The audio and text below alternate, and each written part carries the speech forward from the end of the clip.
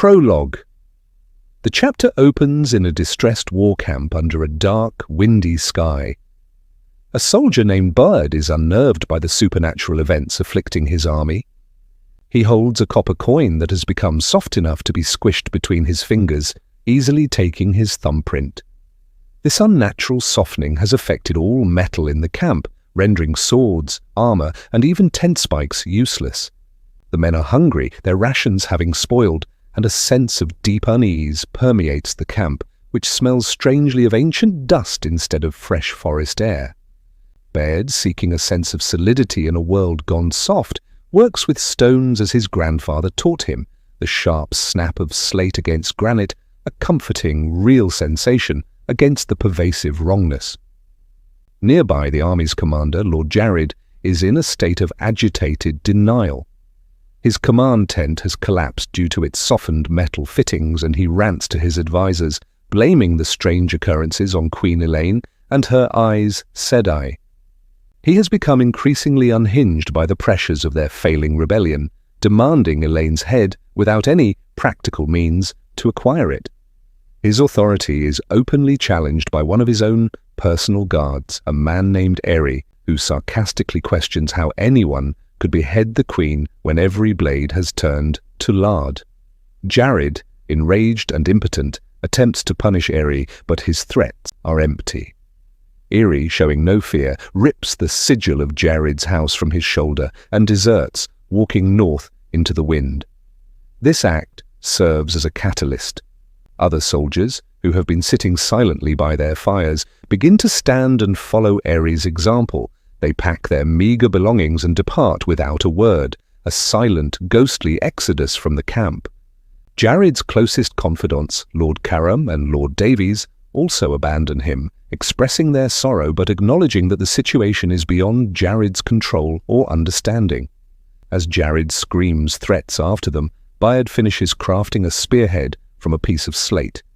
He reflects that the act of creating something, anything, is a way to fight back against the oppressive despair that hangs over them all, a despair he knows comes not from witches, but from the Dark One himself. With his new stone-tipped spear, Byrd leads the remaining members of Jared's personal guard in their own mutiny. They gently but firmly tie Lord Jared to a tree, leaving him with a waterskin, explaining that his refusal to see the truth is hindering everyone. Byrd tells his bound lord that Andor needs a ruler to follow into the last battle, and it is not his wife. He then joins the stream of men heading north, feeling he is answering a more ancient oath to the land itself. The perspective shifts to Talmanes, a commander in the Band of the Red Hand, marching his troops toward the city of Caemlyn. The night is filled with smoke and screams as refugees flee the burning capital. Talmanes feels a sense of urgency, concerned about the powerful weapons known as dragons stored within the city. He reflects on how his association with Matrim Cauthon has given him a greater sense of empathy for common people. As they near the city, they witness Trollocs attempting to seize one of the main gates, intending to trap the populace inside. Talmanes leads a desperate charge to secure the gate, engaging the Shadowspawn in brutal combat. During the fight, he is wounded in the side by a Myrddraal's Thakandar blade. After pushing the Trollocs back, Talmanes spots several mercenary companies watching from a distance, unwilling to join the fight without pay. Knowing his wound is fatal and he has little time left, Talmanes rides out to them. With a chilling calm, he lights his pipe and explains that this is the last battle. He then reveals his blackened, poisoned wound, telling the mercenary leader that he has nothing left to lose and offers them a stark choice: fight for the world's survival or stand aside and face execution as cowards later. His grim determination persuades them, and they agree to help defend the gate. A third viewpoint introduces Isam in a desolate, ramshackle settlement known only as the Town, located ominously close to Shayol Ghul. The place is populated by sullen servants and the menacing red-veiled male channelers called the Sama Ensei. Isam, a hunter for the Shadow, waits for a summons reflecting on his brutal childhood in this place. He is summoned by a powerful, disguised woman he identifies as one of the Chosen. She tasks him with a singular mission: to kill Rand al'Thor. She describes the desired death in gruesome detail and assures him that, unlike in the past, no other chosen will interfere with his hunt. As help, she provides him with 2 Sama-ensei who have been turned, their eyes inhuman and teeth filed to points. Isam is terrified of these creatures, and the Chosen makes it clear they are his partners, not his subordinates, making the assignment deeply hateful to him. The narrative then follows Leilwyn, a former Shonchan captain now known as Shipless, and her companion Bail Domont. They arrive at the field of Merilaw, the staging ground for the armies of the light. Leilwyn's purpose is to find Nynaeve Almiara, or Elaine Trakand.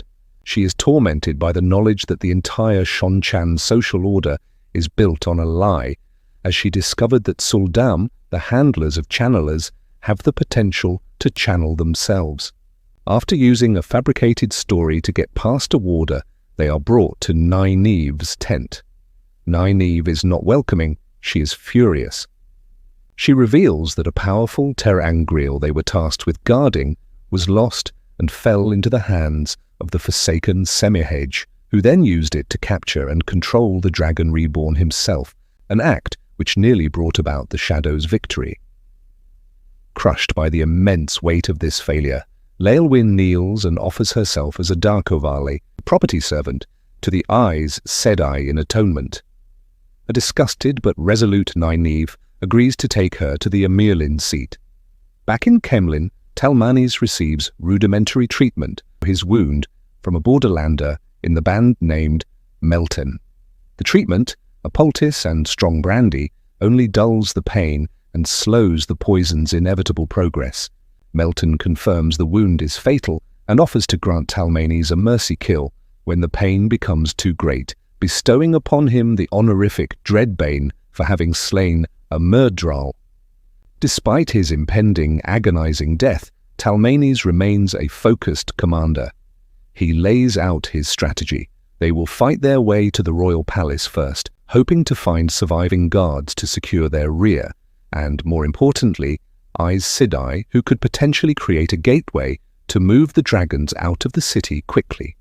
The prologue concludes in a sweat tent, where the Aiel Wise One Aviendha has just finished recounting a terrible vision she experienced. She has shared with the most powerful Wise Ones, including Amys, Bear, and Sorilea, her glimpse of a possible future in which the Aiel people, after the last battle, slowly lose their culture and honor before being hunted into extinction. The Wise Ones sit in a heavy, painful silence, absorbing the devastating prophecy. Then, one by one, they straighten their backs, silently accepting this new, terrible burden and steeling themselves to prevent that future from coming to pass. The chapter opens within the oppressive heat of a sweat tent, where Aviendha recounts her terrible vision to the Aiel Wise Ones. The Dreamwalkers are disturbed, admitting that the destiny of their people, and even that of the Kara Khan after the last day, is shrouded in uncertainty. Sorilea, with a resolve as hard as stone, declares that they must verify Aviendha's experience. She questions whether this horrifying future is now a standard vision for all who enter the glass columns a second time, or if it was a unique warning meant only for Aviendha. Amys suggests that Elenar of the Darine, an apprentice close to completing her training, could be the next to visit Ruidian. The Wise Ones could then apply their particular brand of encouragement to persuade her to undertake the test. Aviendha feels a chill despite the stifling heat, knowing all too well how forceful the Wise Ones can be. Bear speculates that perhaps this is the very reason a second journey through the columns is forbidden. Although Aviendha has broken 2 significant taboos, entering Ruidian a second time and speaking of what she saw, she faces no reprimand. The fact that she survived is seen as the will of the pattern. As Aviendha struggles with the oppressive heat, a stark contrast to the plentiful water of the wetlands she has grown accustomed to, she finds the courage to speak, not as an apprentice, but as one of them. She asserts that her primary concern is not whether the vision can be repeated, but whether the dreadful future it depicted can be averted. A younger Wise One, Kimmer, reminds them that Ruidian offers 2 kinds of visions, The first shows what could be, while the second, within the columns, reveals what has been. Ames counters this, arguing that if the columns show the past with perfect accuracy, it stands to reason they would show the future with the same unflinching certainty, a thought that makes Avienda's heart plummet. Bert, however, refuses to accept a vision of unchangeable despair, believing Ruidian's purpose is to guide and strengthen the Aiel, not to demoralize them. Sorilea cuts through the debate with characteristic bluntness, stating that the question is unimportant. Whether the future is fixed or not, none of them would ever stop fighting to change it. They must proceed as if it can be altered. The discussion shifts to Rand al'Thor and a significant announcement he is preparing to make at Merilaw. Avienda believes his plan is the catalyst for the downfall she witnessed. The Wise Ones discuss his fondness for dramatic displays, with Bert comparing him to a proud crocodile boasting of its nest. They suspect his plan involves demanding a price from the Wetlanders while exempting the Aiel, an act he would perceive as an honor given their strength and loyalty. They correctly identify this as a catastrophic cultural misunderstanding.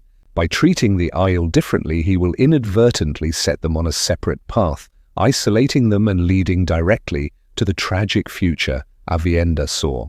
His attempt to honor them will be the very act that destroys them.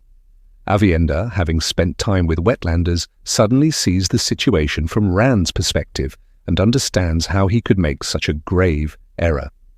She resolves that her first and most vital task as a new Wise One is to prevent this doom.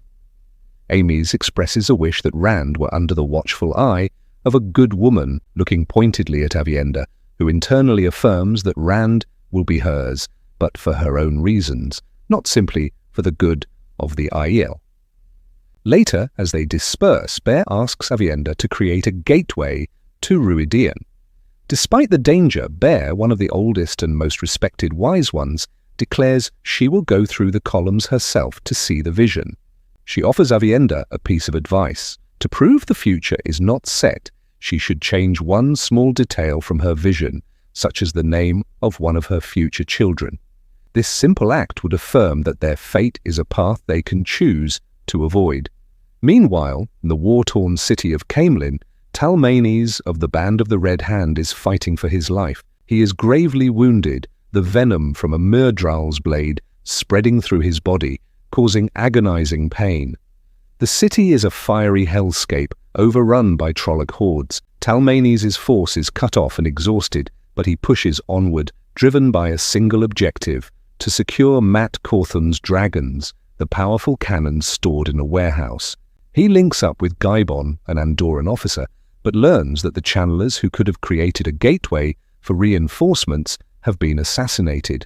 The remaining two are not strong enough and are busy healing the wounded.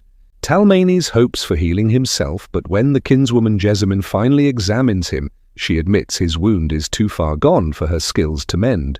Resigned to his fate, Talmanes leads his dwindling force through burning, treacherous streets.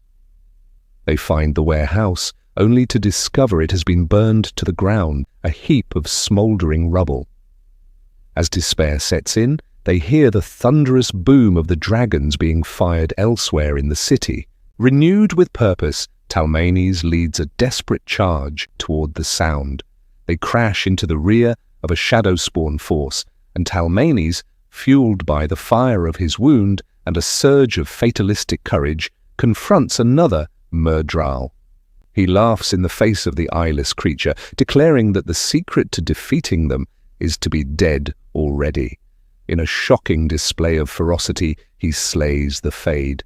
They soon locate Aludra, the inventor of the dragons, who has barricaded a street and organized thousands of refugees to help move the cannons. However, their position is untenable. They are cornered in a large city square, with Trollocs pouring in from every street and more lining the city walls above, raining down spears. It appears to be their final stand. As Gaibon and Denel argue over the placement of the dragons, Talmanes, on the verge of collapse, has a moment of brilliant insight.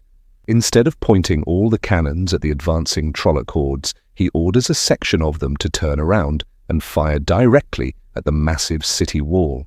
With his last act of command, he gives the signal, and a deafening roar of dragonfire erupts, blowing a massive hole in the ancient wall, creating a desperate path to potential escape. In another pocket of darkness within the besieged Black Tower, Androl Genhald struggles with his own internal battle. His focus is shattered, evidenced by his fumbling attempts at his intricate leatherwork.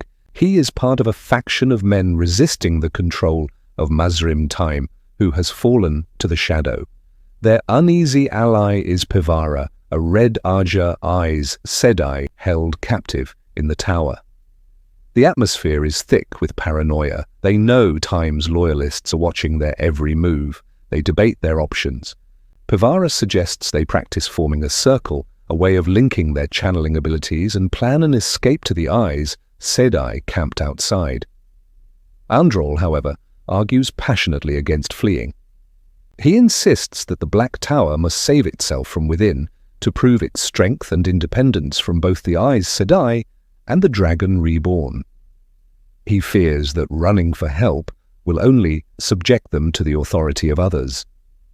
The true horror of their situation is made clear. Taim is not merely recruiting for the Shadow. He is using a terrifying ritual involving 13 Myrddraal and 13 channelers to forcibly turn men against their will. Despite the overwhelming odds, Androl inspires his comrades by invoking the memory of the Knox Rebellion, a past uprising where common people overthrew a powerful, corrupt lord. He believes Taim's power is similarly brittle, built on fear rather than true loyalty. Androl, though he claims to be the weakest among them, is their clear leader. He is haunted by visions of creeping shadows, a manifestation of the encroaching madness or the Dark One's touch, and feels a desperate urgency to devise a plan to reclaim their dream of a sanctuary for male channelers. The final scene transports us to a surreal dream shard, a stone platform floating in an endless glassy sea where the water itself burns. Here, Moridin convenes a meeting of the remaining Forsaken. Moghedien is present, released from direct enslavement but still bound by her mind trap, a pendant containing her very soul. She is on probation, a constant reminder of her failures. Demandred arrives, arrogant and consumed by his singular obsession with personally killing Luz Therin. Their meeting is then joined by a shockingly ugly woman named Hessalam, who Moghedien is delighted to recognize as Graendal, her beautiful rival, now trapped in a hideous new body as a punishment. Moridin declares their numbers are too few for the final battle. He then introduces a new member to their ranks, elevating him to the station of the Chosen.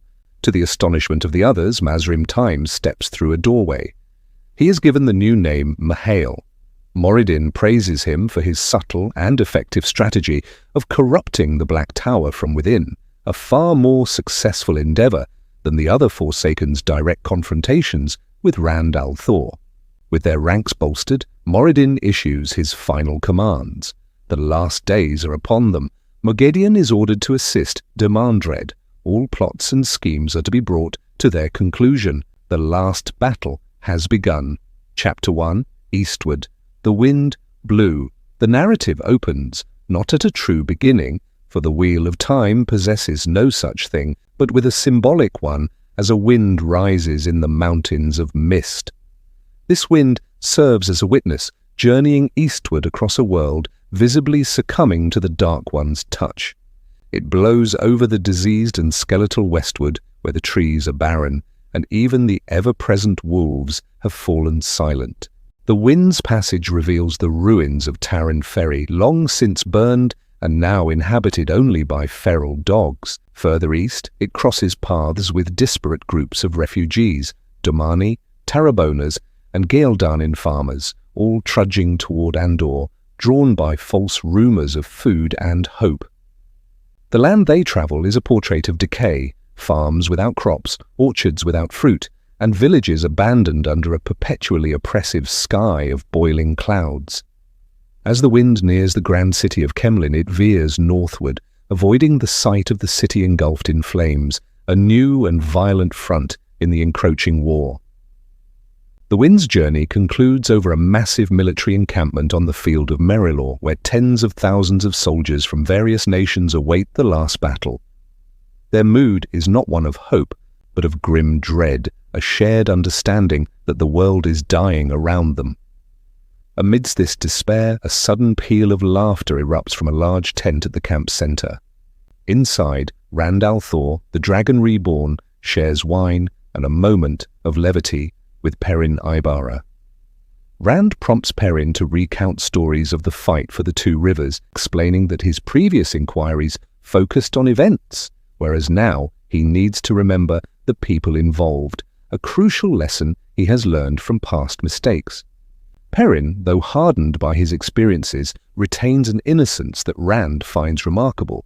He humbly attributes his successes to the people of the Two Rivers, noting he was too weak to even fight for much of it. Rand, meanwhile, internally observes the wine through the lens of Lews Therin's memories, a part of him that now accepts without the internal conflict that once plagued him. Their conversation turns to Rand's new mental state. Perrin asks what it feels like to have the memories of Lews Therin, and Rand compares it to a dream of unshakable clarity. Actions taken by him, yet feeling as if they were performed by a different version of himself. He explains that he has not transformed, but has merely accepted this duality. He is both Rand al'Thor and Lews Therin, and this integration was necessary. He confesses that his past arrogance, a trait of Lews Therin's, was a failing he needed to remember to avoid repeating. He then reveals his controversial plan for the last battle, framing it with a blacksmith's metaphor for Perrin. One does not simply patch a shattered sword, it must be completely reforged. In the same way, these 7 broken seals on the Dark One's prison cannot be repaired. They must be destroyed entirely to forge a new, stronger prison. As they walk through the camp, the ground suddenly groans and shakes, a violent tremor that underscores the world's instability. Rand calmly instructs his clerks to issue warnings, stating that such earthquakes and terrible storms are the new reality as the Dark One's influence grows. He confers with Seban Balwa, who confirms that all the major rulers will attend the next day's crucial meeting. However, Balwa also reports that Queen Elaine has been awakened for an unknown, urgent reason, sparking concern in Rand that the Shadow is already attempting to disrupt their plans for unity. Meanwhile, Egwene al'Vere, the Amirlin's seat, is in her tent composing a letter to Rand, attempting to organize her arguments against his plan to break the seals. Accompanied by her warder, Goyn, she travels to Elaine's camp for a private consultation. There, she presents Elaine with notes compiled by the Tower's librarians, arguing that the Carython cycle suggests that breaking the seals must be a carefully timed act, not something to be done at the outset of the war. As the Watcher of the Seals, Egwene insists this decision is her duty, not Rand's alone. Elaine, however, seems more inclined to trust Rand's judgment. Their strategic debate is violently interrupted by the arrival of a panicked messenger. The news is dire. Caemlyn is under attack by a massive Trolloc army. The scene shifts to chaos at the travelling grounds as gateways open, disgorging wounded soldiers and streams of terrified refugees. Captain Gaibon of the Queen's Guard reports that Dark Friends had sabotaged their communications, and the city is effectively lost. He credits the Band of the Red Hand and Lord Talmanes for saving many, including Elaine's new weapons, the dragons. Talmanes himself is brought through a gateway, near death from a Thakandar blade wound. Egwene, acting decisively, summons Aes Sedai for healing and dispatches Gareth Bryne's army to assist. Nynaeve arrives and performs a miraculous, powerful healing on Talmanes, weaving all 5 powers to save his life. In a moment of profound humility and cooperation, Egwene links with Nynaeve, lending her strength as Amerlin to Nynaeve's superior skill as they tend to the endless stream of wounded. Perrin receives the news of Caemlyn's fall and informs Rand, who is worried but not surprised. He immediately deduces it is a strategic ploy by the Shadow, likely conceived by the Forsaken Demandred, to shatter their burgeoning alliance by forcing Elaine to abandon the meeting to defend her homeland. Rand insists that they cannot fall for the trap. Unity is their only path to victory. He rejects Perrin's suggestion to send the Asha'man to retake the city, arguing that the battle for Caemlyn is a distraction from the far more important task of forging the nations into a single force. He correctly surmises the attack came via the Caemlyn Waygate. The chapter closes on a moment of profound insight for Rand. He remarks to Perrin on the ultimate irony of his struggle. The taint on Cedin, the very force that drove him mad and was meant to be his downfall, is also the source of Lews Therin's memories, the ancient knowledge and strategic experience that now provides him the tools to defeat the Dark One. His madness, he realizes, has become the key to their salvation. Chapter 2.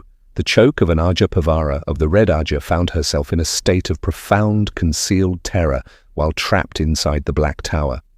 To maintain her composure, she relied upon her fundamental eyes, Sedai discipline, projecting an image of control that was the opposite of her internal state.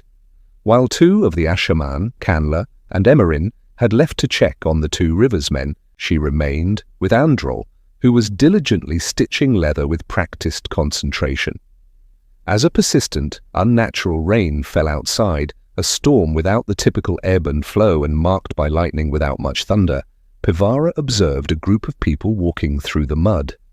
A chilling realization struck both her and Androl simultaneously. The figure's clothing was completely dry despite the downpour, and one man mimed leading an animal that was not there. These ghostly visions were another sign that the world itself was beginning to unravel, much like the recent incidents of people spontaneously bursting into flame within the tower. Pevara, initially one to blame a rogue Asha'man for the deaths, now understood these events as something far more sinister. Steeling herself, she decided to discuss Androl's developing plan to deal with Mazrim time. She proposed using herself as bait, reasoning that as the last uncaptured eyes, Sedai in the tower, Time's forces would inevitably come for her. Androl rejected this, suggesting they should sneak her to safety instead. This led to a tense but revealing conversation about the relationship between their two organizations. Androl argued that the Red Ajah, whose purpose was to hunt and gentle male channelers, was now obsolete since the male half of the One Power was cleansed. He believed the Ajah had only two paths forward, either continue hunting the Asha'man in defiance of the new reality or abandon its core identity. Pevara countered this view, reframing the Red Ajah's purpose as one of guidance, meant to ensure men who could channel did not harm themselves or others, a goal she claimed was shared by the Black Tower. Androl remained deeply skeptical, asserting that the Eyes, Sedai, and particularly the Reds, viewed the Asha'man as a poison to be bottled or a stain to be cleansed, not as allies to be guided. He dismissed her intentions as a desire to control them. In a moment of vulnerability meant to build a bridge, Pevara spoke of her uncle, a leatherworker, which led to her revealing her Kandori heritage, and the fact that Dark Friends had murdered her family over 100 years prior. Androl pressed her, however, forcing her to admit her ingrained discomfort and revulsion toward men who could channel, though she insisted she could look past it for the common good.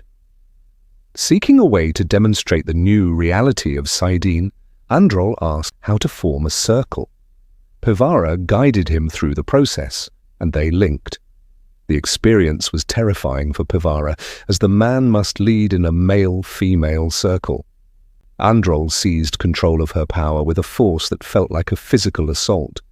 She was rendered completely helpless as he reveled in the immense strength he could now wield, drawing on her saidar to make objects in the room levitate.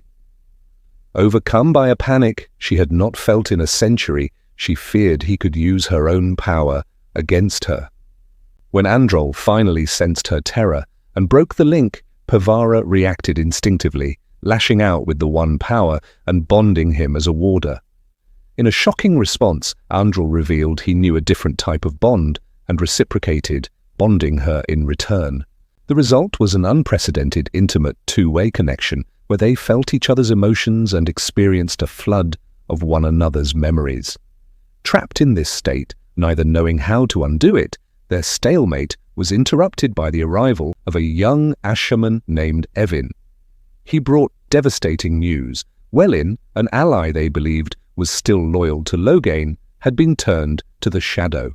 Worse, Welyn was proclaiming that Loghain had reconciled with Time and would soon return to endorse him, crushing their last hope that Loghain remained free to lead them. Meanwhile, at the field of Merilor, Aviendha moved like a shadow through the vast encampments. She noted the unnatural, hollow appearance of the plant life, another sign of the Dark One's touch on the world.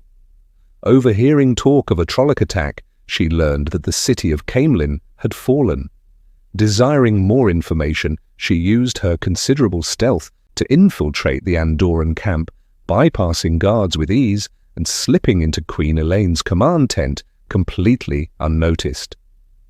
Inside, Elaine was firmly handling her nobles, refusing their demands to send her army to retake the city. She explained her strategy. Caemlyn was lost for now, and a direct assault on its walls would be foolish. Instead, she would use gateways for targeted rescue missions and devise a plan to lure the Trolloc army out of the city to fight on ground of her choosing. Aviendha's presence was revealed when Elaine spotted her, casually trimming her nails, a sight that horrified Elaine's commanders, but amused Elaine herself, who was impressed by her first sister's skill. Once they were alone, Elaine confided that the city fell because dark friends within her own Queen's Guard betrayed the Waygate from the inside. Their conversation then turned to Rand al'Thor. Elaine received a letter from him urging her to return to Caemlyn, which she astutely interpreted as a clever political maneuver, a form of Dice Daymar designed to anger her and thus ensure she would defiantly attend his upcoming meeting. Aviendha then declared her intention to go to Rand, acknowledging that with the last battle upon them, it might be their final night together. Elaine gave her blessing and, recognizing the lack of time, agreed to send for Min so the three of them could share a moment together before the world plunged into its final conflict. Chapter 3. A Dangerous Place. The chapter opens inside a newly established tavern at the Black Tower called the Great Gathering, where Androl and Pevara observe a man named Welyn holding court. Welyn, who until recently was a staunch opponent of Mazrim Time, is now smiling widely and announcing that Time and Loghain Ablar have resolved their differences for the good of the tower and in preparation for the last battle. He claims both leaders met with the Lord Dragon and will return shortly. Androl is immediately chilled by this, recognizing that while the man looks and sounds like Welyn, he is fundamentally changed, an empty shell of the man he once was. The tense atmosphere is heightened when Joneth Dowtry, a large and straightforward man from the Two Rivers, confronts Welyn. Joneth bluntly questions the story, demanding to know why Loghain is not present if he has truly returned.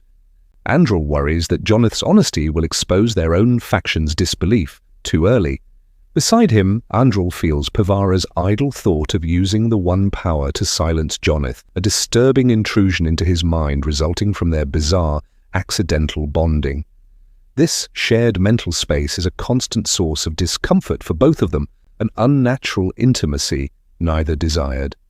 Lind, the tavern's owner, cleverly diffuses the situation by interrupting Joneth, allowing Welyn to continue his speech filled with false reassurances about unity and the Lord Dragon's plans. Androl recognizes that Tame now has near total control over the tower, with newcomers eager for his private lessons. He quietly instructs his allies to ensure Joneth is not left alone. Lind later approaches Androl, sharing her deep suspicion of Welyn's sudden change of heart. Androl warns her not to have her husband follow Welyn, instead urging her to hide in her cellar for safety, a stark indication of the immediate danger he perceives.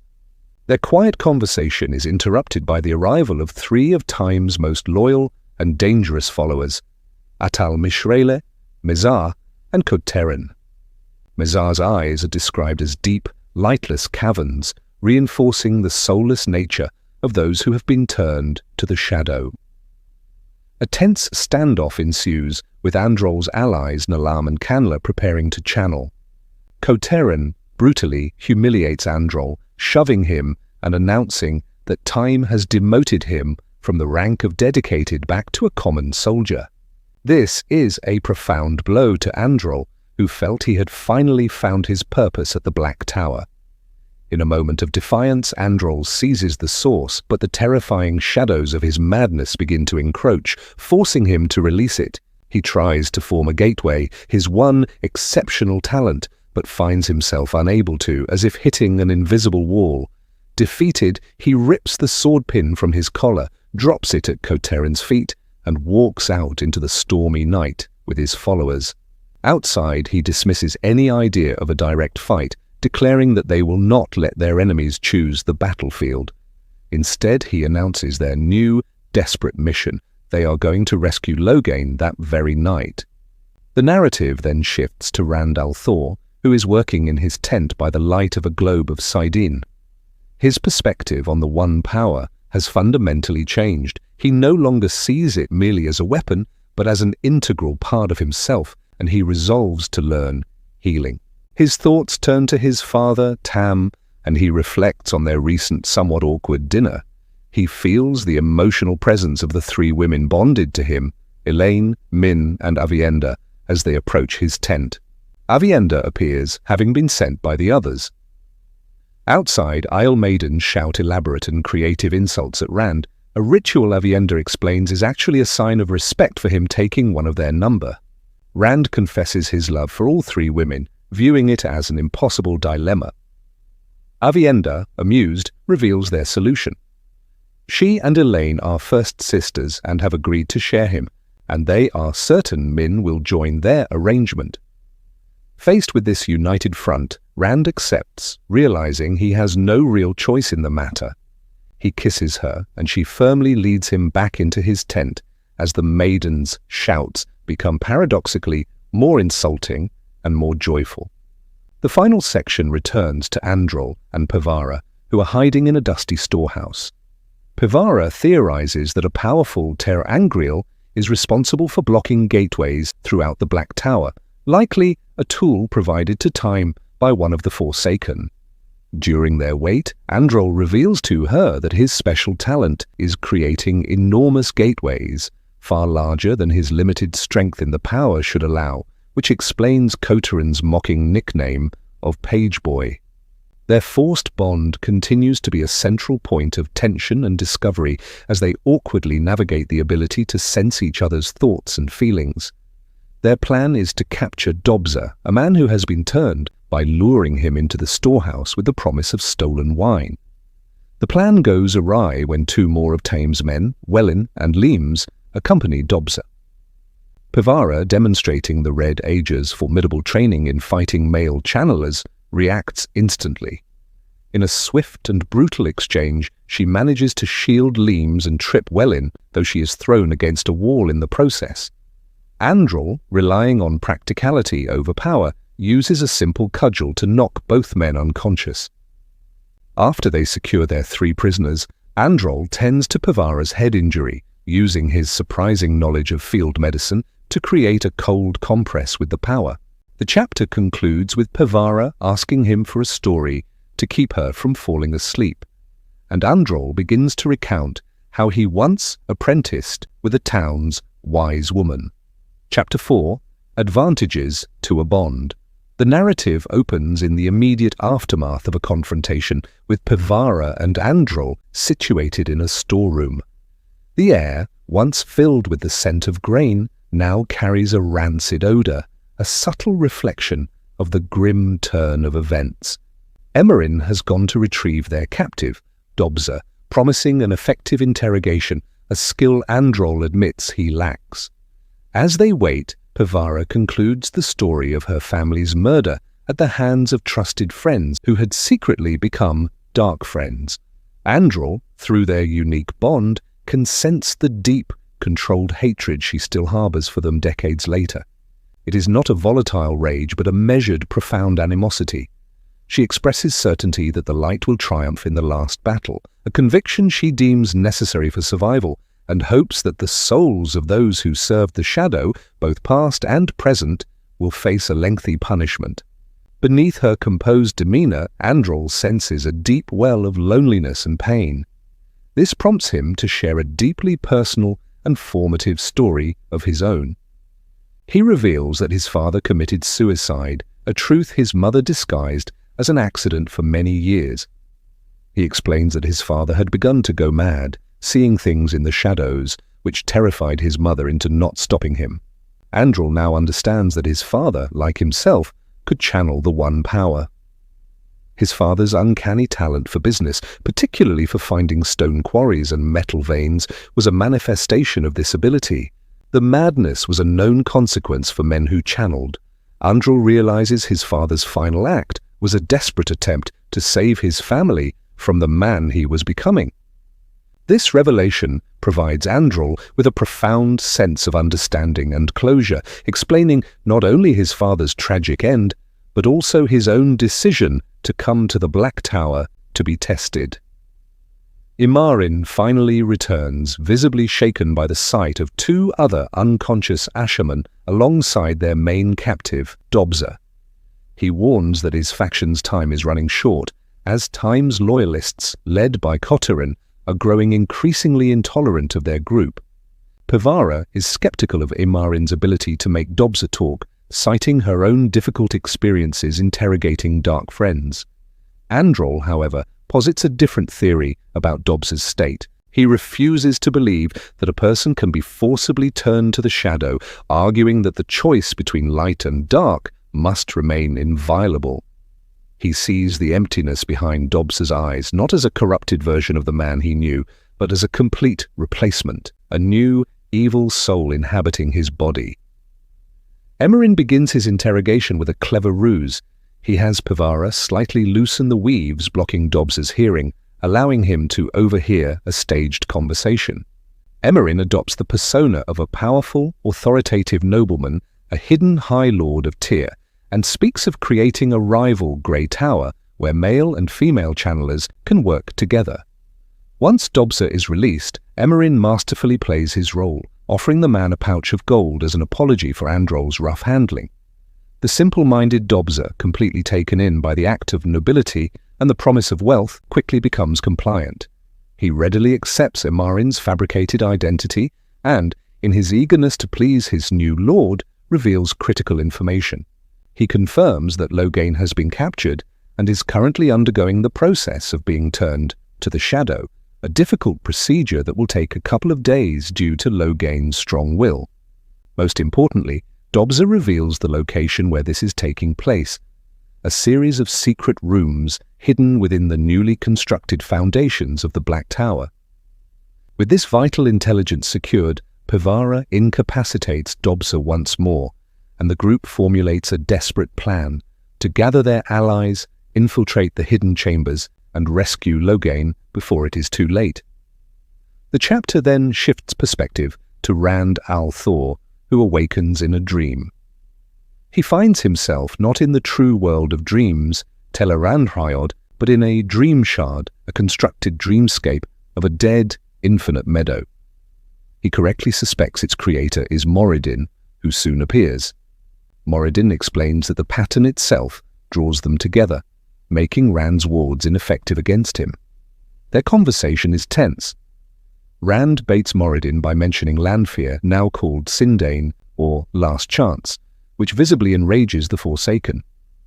Rand astutely analyzes Moridin's psyche, perceiving that his service to the Shadow is no longer for power, but for the promise of oblivion, an end to the cycle of his own existence, which he has come to hate. Moridin dismisses this, insisting their conflict is personal and eternal. In a stunning display of his newfound mastery and integration with his power, Rand rejects this premise. He declares he is finished with minions and is focused on the greater battle against the Dark One himself. To punctuate his words, he exerts his will upon Moridin's dreams hard. The dead landscape transforms around him. Green grass sprouts, vibrant flowers bloom, and brilliant sunlight banishes the oppressive clouds.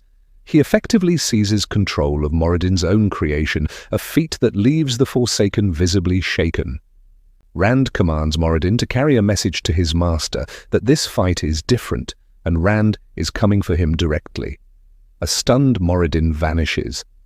The landscape reverts to its dead state as Rand, drained by the effort, allows himself to return to true sleep. The final section returns to the Black Tower, where Pevara, Androl, Emerin, and their allies move through the rainy night to execute their rescue mission. Pevara is struck by the ruthless efficiency of Androl's men, who dispatch 2 guards with lethal weaves of fire without hesitation. She feels Androl's justification through the bond that gentling is just a slower form of killing. They navigate the maze-like foundations until Androl locates the hidden entrance. Deep within the tunnels, they are confronted by Kotarin, whom Joneth silently kills with a bow and arrow. They discover a series of crude, grave-like cells and find Loghain inside one, weak and filthy, but still himself. Their relief is short-lived. As they prepare to escape, they are discovered, and Time's voice echoes through the tunnels. A fierce battle erupts. Androl struggles under pressure to create a gateway for their escape, while the others fight desperately against overwhelming power. Just as Androl feels he is about to succeed, a powerful weave shakes the tunnel, and the strained roof collapses, burying them all in earth and darkness. Chapter 5. To require a boon. Rand al'Thor came awake in his tent, the air carrying a wet scent that reminded him of his past life as a farm boy, a time of simple routines like milking the cow before dawn. He recalled the familiar sounds of his father, Tam, working, and the simple pleasure of looking out upon a world that felt new each morning. Stepping outside his tent, he acknowledged the maiden on guard and surveyed the field of Merilor. This world was the opposite of new. It was old and exhausted. The sprawling camp was a hive of activity, with soldiers preparing armor, smiths sharpening weapons, and meals being served to men who knew the final battle was imminent. The land itself felt like a man clinging to life, the very soil and trees slumbering, but not dead. Rand gave an order to summon the other rulers for a meeting in 1 hour. Returning inside, he was startled by Aviendha, who had snuck up on him completely naked. She explained that she had to move with extreme slowness to overcome the advantage his bond with her provided. After a playful kiss, she admonished him for mentioning a past event that had brought her shame, a shame she now considered paid after becoming first sister to Elaine. Rand, despite his newfound connection to the land, found the intricacies of Aiel customs, and perhaps women in general, to be a profound mystery. Noticing Aviendha seemed bothered by something, Rand used the one power to create a novel bathing experience for them. He drew water from a barrel, heated it, and turned it into a warm, swirling mist infused with soap that cleansed them both. Aviendha, though still reverent and uncomfortable with large amounts of water, was left breathless by the display, calling it irresponsible. Rand explained that such uses of the power were common in the Age of Legends, a time of peace when they had, they believed, eliminated war and suffering. Aviendha countered that their ignorance had made them weak. Rand conceded the point, musing that their desire for a perfect world may have been their downfall. As they dried themselves, Aviendha announced that she would require a boon from him that day, something significant and drastic that would require him to change his plans, though she would not yet say what it was. Meanwhile, Egwene al'Vir awoke from a disturbing dream of a cracking world she was desperately trying to hold together.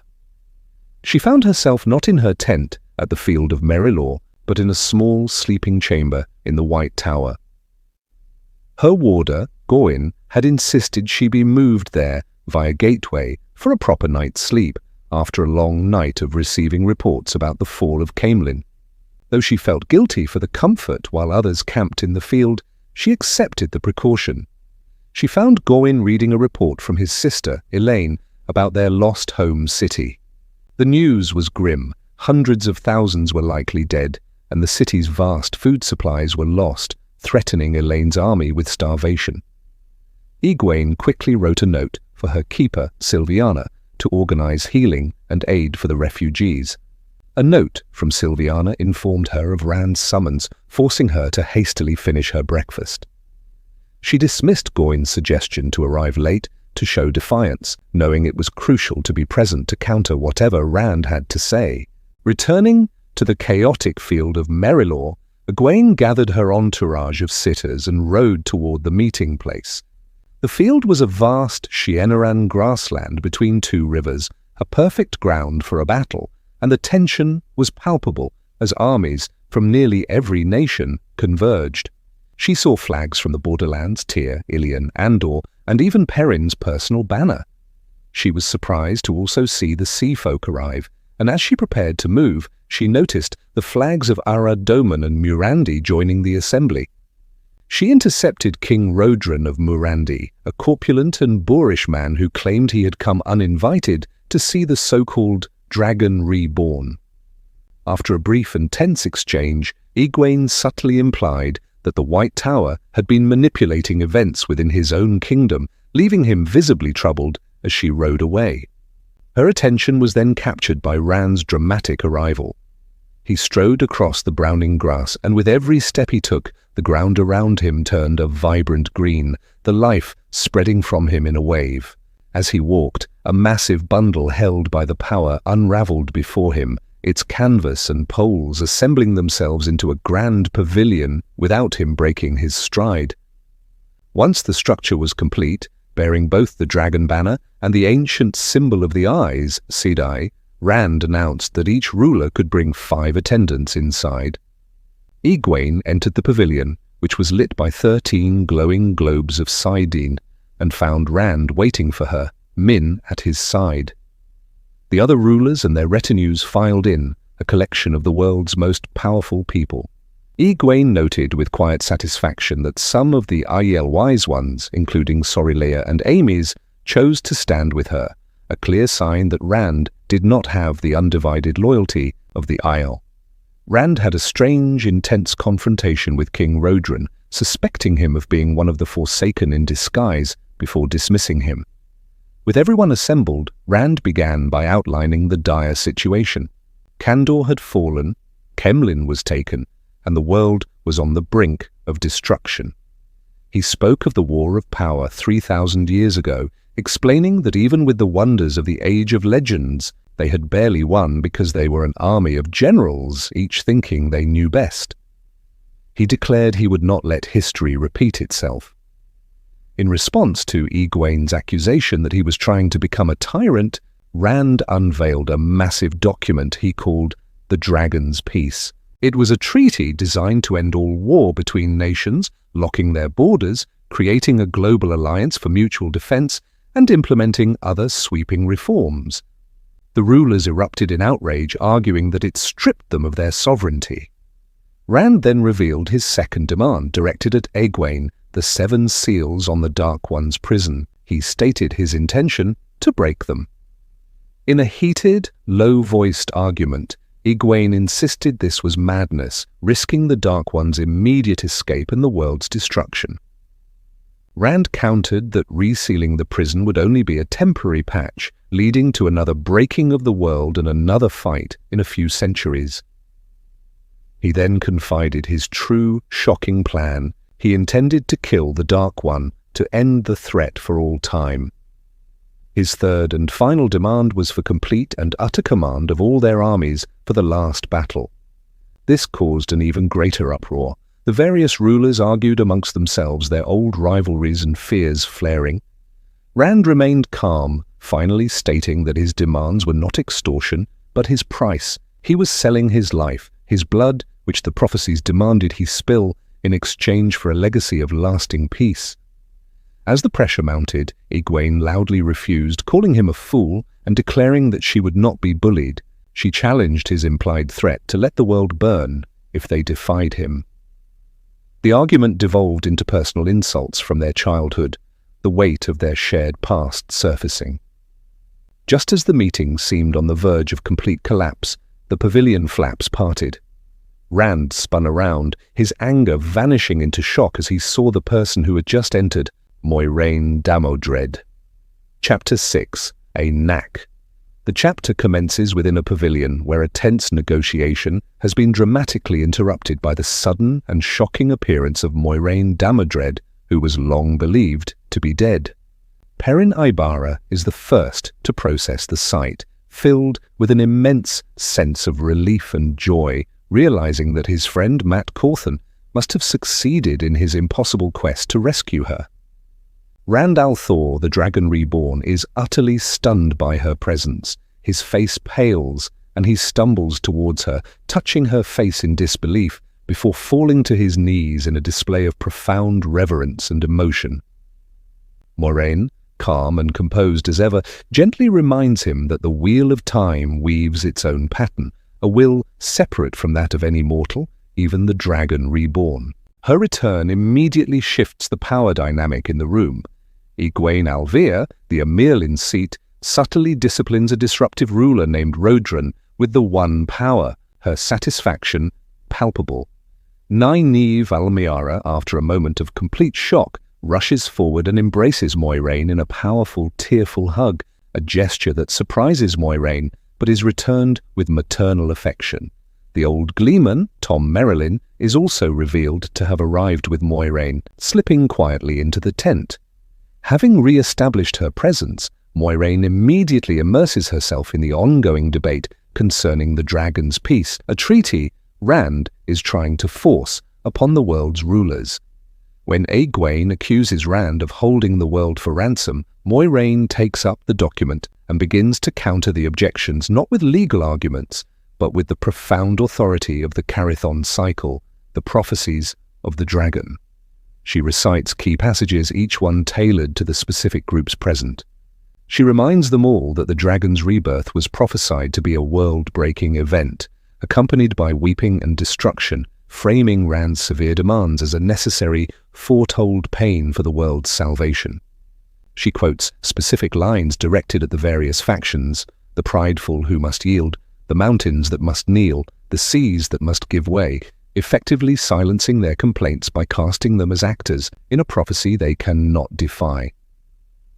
Despite Moiraine's powerful intervention, legitimate flaws in the treaty are raised.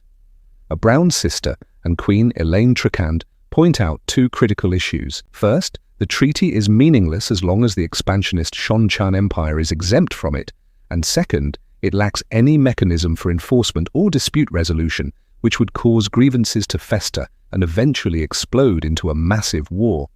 Just as this impasse is reached, a new, unexpected challenge arises from the Isle.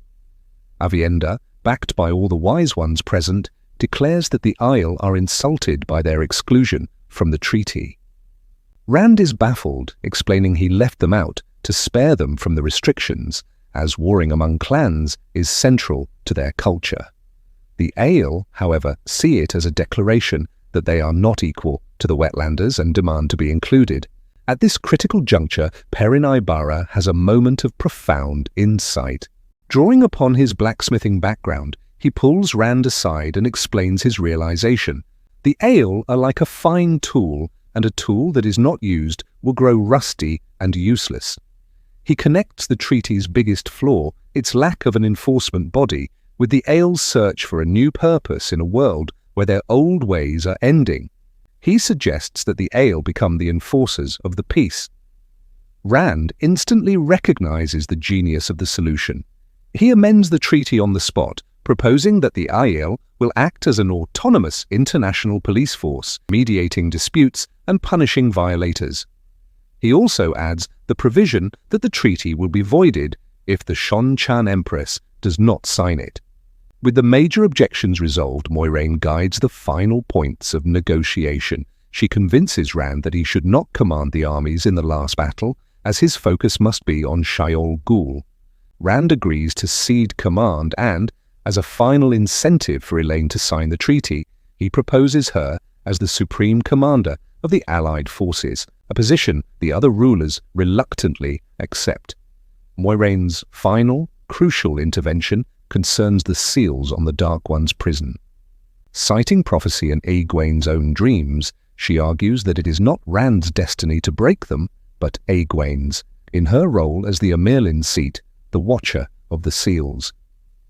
A hesitant Egwene accepts this grave responsibility, and Rand hands over the 3 remaining Quendiyar seals to her. With all conditions met, Egwene signs the dragon's peace, and the other rulers quickly follow suit. The treaty is finalized, though the immense problem of the Seanchan remains, with Rand vowing to confront them next, even if it means he must destroy them.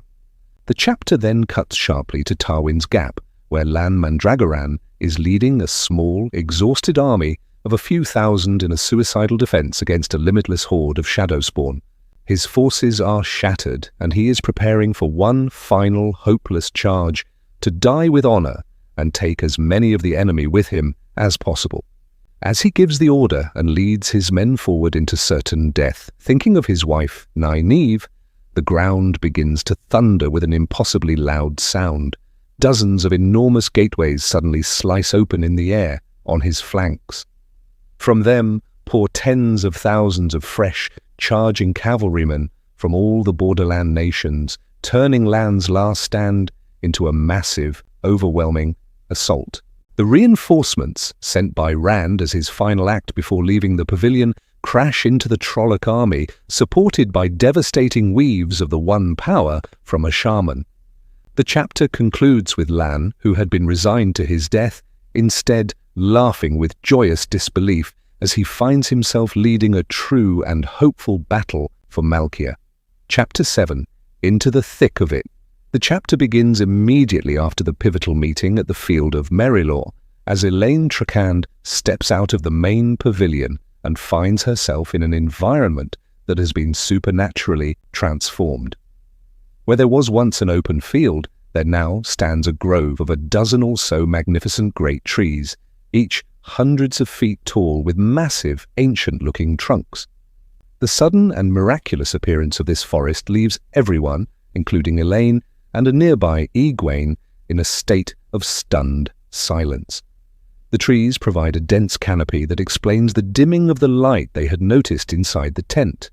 Perrin Aybara, having seen such trees before within the Ogier steading, identifies them, prompting many of the female channelers present, including Elayne, to instinctively embrace the One Power out of caution. Egwene remarks with a sense of relief that whatever Rand has become, he cannot simply conjure steading into existence. The source of this miraculous growth is confirmed by a Shienaran soldier who tells his lord, Aegulmar, that he witnessed the trees burst from the ground and reach their full height in less than 5 minutes. Seizing the initiative amidst the awe and confusion, Elayne quickly asserts the authority granted to her by Rand. Recognizing that the other rulers might now be questioning her appointment now that Rand's overwhelming presence is gone, she immediately pivots to the urgent business of war, calling for maps to begin planning. Gareth Bryne, the former Captain General of Andor, steps forward to provide them. His appearance is noted by Elayne. He seems older, and his uniform, marked with the flame of Tar Valon, clearly indicates his allegiance now lies with the White Tower. There is a palpable tension between them, rooted in her mother's past decision to dismiss him, a breach of trust that Elayne feels even though she was not responsible for it. The sides of the pavilion are opened, and the great captains and rulers gather around tables laden with Bryne's detailed maps. The 4 remaining great captains of the Westlands are all present: Gareth Bryne himself, Lord Agelmar of Shienar, Davram Basher of Saldea, and Rodel Ituralde of Arad Doman, who appears worn down from his recent ordeal in Maradon. Elayne formally opens the War Council by framing the central question: how and where they should fight the Shadow's invading armies. The discussion quickly establishes the existence of 4 distinct battlefronts. Bryne outlines the invasions at Caemlyn in Andor, in the nation of Kandor, and at Tarwin's Gap, where Lan Mandragoran is currently fighting. The consensus is that Lan must be reinforced with infantry to hold the gap, bottling up the Shadowspawn there. A 4th front is brought to their attention by the Aiel chief, Ruark Shaiol Ghul, where Rand plans to confront the Dark One directly. The captains debate their priorities. Lord Agelmar initially argues for focusing their main strength on Kandor, but Prince Antol of Kandor makes a somber and pragmatic plea. He declares that his country has already fallen and that their fight is now one of vengeance. He urges the coalition to prioritize the defense of Andor, which is of greater tactical importance. This advice is accepted with respect. Iturralde stresses the danger of the Shadowspawn army in Kemlin, which has access to a waygate for reinforcements, arguing against a simple siege that would give them time to grow stronger. Elayne confirms that direct assaults on the waygate have already failed. Perrin, drawing on his own experience, dismisses the idea of attacking the waygate from within the ways, citing the presence of the Black Wind. With the strategy solidifying, a plan is formed. They will commit to a holding action at Tarwin's Gap and a delaying action in Kandor, allowing them to concentrate the majority of their forces for a decisive battle to crush the Shadowspawn army in Andor. Elayne proposes sending the Aes Sedai army to Kandor for the delaying maneuver. This leads to the realization that there are 4 battlefronts and 4 great captains. Bashir notes that this is no coincidence. Each captain volunteers for a front. Agelmar will go to Tarwin's Gap to command the Borderlanders. Bryne will accompany the White Tower army to Kandor. Bashir will join Elayne in Andor, and Iturralde will take on the command at Shayol Ghul alongside the Aiel. A moment of conflict arises when Elayne insists that the Aiel must integrate into the unified command structure for the battle at Shayol Ghul rather than fighting alone. She forcefully reminds them of their commitment to the Dragon's Peace. Bryne supports her with tactical reasoning, questioning the Aiel's experience in protracted defensive warfare, which may be required. Faced with this direct command, Ruark concedes, accepting his ATOH. With the overarching strategy and command settled, Elayne establishes her headquarters at Merilor and tasks Perrin with overseeing the camp's logistics, which he accepts. Later that evening, after hours of detailed planning, Bryne approaches Elayne and offers her quiet praise for her leadership, not as a general, but as a diplomat who held the tense coalition together. The compliment deeply pleases her. Soon after, she is drawn by the sound of a beautiful, powerful song. She discovers 36 Ogier, including Loial, singing to the newly grown trees. An elder Ogier named Haemon informs her that the Great Stump has decided that all Ogier who are able will join the fight against the Shadow. In a subsequent private conversation, Elayne attempts to assign Perrin the monumental task of managing supply lines for all the armies, a crisis since the fall of Kemlin and its storerooms. Perrin refuses, stating that his prophesied duty is to be at Rand's side during the last battle. His wife, Fael, steps forward and volunteers for the role, claiming it as her duty to manage her husband's affairs. Though hesitant to trust a relative stranger with such a critical task, Elayne is persuaded by Perrin's absolute faith in Fael. Elayne then entrusts Fael with an even more secret and vital mission to transport the Horn of Valere from the White Tower to Mat Cauthon. She reveals that the Shadow knows the tower possesses the horn and is actively searching for it. Using the supply runs as cover for the horn's movement is deemed the safest course of action. The chapter's perspective then shifts to Tarwin's Gap, where Lan Mandragoran is overseeing his forces. He learns of the four-front strategy and that he is to command a holding action. King Aesar of Shi'Enar arrives and formally confirms that all the Borderland nations have agreed to fight under Lan's banner as the Dai Shan of Malkia. Faced with the enormous weight of this command, Lan responds not with hesitation, but with a grim sense of duty. Observing the bleak mood of his soldiers, he delivers a rousing impromptu speech, urging them to find glory and joy in fulfilling their life's purpose rather than mourning their fate. The chapter concludes as alarm horns signal a new Shadowspawn attack, and Lan, fully embracing his role, gallops with King Izar to meet the threat. Chapter 8. That Smouldering City. Elayne Trakand materializes through a gateway of her own creation, mounted upon her mare, Moonshadow, on a hill, positioned a safe distance to the northwest of Kemlin.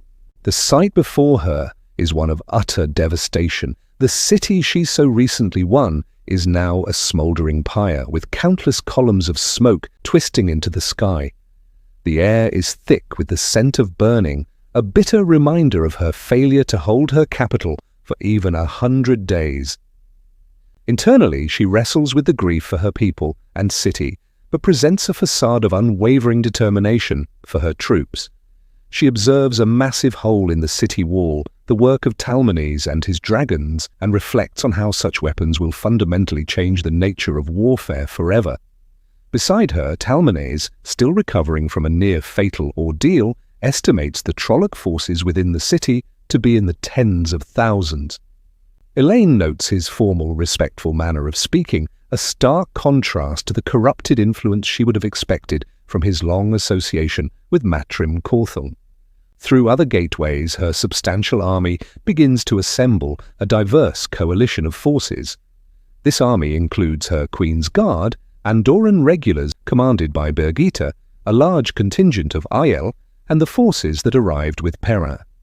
These allies consist of Maiene's winged guards, Gialdanin cavalry, the surprising addition of the White Cloaks, a company of 2 Rivers archers led by Tam Althor, and a group of refugee soldiers known as the Wolf Guard. She also commands Davram Bashir and his Legion of the Dragon. General Bashir, assigned by Rand to watch over her, approaches with Birgitte to discuss the battle plan he devised. The strategy is to lure the Trollocs from the city into the surrounding forests, where the terrain will neutralize their numerical advantage and allow the 2 Rivers archers and the Aiel to excel. He confirms that the city's burning has been controlled by the Fades to prevent a complete loss of the stronghold, suggesting they may intend to hold it as a base. Elaine gives her approval to proceed with a drastic plan of her own, using oil supplied by Mayene, which has been placed in the basements of many of Caemlyn's remaining buildings via gateways created by her kinswomen. As they await the final preparations, Bashir questions Elaine about the wisdom of a pregnant queen going into battle. He argues that it serves as a powerful symbol of their desperate situation and reminds the soldiers that not everything is dying. He then confronts her directly, stating he knows she carries Rand al'Thor's children and urging her to announce it. He argues that the soldiers deserve to know they are fighting for the Dragon Reborn's heir, which would kill damaging rumors about a dark friend named Mela and significantly boost morale. After a tense exchange where Elaine initially rebuffs his advice, she is moved by his reasoning. With everything in place, Elaine gives the command to burn the city. Torches are thrown through gateways into the oil-soaked basements, and the smouldering city erupts into a massive inferno. As her Andorran soldiers watch their capital become a funeral pyre, some saluting its demise, Elaine makes her decision. She tells Birgitte to spread the word that she carries the Dragon Reborn's children. The news invigorates the troops, who stand taller with renewed purpose. As Trollocs begin to pour out of the burning city, Elaine turns her horse and leads her army north, declaring Caemlyn dead and setting the trap for the Shadow Spawn to follow. The perspective then shifts to Andral, who awakens bound and disoriented in a large, subterranean chamber. He, along with Jonith and Emerin, have been captured after a roof collapsed on them. Through his bond, he senses Pevara is also nearby, likewise bound and shielded from the One Power. A weeping young man named Evin confesses that he broke under interrogation and revealed their location. Soon after, Loghain is dragged in and tied up as well. Mazrim Taim appears, clad in a black and silver uniform, and dismisses Andral as too weak to be of use.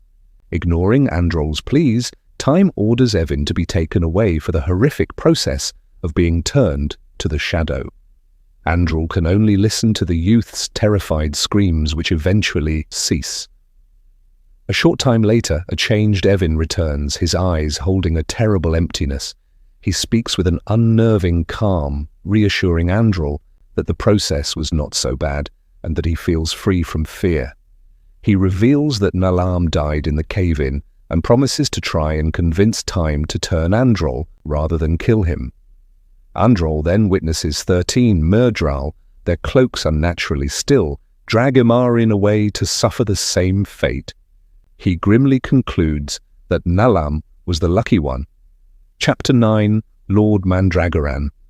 The chapter begins with Lan Mandragoran on the battlefield at Tarwin's Gap, where a red light signals the time for his unit to retreat from the front lines and be replaced. The battle against the Trollocs is a grueling, relentless affair, characterized by the overwhelming stench of death. The allied armies of Kandor and Arafel are holding the Shadow Spawn back through a system of short, hour-long rotations, a tactic that Lan knows cannot be sustained indefinitely against the enemy's superior numbers and their ability to feed on their own dead. Despite the reinforcements provided by the Dragon Reborn, every soldier is stretched to their limit, and Lan himself takes on extra shifts, fighting off his own profound exhaustion and sorrow. His resolve is tested when one of his most loyal men, Bulan, suddenly collapses from his horse. Lan discovers that Bulan had concealed a fatal wound in his side, likely to avoid leaving Lan's side or to spare the already overtaxed channelers. Stricken with a mix of grief and frustration at his friend's stubborn loyalty, Lan refuses to mourn openly. Instead, he declares that Bulan could not have died a better death and initiates a ritual of remembrance among his men. He begins by recounting the heroic final moments of another fallen soldier back, prompting others like Prince Kaisel and Andere to share stories of the valorous deaths of Rhaegon and Cragil. This transforms their shared grief into a celebration of honor, strengthening their morale. Lan then takes Bulan's body to the Ashaman Narishma, requesting a gateway to a cold place to preserve the corpse. He explains that Bulan, the first Malkieri to rejoin his king, deserves a proper burial in a reclaimed Malkir. Lan personally carries the body through a gateway to a snowy mountaintop, removes Bulan's Hadori to carry into battle in his honor, and thanks his fallen friend for his unwavering faith. Upon his return, Lan is confronted by a terrifying earthquake that causes the very rock to split open, revealing hairline cracks that seem to be fractures in reality itself, sucking in the light before fading. This unnerving event reinforces his sense that the world itself is weakening under the strain of the Dark One. He later finds Queen Tenobia arguing with Lord Agelmar, advocating for a reckless offensive into the Blight. Lan reflects on the difference between honoring the fallen and glorifying war, a distinction the young queen has yet to learn.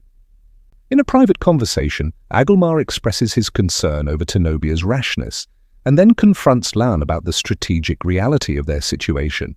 He argues that their purpose is not to win at the Gap, but to delay the Trolloc army. Agelmar bluntly calls Lan's desire to fight to the death for Malkir a selfish act when the entire world needs his leadership. Using Lan's own philosophy that duty is heavier than a mountain, Agelmar insists that they must be prepared to retreat and continue a fighting withdrawal across Shi'Enar. Just as Lan is processing this difficult counsel, a signal for help comes from the front lines. He rides back into the fray, internally acknowledging the truth in Agelmar's words, and accepting that he may have to abandon Malkir a second time to fulfill his greater duty. The perspective shifts to Egwene al'Vir, who is overseeing the transportation of her massive army via gateways to the border of Kandor. She discusses the strategic delay with her new husband, Goin Trakand, who is anxious about the time being lost while Kandor suffers. Egwene trusts the judgment of her general, Gareth Bryne, who has devised a plan to use the hilly terrain to inflict maximum damage on the Trollocs before being forced back onto the plains of Arafel. During this process, she receives a message from Elaine Trakand suggesting the creation of a centralized hospital for the wounded. While strategically sound, Egwene modifies the plan, deciding against using the exposed White Tower and instead suggesting Mayene as the location, a choice motivated by her deep-seated fear of a Seanchan attack. Egwene then seeks out the Seanchan prisoner, Leilwyn, formerly known as Egeanin. In a display of profound submission, Leilwyn prostrates herself and swears an unbreakable oath of fealty to Egwene, binding herself to serve and protect the Amirlin in order to repay her debt for failing to secure the Shonchan artifacts. Though wary of the woman's motives, Egwene is intrigued by the apparent authenticity of her bitterness at having to humble herself. She decides to interrogate Leolwyn about Shonchan military matters, hoping to gain useful intelligence or expose a deception. The final section follows Rand al'Thor, who pays a surprise visit to Elayne in her command tent. He finds her reviewing battle maps and is deeply impressed by her strategic coordination of the various armies. Their reunion is both tender and tinged with the sadness of his impending fate. Rand places a hand on her pregnant belly, feeling a profound warmth at the knowledge that he will be a father to twins, even though he will never meet them. He asks her not to name either child after him, wishing for them to live free of his shadow. They discuss strategy, and Rand reveals his new understanding of his own nature, gained atop Dragonmount. He explains that he must now allow himself to feel the pain of the world's suffering, as caring is essential to his victory. He confirms that he has fully integrated Lews Therin's memories, which Elayne pragmatically notes is a great advantage. He also explains the new manifestation of his ta'veren nature. As the Dark One actively injects evil and decay into the world, the pattern balances it by working through Rand to create good, causing food to be unspoiled and nature to flourish around him. As a gift, he gives Elayne a seed, a unique object that will allow her to create an angreal. In return, Elayne gives him a ter'angreal dagger that will hide him from the Shadow's sight, a crucial tool for his journey to Shayol Ghul. They spend the remainder of the night together, sharing a final precious moment of connection before the last battle. Chapter 10. The Use of Dragons. The chapter commences with Perrin leading a strategic sortie comprised of a diverse but limited force, including White Cloaks, Maeners, Ghealdanin, and a contingent from the Band of the Red Hand. This light cavalry group, representing only a small part of their total army, executes a series of harrying maneuvers against the Trolloc forces encamped outside the still smouldering city of Caemlyn. Their objective is not to engage in a full-scale battle, but to provoke the enemy. Under the command of Arganda, archers unleash volleys as they ride swiftly in front of the Trolloc lines, inflicting casualties before wheeling away. The Trollocs retaliate with their own massive arrows, felling some of Perrin's riders, but they steadfastly refuse to break formation and give chase, forcing Perrin to resolve to continue the attacks until the enemy's discipline shatters. The narrative then shifts to Queen Elayne's command post, strategically positioned within Brame Wood. She receives updates via messengers traveling through gateways, expressing frustration over the inefficiency of this communication and her distance from the battlefield. Feeling restless and confined, she voices a desire to use a gateway to observe the conflict herself, prompting a stern and immediate shutdown from her warder, Birgitte. In a display of her protective authority, Birgitte removes the copy of Mat's Foxhead medallion Elayne had given her, threatening to physically carry the Queen back to camp if she attempts such a reckless move. Their subsequent exchange is a mix of exasperated banter and deep-seated affection, touching upon Birgitte's unconventional nature as a warder and Elayne's youthful impulsiveness. Their tour of the camp leads them to an unexpected encounter with Uno, the one-eyed Shin'aran, who is serving as a messenger from the Amirlin's seat, Egwene. Uno delivers a characteristically profane update on the deteriorating situation in Kandor before quickly departing to rejoin the fighting, leaving Birgitte to wistfully comment on his qualities as a drinking companion, a remark that Elayne senses carries a deeper, more personal interest. This interaction serves to broaden the scope of the conflict, reminding the reader of the war being fought on multiple fronts. Elayne and Birgitte proceed to the battle pavilion, where Davram Bashir is conferring with other commanders. The reports from the wider war are grim. While Egwene is gathering refugees and soldiers in Kandor, Lord Ituralder's forces are stalled, and most critically, the Borderlander army holding the gap under Lord Agelmar is being severely pressed and considering a retreat. Elayne initially reacts with disbelief, but Bashir counsels her to trust Agelmar's judgment, This news solidifies the immense pressure on Elaine. Her army in Andor has become the linchpin of the entire war effort. If she cannot achieve a swift and decisive victory, the other armies will be slowly ground down in wars of attrition. Recognizing the urgency, she orders an escalation of Perrin's attacks, resolving that if the Trollocs do not charge soon, she will be forced to use the newly crafted dragons to begin leveling her own capital city to root them out. A dark interlude shifts the perspective to Androl, who is being held captive by Time's faction. Drugged and unable to channel, he witnesses the exhausted state of the 13 Ashaman tasked with forcibly turning captured channelers to the shadow.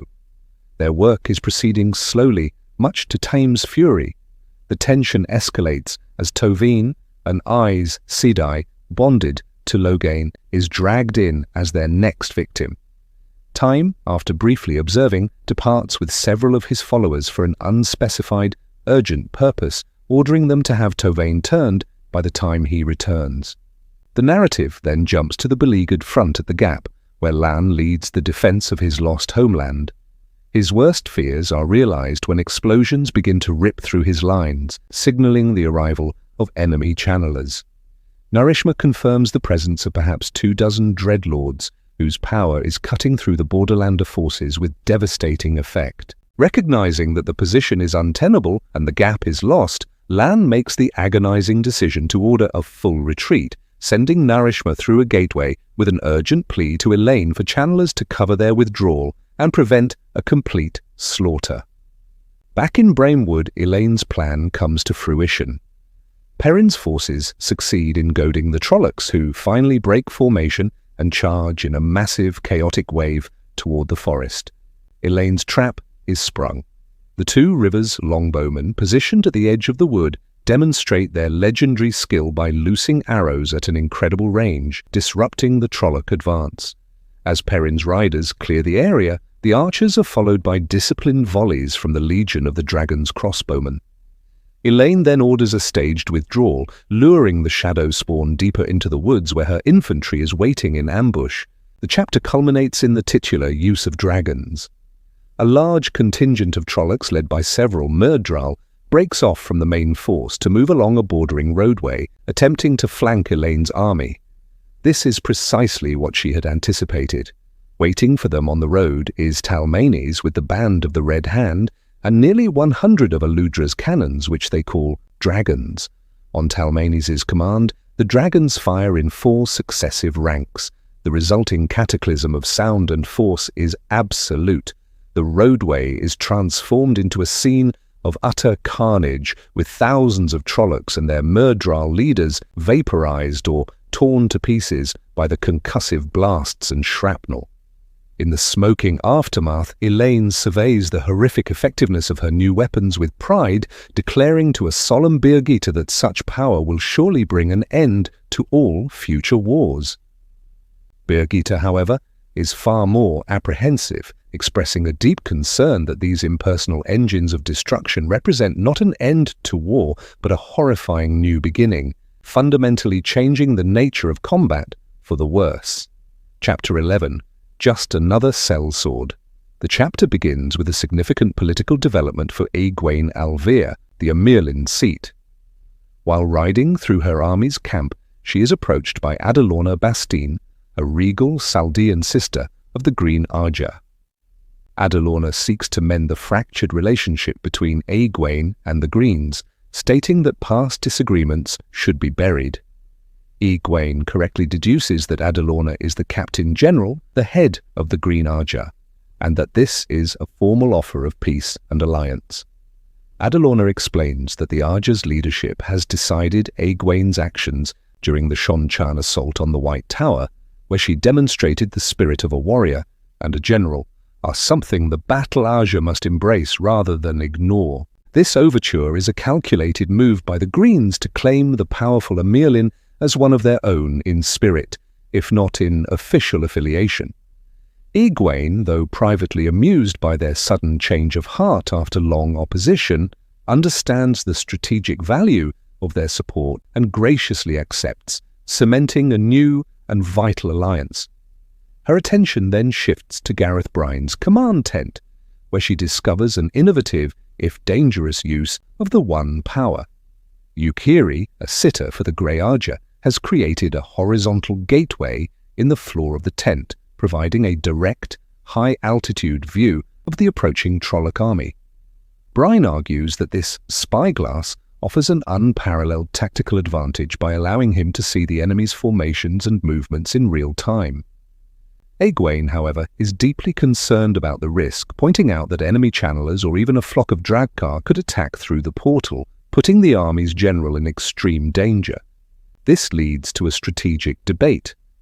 After viewing her own army's deployment through a similar gateway, Egwene critiques Bryne's plan as solid but overly conventional. She argues that he is not fully utilizing their greatest asset, the Aes Sedai. She insists that the Sisters of the White Tower have not trained for millennia to be held back as a mere reserve force in the last battle. Bryne, showing his respect for her authority, reveals that he had already drafted more dynamic, aggressive plans involving the channelers, but was hesitant to overstep his bounds. He presents these alternate strategies to her, indicating a new level of collaboration between the Amirlin and her general. The narrative then shifts dramatically to Matrim Cauthon, who is arriving in the Shan-Chan-occupied city of Ebu Dar. He is heavily disguised as a one-eyed sellsword, his face partially wrapped in a bandage, and his signature broad-brimmed hat stowed away. His goal is to remain incognito as he fears he would be blamed for the murder of the former queen, Tylin, whom he left tied up before his escape. As he navigates the city, he observes the profound changes under Shan-Chan rule. While the city retains its vibrant, colorful character, there is a new sense of order. Patrols are frequent, and the notoriously common street duels have been heavily restricted by new laws. The criminal quarter, the Rahad, is now cordoned off by soldiers. Despite these changes, Mat feels a surprising sense of comfort and familiarity, realizing that Ebu Dar, with all its prickly inhabitants, feels more like home to him now than the Two Rivers. His search for information leads him to a tavern called the Yearly Brawl. Inside, he is confronted by a wary Shan-Chan guard named Jaime and the tavern's motherly owner, Cathana. A tense and subtle conversation ensues, during which Jaime, noticing Mat's concealed weapons and guarded demeanor, concludes that Mat is a foreign assassin sent to kill the Empress, Tuon. The misunderstanding comes to a head when Jaime warns him off. In a moment of high drama, Mat removes his bandage, revealing the stark reality of his missing eye and calmly asking if there are truly assassins after Tuon. Jaime confirms that there are, revealing they are foreigners hired by a high-ranking Shan-Chan, General Lunal Galgan.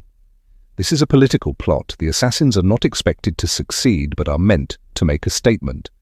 Upon hearing this, Mat's mission becomes clear.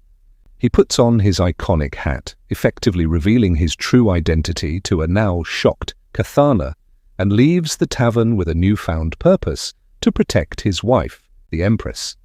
The final section of the chapter follows Rand al'Thor in Lan Mandragoran's command tent in the Borderlands. The situation is dire, with Lan's forces burning their own lands in a desperate scorched earth retreat from the Blight. A tense philosophical debate erupts between Rand and Moiraine Damodred. Moiraine insists that Rand must immediately go to Shayol Ghul to face the Dark One, arguing that these other battles are distractions and that his compassion for his friends is a potential weakness that could doom the world. Rand counters that he cannot abandon his friends, and that it is strategically necessary to engage the Shadow's main forces to prevent them from overwhelming him at the final confrontation. When Lan arrives, he emotionally sides with Moiraine, but pragmatically accepts Rand's offer of aid. In a deeply poignant moment, Rand presents Lan with a newly forged crown of Malkia, a symbol of his lost kingdom, acknowledging Lan not just as a king, but as the man who taught him how to stand and endure. Rand then travels to a burned-out field to confront the advancing Trolloc horde alone.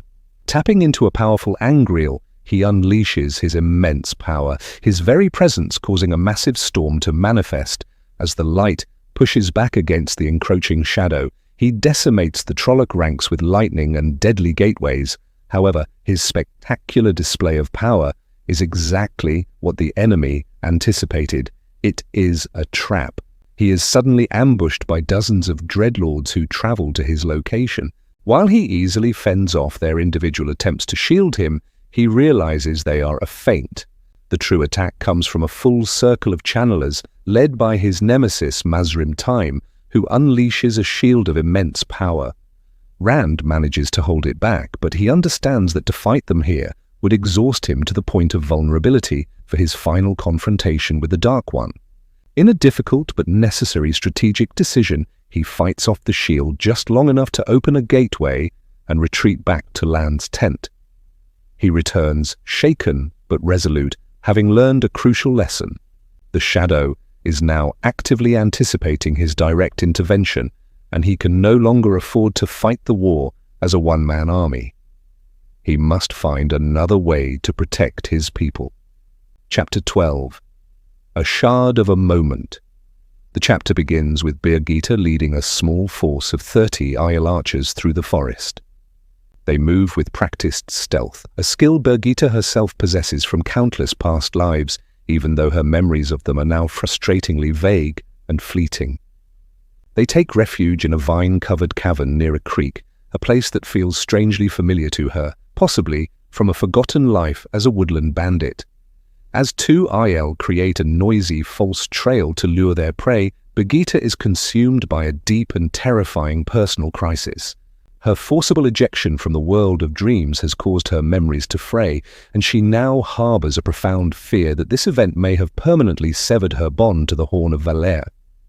If she is no longer one of the Horn's heroes, she could be eternally separated from her soulmate, Gaedal Kane, a thought that fills her with a desperate panic.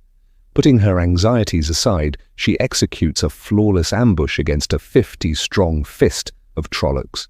Using the terrain and the clever diversion, her Aiel attack the shadow spawn from the rear, unleashing a devastating volley of arrows. Birgitte, a master archer, never misses a vital spot, and the Trolloc numbers are halved in seconds. The remaining creatures are met with Aiel spears and a flanking maneuver, and the brief, brutal engagement ends with the entire Trolloc force annihilated.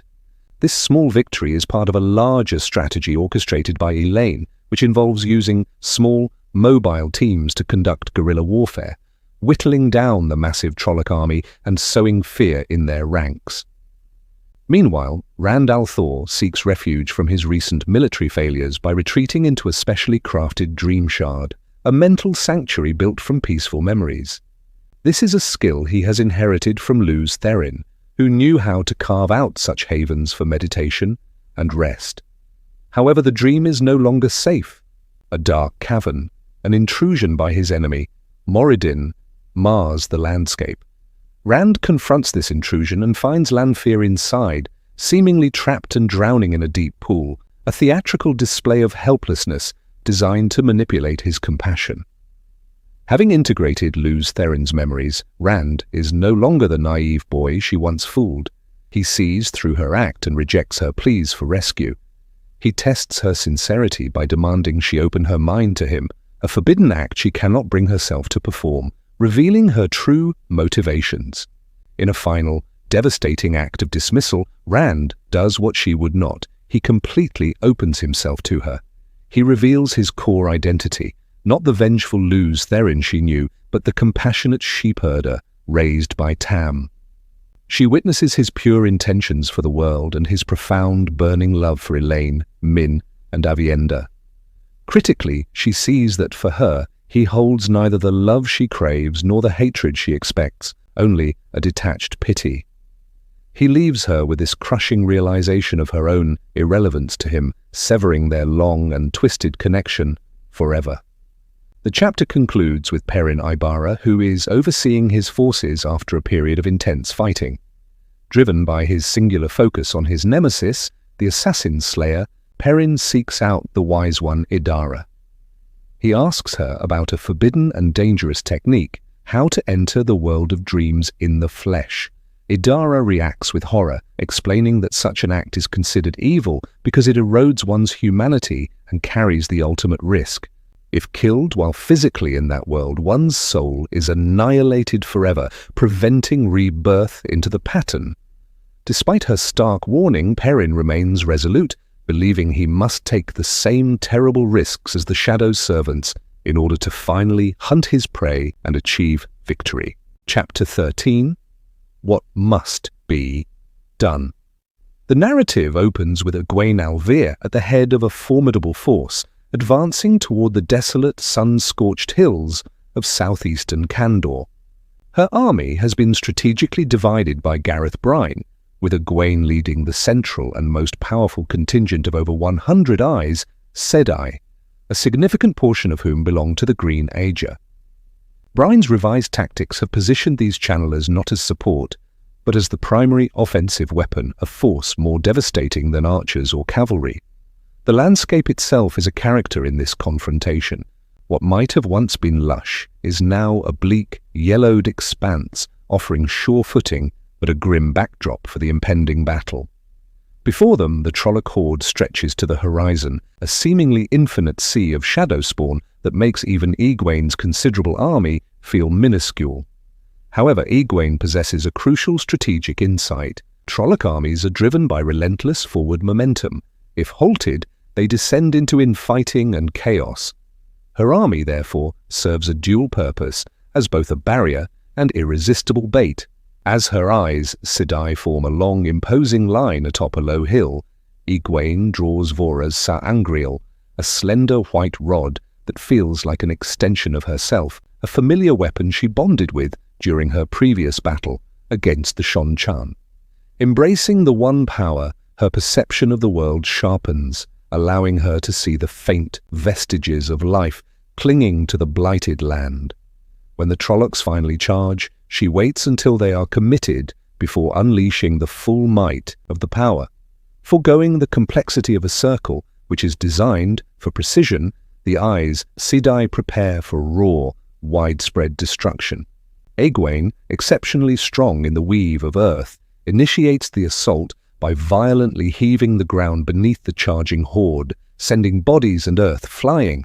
This serves as the signal for the entire line of channelers to attack, filling the air with catastrophic weaves of fire, wind, and earth. Egwene then shifts her focus, targeting the metal on the Trollocs' bodies, shattering their weapons and armor into a storm of deadly shrapnel that rips through their own ranks. She feels a profound connection to the land, viewing her destructive power as a cauterizing flame, a necessary and purifying force to cleanse the Blight's infection. The battle becomes a horrific spectacle of slaughter, with the eyes, Sedai methodically annihilating wave after wave of shadow spawn, specifically targeting and eliminating the controlling Myrddraal to break the horde's cohesion. Eventually, the sheer, unrelenting carnage proves too much, and the Trolloc army breaks and flees. A weary Egwene is praised by Goin for the stunning victory, a triumph achieved without a single loss to her own soldiers, who can only cheer in awe and relief. The scene then shifts to Elaine Tracan's war council in the Brame Wood. While Egwene's front is holding, news from other fronts is grim. The Borderlander armies have been routed from Tarwin's Gap, and Bashir reports that the Trollocs under their command are pushing into populated areas of Shi'Enar. Faced with an impossible situation, Elaine makes the harrowing command decision to implement a scorched earth policy, ordering the evacuation and burning of major cities like Faldara to deny the Shadow any resources. Her own campaign is also struggling, as Talmanes confirms. Their dragon artillery is largely ineffective in the dense forest. Bashir proposes a new grand strategy, a calculated fighting retreat eastward. The plan involves crossing the Erenin and Alguenya rivers by constructing temporary bridges, which they will then destroy to slow the Trolloc pursuit, buying time to regroup for a decisive stand with the city of Caerhien protecting their rear. Elaine reluctantly agrees to the prolonged retreat, keenly aware that she must defeat this army quickly to reinforce the other fronts. Finally, the focus moves to Perrin Aybara, After receiving Elaine's orders for the retreat, he feels an undeniable pull northward, a certainty that Rand needs him at Shayol Ghul. In a decisive act of leadership, he formally elevates his father-in-law, Tam al-Thor, to a lordship and makes him steward of the two rivers, granting him full command of their forces. Before departing, Perrin is confronted by Dain Bornhold, who delivers a shocking confession. It was not Trollocs who murdered Perrin's family, but the twisted man known as Ordith, or Padan Fain. This revelation reopens deep wounds, but Perrin manages to master his grief and rage, his duty to Rand overriding his personal anguish. He and the ever-loyal Aiel, Gaul, travel to Rand's location near the desolate peak of Shayol Ghul. There, Perrin makes a desperate request, asking Rand if Luz Therin's memories hold a way to enter the world of dreams, Tel'aran'rhiod, Rhiod, in the flesh. He explains that he must confront an enemy there on equal terms. Rand, understanding the gravity of the situation, reveals that the worlds are drawing closer together as the last battle approaches, making such a dangerous act possible. He creates a unique gateway for Perrin, and the two friends share a somber farewell, an unspoken acknowledgement that they may not meet again. With Gaul at his side, Perrin steps through the gateway, entering the dream world physically to face his final challenge. Chapter 14. Doses of Forkroot. The narrative commences with Perrin Aybara and the Aiel warrior, Gaul standing within the Wolf Dream, a place Perrin refers to as Tel'aran'rhiod. He observes with a whisper that the dreamscape is dying. The sky is a chaotic, boiling mass of black clouds, a storm that has been building for months and has now finally broken. The wind is unnaturally violent, gusting in contradictory directions.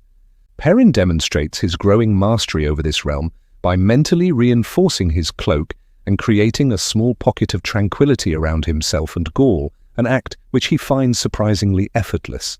The very substance of the dream is unstable, the landscape contorts, with hills being eroded at an impossible speed and new ones swelling into existence. The land itself is disintegrating.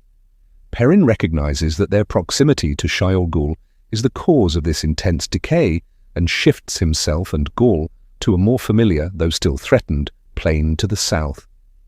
Here, the storm is less severe, but the slow consumption of the world is still visible as fragments of earth, rock, and vegetation are drawn upwards into the dark clouds.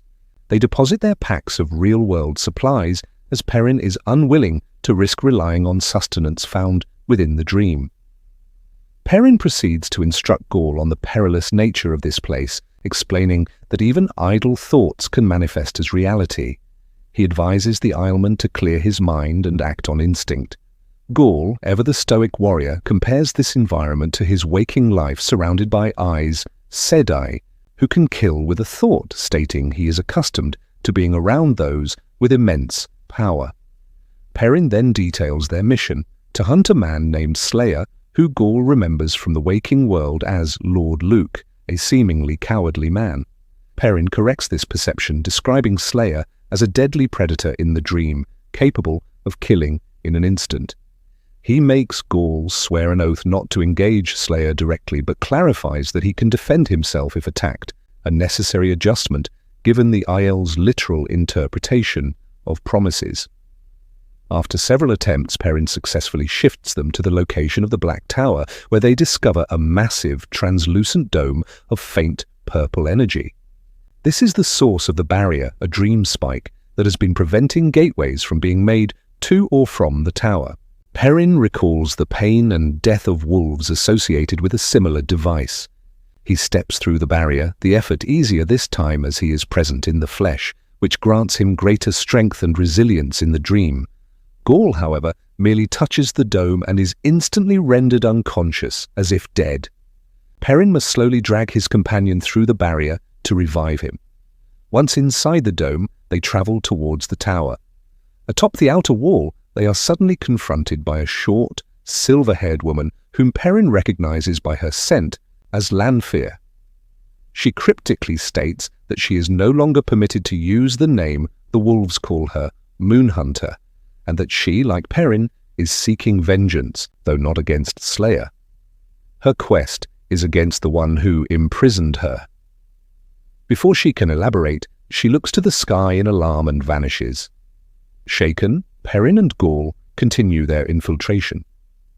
The perspective then shifts to Androl, a captive within the Black Tower's dungeons. He is forced to watch as Tovene, an Aes Sedai who has been forcibly turned to the shadow, torments Loghain Abla, trying to break his will. It is revealed that turning channelers is most effective when a group of 13 Myrddraal and 13 channelers of the opposite gender are used. With the recent arrival of Black Aegir sisters, Loghain's formidable resistance is beginning to crumble, signified by his screams of pain. Pivara, bonded to Androl, communicates her despair and waning strength due to a drink called Forkroot, which suppresses channeling. Androl realizes his own dose of Forkroot is wearing off and he is being prepared for the same fate.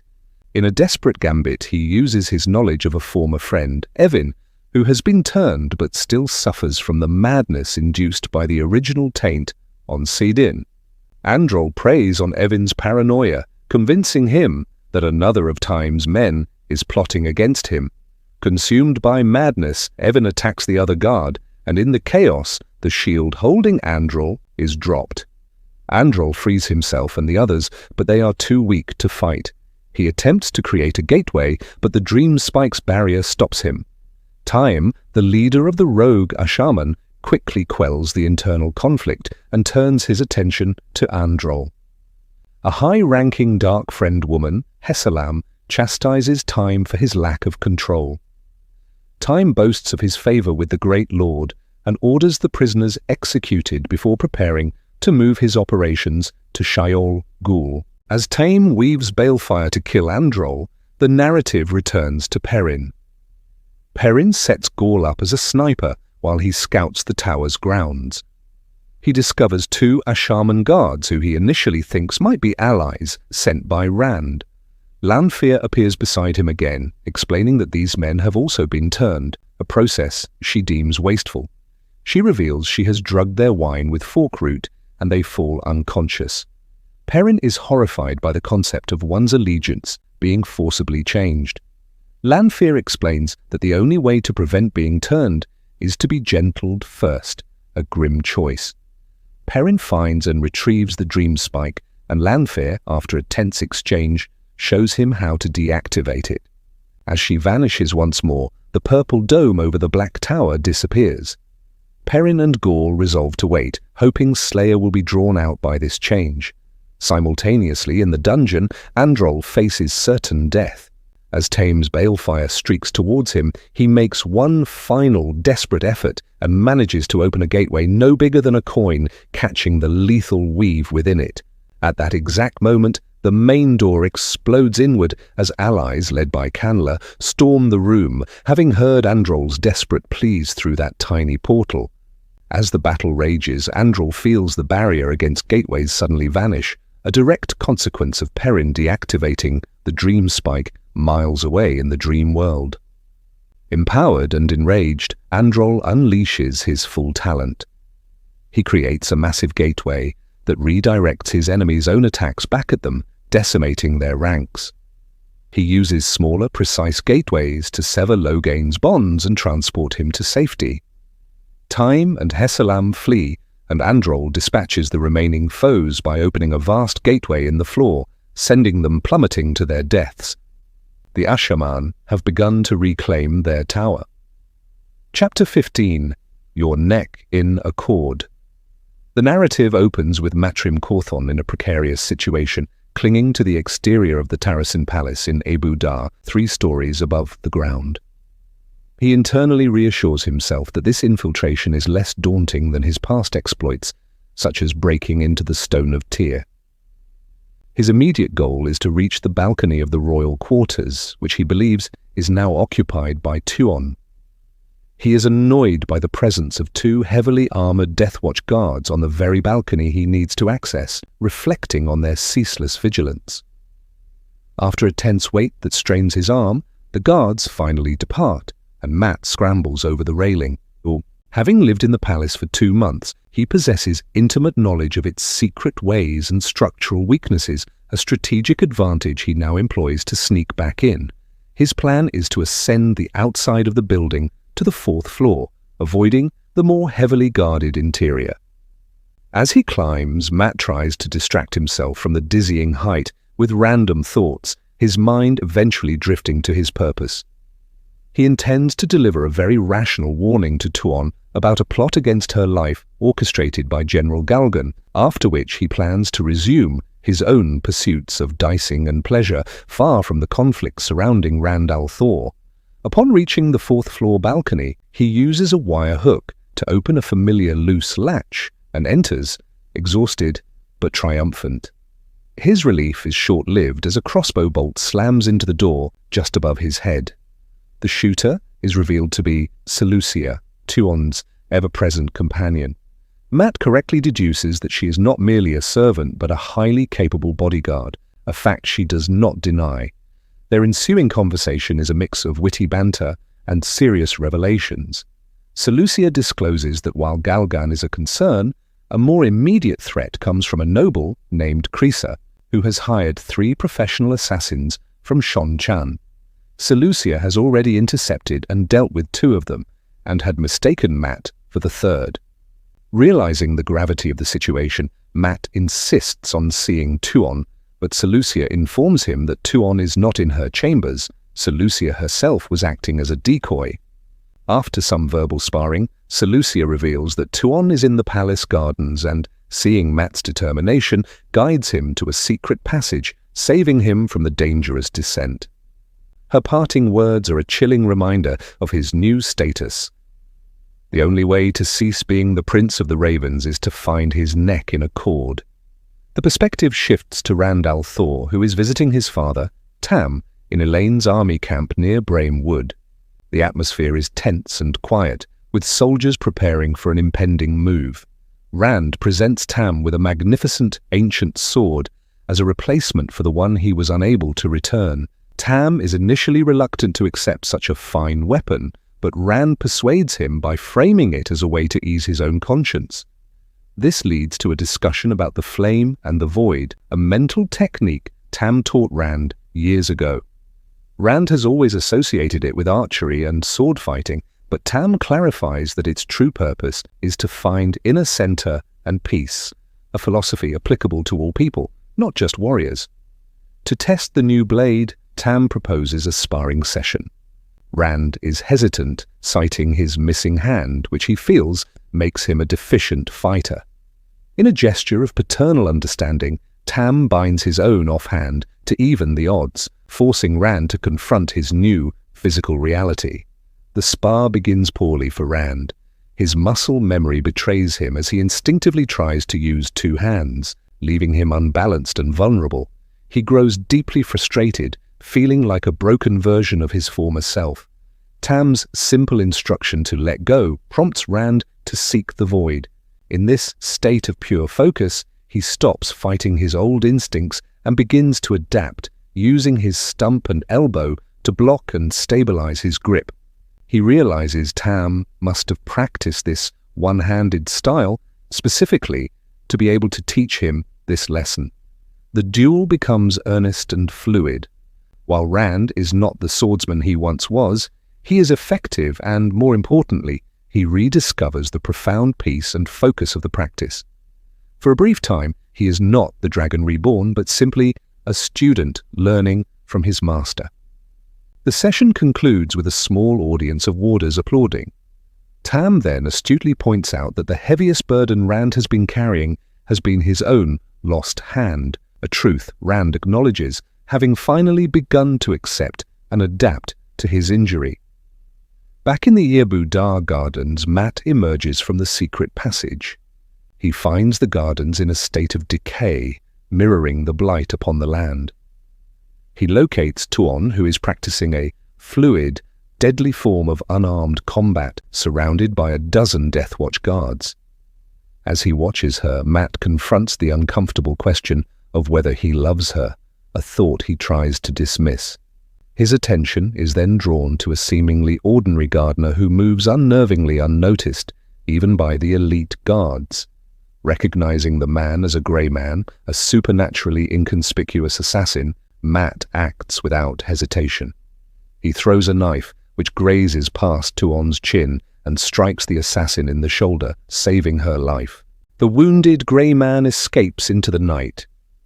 In the ensuing chaos, the Deathwatch guards, finally alerted, tackle Matt before Tuon orders them to release him and pursue the real threat. She is completely unfazed by the attempt on her life. In their subsequent conversation, she dismisses the threat from Galgan as political posturing, but is intrigued by the reality of the grey man. Matt then confronts her about their relationship.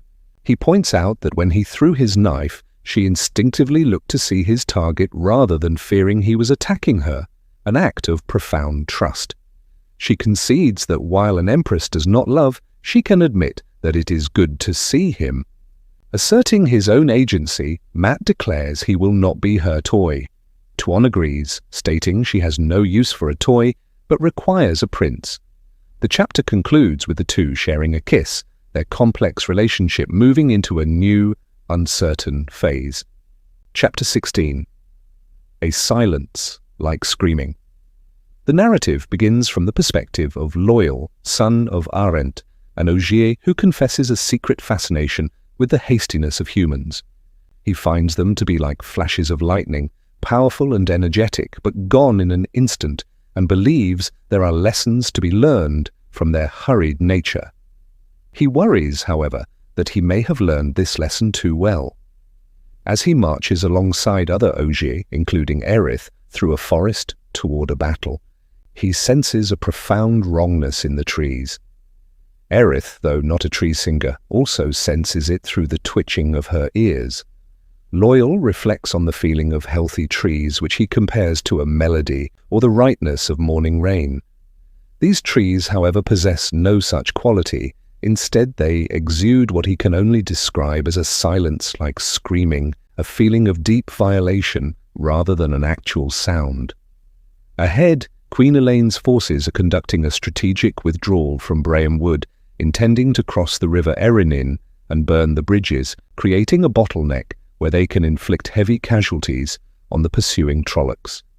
As the Ogier prepare to engage a flanking force of Trollocs, they begin their war song, a terrible call for blood and death that Loial joins, finding it a grim comfort that fills the unnatural emptiness left by the silent trees. Caught up in the song and a sudden, overwhelming fury, Loial finds himself leading the charge. His rage is directed at the Trollocs not merely for killing the trees, but for stealing their inherent peace. The battle is brutal. Loial and Aerith fight as a team, with Loial's massive axe cleaving through Trolloc limbs and bodies. He sees the creatures as nothing more than poisonous weeds that must be cut down. He is joined by the normally placid Elder Haemon, whose face is now a mask of utter fierceness, sharing in the collective Ogier rage. They have been forced to become destroyers, a violation of their fundamental nature as builders and singers. This violation fuels their fury, making them terrifyingly effective warriors. The Trollocs, accustomed to fighting smaller men, are met with beings their own size and begin to show fear in their eyes, a sight Loial relishes. The Ogier line pushes them back, their axes and long knives turning the battlefield into a slaughterhouse. The scene then shifts briefly to the perspective of Galad, who is leading a beleaguered company of White Cloaks being relieved by the Ogier. He is both horrified and awestruck by the transformation of the gentle giants. Their placid nature has vanished, replaced by a primal ferocity as they bellow their war song and hack the shadow spawn to pieces. One of his men, Gulliver, initially dismisses them as dark friends, but is silenced by their undeniable effectiveness against the Trollocs. Galad, recognizing their power, orders his own men to withdraw and tend to their wounded. The perspective moves to Rand al'Thor at Merilor, who has just returned from his meeting with Elaine and is still processing his father Tam's advice to let go.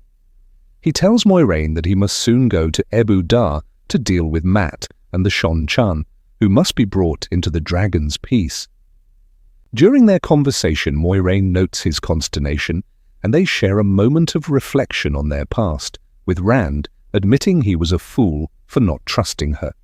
The conversation deepens as Rand touches the hilt of Kalandor on his back. He reveals its final, terrible secret. The sword is a powerful sangreal, not only for the One power, but also for the true power, the essence of the Dark One himself, and it lacks the safety features common to other such items. He then confesses his ultimate plan is not merely to seal the Dark One away again, but to kill him entirely. Moiraine argues this is a fool's task, as the Dark One is a fundamental part of the Wheel of Time. Rand counters that he is an entity outside the pattern and that he must try. Their tense discussion is broken by light-hearted banter, and Rand, humbled, fetches her a cup of tea, an act that proves to Moiraine he has matured into a man, albeit one capable of making very dangerous mistakes. Finally, the chapter shifts to Lan Mandragoran, who is leading the Borderlander armies in a hard retreat. He has conceived a morbid but brilliant plan. Knowing the massive Trolloc army is starving after having been denied sustenance for 4 days due to the Borderlanders burning their own cities, Lan intends to use their hunger as a weapon. He leads a swift cavalry charge into the Trolloc center, a hit-and-run attack designed primarily to create casualties. During the fighting, his banner-bearer, Andere, is unhorsed in a Myrddraal trap. Lan dismounts and, with unparalleled skill, engages and kills 2 Myrddraal simultaneously, saving his friend. Following this first assault, the Borderlanders feign a full retreat. As predicted, the famished Trollocs break formation completely, swarming the field to devour the dead. At Lan's signal, the 5 Borderlander armies converge on the disordered horde in a series of perfectly coordinated cavalry sweeps, slaughtering the preoccupied Shadow Spawn. The plan is a resounding success until the enemy's channelers, the Dreadlords, rally. A powerful figure, identified by the Ashaman Deep as Time himself, appears and unleashes devastating weaves of power. A bolt of lightning kills Deepe instantly and nearly strikes Lung, who is thrown from his horse. He is saved by his men and forced into a final, hasty retreat as the enemy regroups. Chapter 17. Older, More Weathered. The chapter begins with Mat Cauthon slowly returning to consciousness, annoyed by what he assumes is a terrible mattress in an inn. He hears a voice reporting on the difficulty of tracking an assassin whose victims cannot recall seeing him. As he becomes more aware, he realizes he is not in an inn at all, but lying outdoors under a cloudy sky. He groans upon discovering that he and Tuon had fallen asleep in the palace gardens, and that he is completely undressed except for the scarf around his neck. Tuon is sitting beside him, also naked, calmly speaking with a kneeling member of her Deathwatch Guard. Flustered, Mat scrambles to get his clothes, yanking his shirt out from under Tuon, who gives him an irritated look. She explains to him that as her consort, he must address her formally as Fortuona or Majesty, and coolly reminds him of his precarious position. She dismisses his concern about the guard, stating that the Deathwatch is sworn to protect her at all times and that the man's face is properly averted. As they finish dressing within a private clearing of browning fir trees, a guard officer arrives to report the capture of another potential assassin who was attempting to sneak into the palace. Ton orders the man brought before her and sends for General Karede. Mat feels a sense of pity for the captive, who could be anyone from a simple beggar to, he fears, the Dragon Reborn.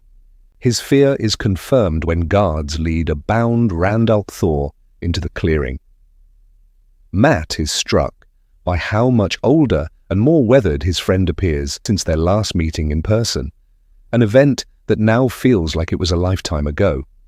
Before Mat can explain who the man is, Tuon recognizes the threat and immediately screams for her domain. Her guards react with alarm, and Tuon turns on Mat, her gaze intensely piercing as she accuses him of luring her into a trap. Rand calmly denies this, stating that their meeting was fated. As Mat tries to mediate, he is suddenly seized by the One power and lifted into the air. He instinctively reaches for his Foxhead medallion, only to find it missing. To his horror, he sees Tuon holding the silver pendant. She had taken it from him while he slept. A Soldam and Damain arrive, revealed to be the source of the power holding Mat and shielding Rand. Placed beside his friend, Mat resigns himself to his fate, launching into a familiar, sarcastic banter with Rand. The two old friends trade barbs and engage in a bragging contest, comparing their recent accomplishments. Mat cites his killing of a golem and his marriage to the Empress, while Rand counters with freeing Illian and, ultimately, cleansing Saidin, which he declares the winning achievement. The exchange provides a moment of surreal levity, a conversation between two farm boys amidst a deadly political standoff. The light-hearted moment ends when Rand turns his full attention to Tuon. He addresses her as the daughter of Artur Hawkwing and speaks of the last battle. When she declares her intention to take him to Shonchan in chains, Rand challenges her very right to rule the lands she occupies. He argues that if her claim is based on the conquest of Artur Hawkwing, then his own claim as Luz Therin Telemann, who ruled the entire unified world during the Age of Legends, supersedes hers. As he makes this pronouncement, his voice booming with authority, a staggering display of power erupts around him. Despite being shielded from the one power, the dead grass at his feet turns vibrant green, and the dormant peach trees surrounding the clearing burst into leaf and then into full, explosive blossom. Mat, shivering, notices that Rand is very softly singing a tune under his breath throughout this miraculous event. Completely horrified by this display, Tuon backs away. Rand then drops to one knee and extends his hand, formally offering her an alliance and peace for the last battle. Mat steps in to broker the agreement, vouching for Rand's trustworthiness and pointing out the strategic necessity of an alliance, as Tuon cannot simultaneously fight the Shadow, the nations of the Westlands, and the rebellion in her own homeland. Regaining her composure, Tuon begins to negotiate. She demands her current territorial holdings be secured, a point Rand mostly concedes. The final critical point of contention is her insistence on keeping all channelers she has captured as domain. After a tense moment of hesitation, Rand grimly agrees to her terms, accepting the moral weight of the decision for the sake of a unified world. They seal the pact by taking each other's hand. Tuon promptly departs with Mat, eager to be away from Rand. Before following, Mat has one last word with his friend, cheekily mentioning that he rescued Moiraine to get the last word in their earlier contest. The chapter concludes with the sound of the Dragon Reborn's laughter echoing behind him. Chapter 18, To Feel Wasted. Gawain found himself positioned on a Kandori plain, a landscape that had become a gruesome testament to a week of relentless fighting. The ground was torn and churned, littered with the corpses of Shadowspawn that even the Trollocs could not entirely consume. He stood guard before Egwene's horse, his role to eliminate any Trollocs that managed to breach the devastating assaults of the Aes Sedai. Though he was more adept with a two-handed sword grip, the ferocity of the Trollocs necessitated the use of a shield. Many of his fellow soldiers preferred the distance afforded by pikes or halberds, forming defensive walls that were more barrier than active combatant. Gawain, however, cherished the control and personal skill that only a sword could offer. A Trolloc with the features of a ram charged him, wielding a mace stolen from a fallen tower guardsman. Gawain skillfully deflected its furious three-strike assault, a standard berserker tactic that often overwhelmed lesser opponents. He then exploited the creature's slow turn, using a swordsman's form to sever its hand from its wrist. As the first beast screamed, he impaled a second that had slipped through the channeler's defenses before finishing off the first. This brought his total for the shift to 4. He then turned his attention back to Egwene, who, along with Sylviana, was unleashing the one power to decimate the Trolloc ranks. The Aes Sedai fought in rotations to ensure they were always rested, shattering enemy formations and allowing the soldiers to handle the scattered survivors. This strategy had proven effective, holding the Shadow's advance for a full week. Gawain dispatched one more Trolloc that had crawled from a trench created by Sylviana's weaves before his relief arrived, and he escorted Egwene and Silviana from the front lines. He felt a deep sense of being wasted. As one of the army's most formidable swordsmen, he spent his days in a largely defensive posture, killing only the few enemies foolish enough to charge 2 powerful channelers. This feeling was compounded by his constant worry for Egwene, who was pushing herself to the brink of exhaustion. Assassination attempts by Myrddraal were a nightly threat, forcing Gawain to personally stand watch while she slept, moving her to a different tent each night for security. In the command tent, they found Gareth Bryne and Siuan coordinating the war effort. Bryne expressed his concern that the Trollocs might be stockpiling food, planning to swing eastward around their forces, and advocated for an aggressive push into the hills. Egwene agreed, and, concerned about the threat of Time and his dreadlords, ordered the Aes Sedai stationed near the Black Tower to retreat and join their army, acknowledging that a confrontation with the male channelers fighting for the Shadow was inevitable. Later, as Egwene rested in a borrowed tent, Gawain stood guard outside. He had a tense exchange with Leilwyn, the Seanchan woman, Egwene distrusted despite her oath of service. Leilwyn, frustrated at being unable to serve the Amyrlin, offered to serve Gawain instead and brought him a bowl of stew. Alone, Gawain contemplated the 3 black rings he had taken from the Seanchan assassins. He knew they were ter'angreal that granted speed and stealth, and he wrestled with the knowledge that he should turn them over to Egwene. He feared the White Tower would simply lock them away, unused, when they could be a vital asset in the last battle. His internal conflict was interrupted when Leilwyn returned and recognized the ring, warning him that they were blood knife artifacts bestowed only by the Empress, and that they were said to kill those who used them. Gawain deflected her concerns with a careful lie of omission, feeling a pang of guilt, but keeping the rings and his intentions a secret. His sense of being underutilized on the battlefield fueled his temptation to find another way to contribute, even if it meant embracing a dangerous and forbidden power. Rand, meanwhile, fought on a different front, aiding Elaine's army near the river Alguenya. He wore the face of another Asherman, Jer Grady, to conceal his identity from the Forsaken. As he unleashed a wall of fire, incinerating a pack of Trollocs, he reflected on their origin. He remembered Lews Therin's condemnation of Agenor's experiments and was sickened by the possibility that human souls might be reborn into these twisted forms. After a time, he allowed the clouds to part above him, a telltale sign of his presence. No longer willing to hide, he dropped his disguise, created a towering column of light to rally the soldiers, and then departed through a gateway to Merilor. His strategy was to appear on all fronts, keeping the enemy off balance. Back at the main camp, Min greeted him, and he confessed that Moiraine believed his battlefield appearances were an unnecessary risk. Min reassured him that his unwillingness to stand by while others died was precisely the quality needed to defeat the Dark One. Their conversation was interrupted by Cadsuane, who bluntly observed that Rand had been distributing his possessions, a sword to his father, a ter'angreal to Elaine, a crown for Lan, as if he were preparing for his own death. She walked with him, urging him not to accept his death as an absolute certainty, even if it seemed inevitable. As the ground rumbled with the growing influence of the Shadow, Cadsuane delivered startling news. The Ashaman trapped in the Black Tower had freed themselves. Time and his loyalists had been driven out.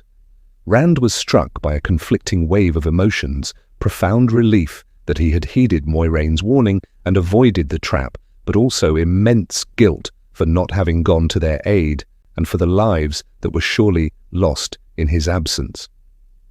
In the Borderlander camp, Lan Mandragoran stood near a fire where his soldiers toasted their fallen comrades, including an Ashaman named Deepa, whose death had helped forge a bond between the channelers and the ordinary men. Later, while grooming his warhorse Mandab, Lan found himself thinking of a future he had never allowed himself to imagine, a peaceful life with Nynaeve in a liberated Malkia. This newfound hope was a strange companion in the midst of war. His quiet reflection was interrupted by Lord Baldheer of Candor, who expressed grave concerns about their commander, Lord Agelmar. Baldheer believed Agelmar was exhausted and making reckless, aggressive decisions, citing a recent catastrophic loss of 2 cavalry squadrons as proof. Troubled, Lan went to the command tent to review Agelmar's plans. While the strategy for their next engagement at a place called Blood Springs seemed ambitious, Lan could find no obvious flaws. Agelmar himself then entered and correctly surmised that Baldheer had spoken to Lan. He acknowledged that the loss of the cavalry was a mistake, but firmly rejected the notion that he was too tired to command effectively. He stated that he knew his own limits and issued an ultimatum: either relieve him of command or let him be. Lan, respecting the great captain's authority, chose to trust his judgment and withdrew, leaving Agelmar to his maps. Chapter 19. The Choke of a Patch. The chapter opens with Elaine meeting Lord Bashere on the bank of the Alguenya River. The land around them feels dead and lifeless, a common affliction in these days, but the flowing river retains a sense of vitality. Elaine is reminded of a lesson from Gareth Brine about the deceptive nature of rivers, whose placid surfaces often conceal deadly undercurrents, a metaphor for the strategic situation they now face. Her forces, along with Bashere's, had been successfully conducting a fighting retreat from Andor, destroying bridges and inflicting casualties on the pursuing Trolloc horde. The plan was to establish a final defensive position in the hills south of the city of Caerhien. However, this plan has been shattered by a devastating discovery. Their scouts have identified a second Trolloc army to the north, marching directly on the city of Caerhien. Elaine had stripped the city of its defenders to bolster her own army, leaving it filled with refugees and completely vulnerable. They are caught in a pincer. Bashere laments that he should have anticipated this, admitting he made the error of thinking like a human commander. He explains that the Myrddraal must have split their forces and driven the northern contingent on a brutal, forced march through punishing terrain, a maneuver no human army would risk due to the immense losses from exhaustion. The Fades were willing to sacrifice thousands of Trollocs to fatigue in order to spring this trap, placing Elaine's army between 2 massive Shadowspawn forces and threatening to annihilate the defenseless city. Elaine, refusing to let another city fall, presses Bashere for a solution, expressing her complete faith in his military genius. Bashere outlines a perilous but necessary strategy. They must immediately force march their own army to engage the northern Trolloc force. That army must be exhausted from its terrible journey, and if they can strike it quickly and decisively, they might be able to destroy it before the southern horde arrives. If they hesitate or try to simply defend the city, the northern army will recover, the southern army will join it, and they will be crushed between them. It is an immense risk, but Elaine agrees it is the only path forward, ordering him to make the preparations. The perspective then shifts to Egwene, who enters Tel'aran'rhiod. Hyod. The world of dreams is more unstable and dangerous than ever, reflecting the decay in the real world. The great city of Tyr appears weathered and ancient, its walls and buildings worn down as if by centuries of storms, though the fortress known as the Stone of Tyr remains steadfast. She finds the Aiel Wise Ones, Amys, Bear, and Melaine, waiting for her within the stone. They reveal a deeply disturbing phenomenon, fractures appearing in the fabric of the world. Melaine creates a vision of these cracks, which are not ordinary fissures in rock, but openings into a profound and unnatural blackness. They explain these cracks appear most frequently where dreadlords use the weave of balefire, a sign that the pattern itself is unraveling from its overuse. They all agree that the use of balefire must be strictly forbidden. The meeting concludes with an emotional farewell, as the Wise Ones state they will visit the dream world less often as the last battle draws near. Awakening in the White Tower, Egwene meets with Rand al'Thor. He has come not to argue, but to make amends before the final confrontation. He gives her a hair ribbon, a memento of their shared childhood in the Two Rivers, and speaks of her as the sister he never had.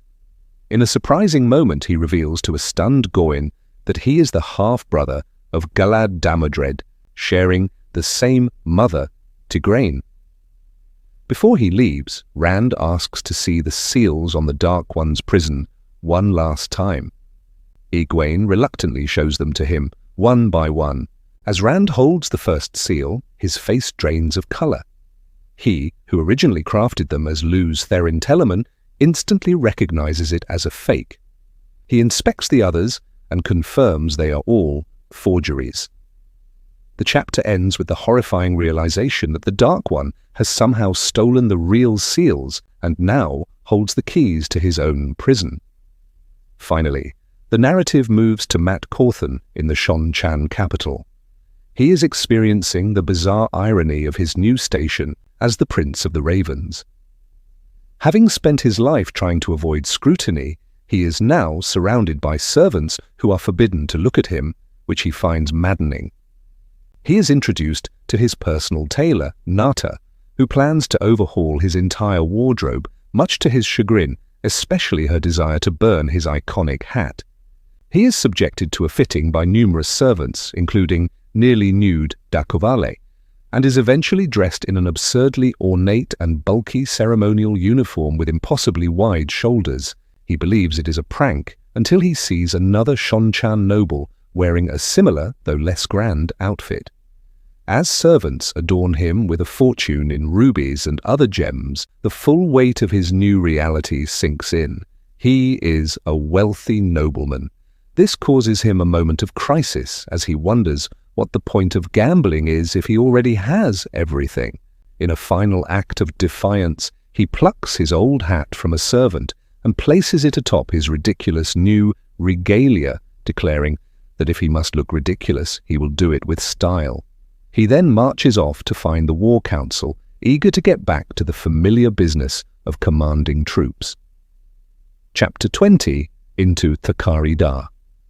The day's events continued after Egwene's conference with Rand, finding her on the battlefield where she used Vora's sangreal to channel an immense quantity of the One Power.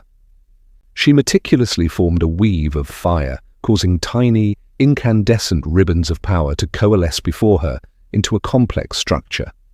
The weave culminated in the creation of an immense sphere of flame, comparable in size to a large rock, which she launched through the air. This projectile descended upon a distant hilltop occupied by Trolloc archers, striking with the force of a meteor and obliterating them, scattering their remains across the scorched earth.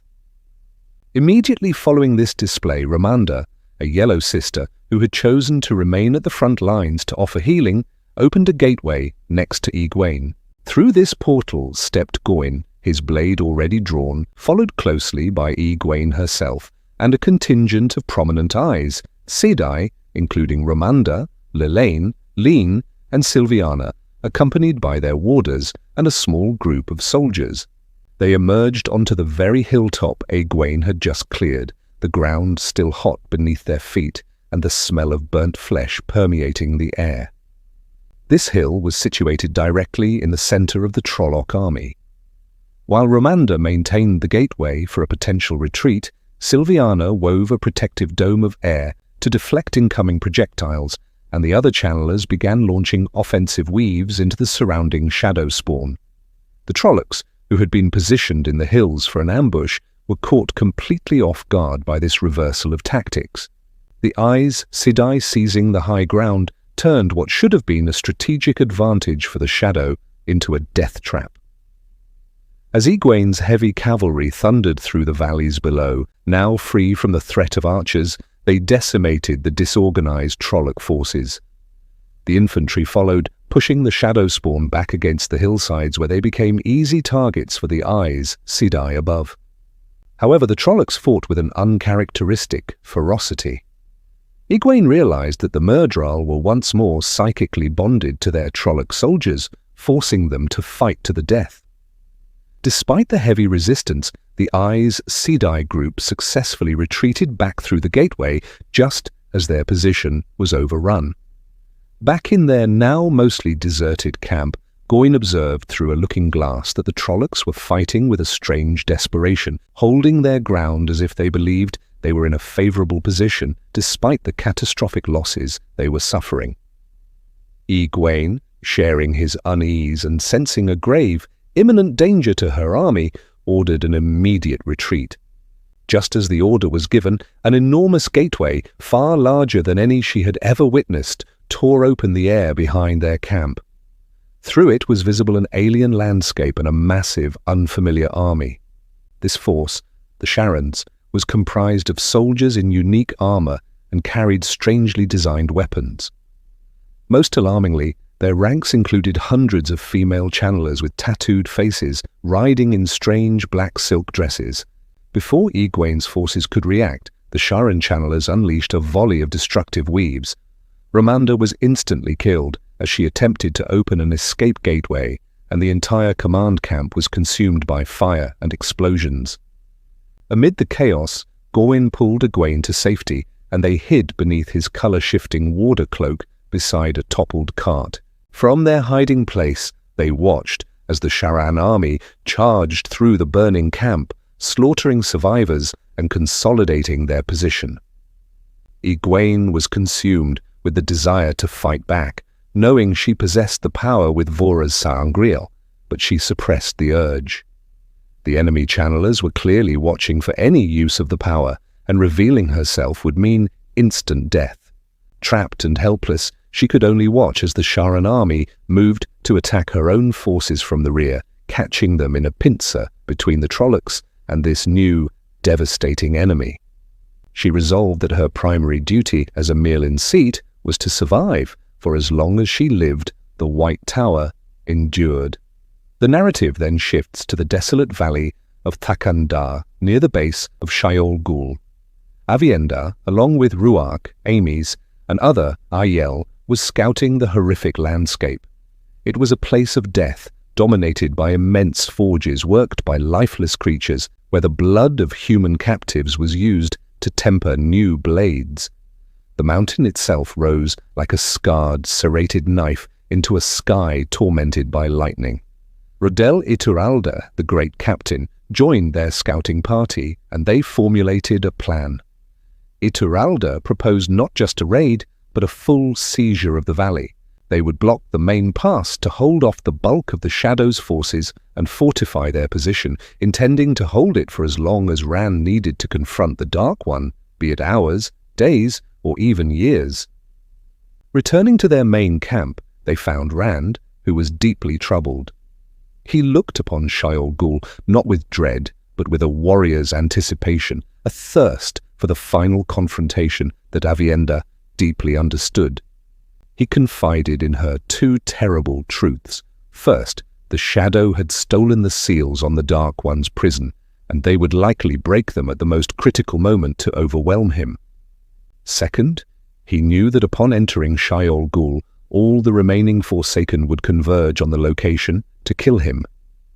During his battle with the Dark One, he would be completely vulnerable, like a helpless infant. Therefore, he tasked Aviendha with commanding all the channelers in the valley to act as his guard and prevent anyone from reaching him. He also revealed his plans for Min and Elayne, sending Min to Egwene's battlefront to observe the unfolding events with the Shonchan, while Elayne continued her fight in the south. Finally, the matter of the powerful sa'angreal Callandor was addressed. Nynaeve confirmed that its critical flaw remained. While Rand channeled through it, any other channeler could seize control of him and the sword, potentially using its immense power to destroy him. Despite knowing this, Rand took the crystalline blade from Moiraine. He acknowledged that it was a trap, one he had no choice but to walk into. With grim determination, he declared that on the following day they would invade Shayol Ghul itself, resolving that if he must place his head in the lion's mouth, he would ensure that the beast choked on him.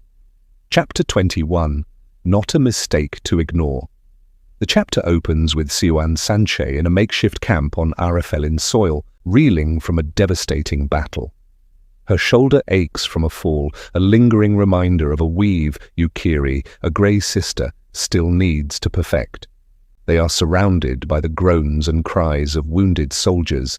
Siuan and Yukiri are among the very few eyes, Sidai with any strength remaining for healing, as most had exhausted themselves creating gateways for their army's retreat. The scene is one of brutal triage. A soldier who has lost a hand is left to mundane healers, his energy deemed not worth spending since he can no longer fight. This grim logic underscores the desperation of their situation. Siwan, despite her own exhaustion and lack of talent in healing, uses an angreal to save a man with a severe wound in his side, a process that nearly drains her completely. As she recovers, Siwan reflects on the chaotic events that led to their escape.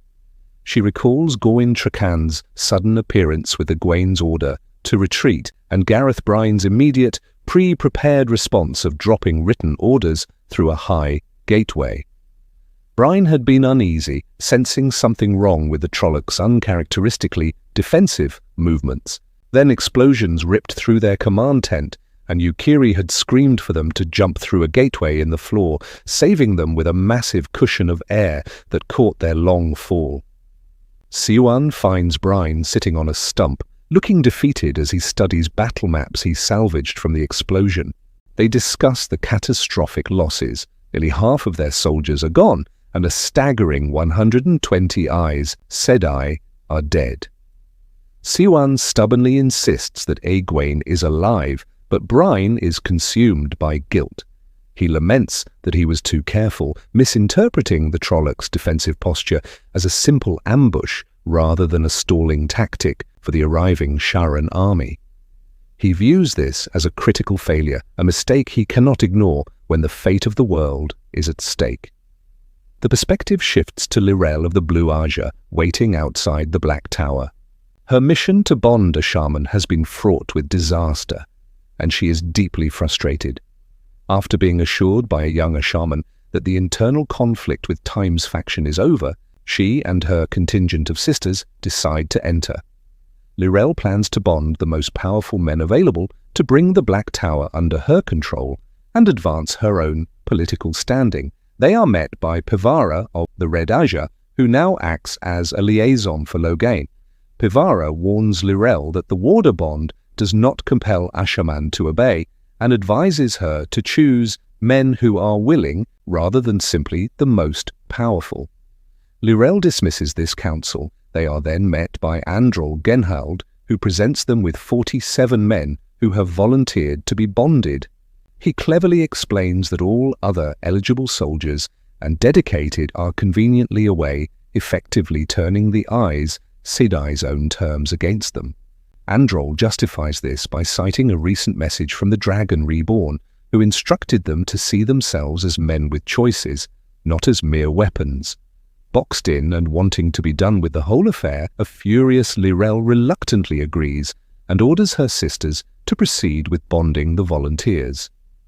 In the final section, Pivara joins Androl and his friends. They discuss Loghain, who has become darker and more withdrawn since his ordeal of being turned. The conversation reveals a significant shift in loyalty.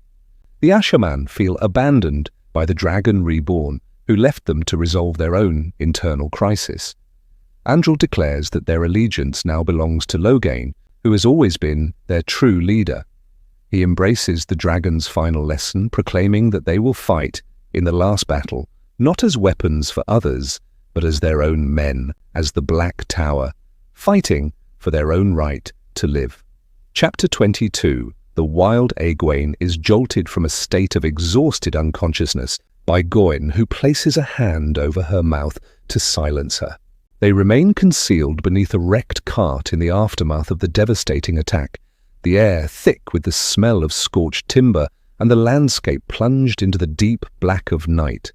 Gawain reveals his intention to create a diversion so they can escape, but Egwene insists on accompanying him, sparking a brief, whispered debate about their respective skills in stealth.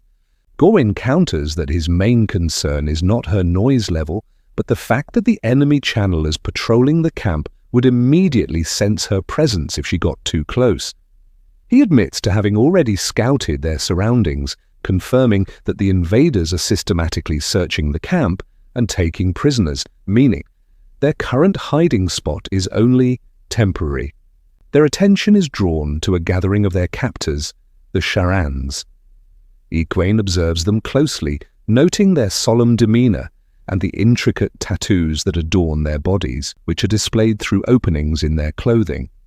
She attempts to decipher their social structure, theorizing that the complexity of these tattoos might signify rank. However, this theory is complicated by the appearance of what she assumes are officers, who wear ornate armor and fine silks yet possess only small, discreet tattoos. The most baffling figures to arrive are a trio of individuals, 2 men and a woman, riding donkeys. These people are adorned with extravagant jewelry and headdresses but are bare from the waist up, their backs completely free of tattoos. Their expressions are hollow and haunted, their bodies frail, suggesting they are not lords but perhaps something else entirely, a status Egwene cannot comprehend. The gathering reaches its focal point when the air itself seems to distort and rip open, and from this strange disturbance emerges a tall, handsome man in glistening armor constructed from what look like overlapping silver coins polished to a mirror finish. He introduces himself in a commanding voice as Bao the Wild, claiming to be a savior who has come for what was taken from him. He treats his own channelers with casual disdain, scratching one on the head like a pet. His attention then shifts, and he declares that he can sense another female channeler nearby. Just as Egwene fears discovery, a commotion erupts elsewhere, and Lean is revealed, bound by invisible weaves of the One Power. Bao, now holding Lean captive, interrogates her about the dragon reborn. To demonstrate the price of defiance and to make a point, he casually causes all the other captured soldiers to burst into flames, their agonizing screams filling the night as Egwene watches in horror, weeping silently. He dismisses the act as a mercy, claiming the captives would have made poor subjects. He then delivers a chilling message through Lean, intended for Lews Therin. He commands her to tell the dragon that Bao, the Wild, has come to slay him and claim the world, which he believes is rightfully his. He reveals that just as this land had prophecies of a dragon, his own people had prophecies of him, and he is the true fulfillment. He concludes by stating his former name, a name he now scorns, Barid Bel Medar. In a flash of insight from her studies in the White Tower, Egwene recognizes the name with sickening certainty as that of the Forsaken Demandred. The narrative shifts to Perrin, who is prowling the distorted and storm-racked landscape of the wolf dream Teleran Hyod alongside the Isle warrior Gaul. Time in this realm is fluid and confusing, and they have been hunting for the assassin slayer for what feels like both hours and days. Perrin communicates with the wolf packs of the borderlands, who speak of the imminent last hunt, and ask him to lead them. They also warn him of 2 others walking the dreams, one they call Moon Hunter, whom Perrin knows to be Lanfear, and another called Heartseeker, a Forsaken he does not recognize. Following the wolves' guidance, Perrin and Gaul shift to the dream reflection of Merilor, where they discover Heartseeker. She is a surprisingly homely woman, rummaging through documents in a tent before rising into the air towards the tempestuous sky. Perrin follows her covertly, demonstrating a growing and instinctual mastery over the dream world by creating illusions to hide himself. He follows her to a black void filled with points of light, which he understands to be the dreams of sleeping people. He overhears her muttering angrily to herself about someone named Moradin and her own plans for victory, revealing fractures within the ranks of the Forsaken. When she senses his presence, she attacks furiously. Perrin, again showing his profound connection to the dream, easily deflects and counters her weaves of power, bending reality to his will. He creates illusions, erects barriers, and moves instantaneously. Despite his clear advantage, he hesitates to deliver a killing blow against a woman. He attempts to capture her instead, nearly succeeding by manifesting Forkroot in her mouth to sever her from the One Power. However, she manages to expel it and escapes through a gateway, which opens into a massive encampment of Trollocs and Fades. Immediately after her departure, Lanfear appears. She identifies the other Forsaken as Grayendal, now renamed Hessalam, and chides Perrin for his weakness in not killing her. She explains that a week has passed in the real world while he has been hunting, a consequence of time distorting near the Dark One's prison. Lanfear then tempts Perrin with the knowledge of how to enter the wolf dream in the flesh a power slayer possesses, which would grant him immense freedom and strength. As a final shocking revelation, Lanfear informs Perrin that the dream Greyendal was attempting to invade and manipulate was not a random one. It belonged to Davram Bashir, the father of his wife, Fail. Chapter 23. At the Edge of Time. The narrative opens with Gawain Trakand attempting to stir Egwene Alvear from her hiding spot beneath a cart. He is intensely worried because the leader of the Sharan forces, a man in silver disc armor who identifies himself as Bao, possesses the ability to detect female channelers, a skill he just demonstrated by capturing Leen Sharif. Gawain fears Egwene will be next if they do not move immediately. As the Sharans depart with Leen, leaving behind the gruesome remains of other prisoners, Egwene finally looks at Gawain. Her eyes filled not with fear, but with a cold, resolute strength. The name she heard spoken has shocked her into a state of grim determination. They crawl out from their cover, and Gawain, feeling the radiating sense of control from Egwene through their bond, outlines an escape plan. He insists on scouting ahead, intending to use one of the Bloodknife's rings, a powerful and dangerous ter'angreal, to conceal himself. He had previously vowed not to use the rings for personal glory in battle, but he justifies this exception as a necessary measure to protect Egwene. As he moves through the ravaged camp, the ring blurs his form and makes him nearly invisible in the shadows, granting him a heady sense of power and speed that he must consciously temper to remain cautious.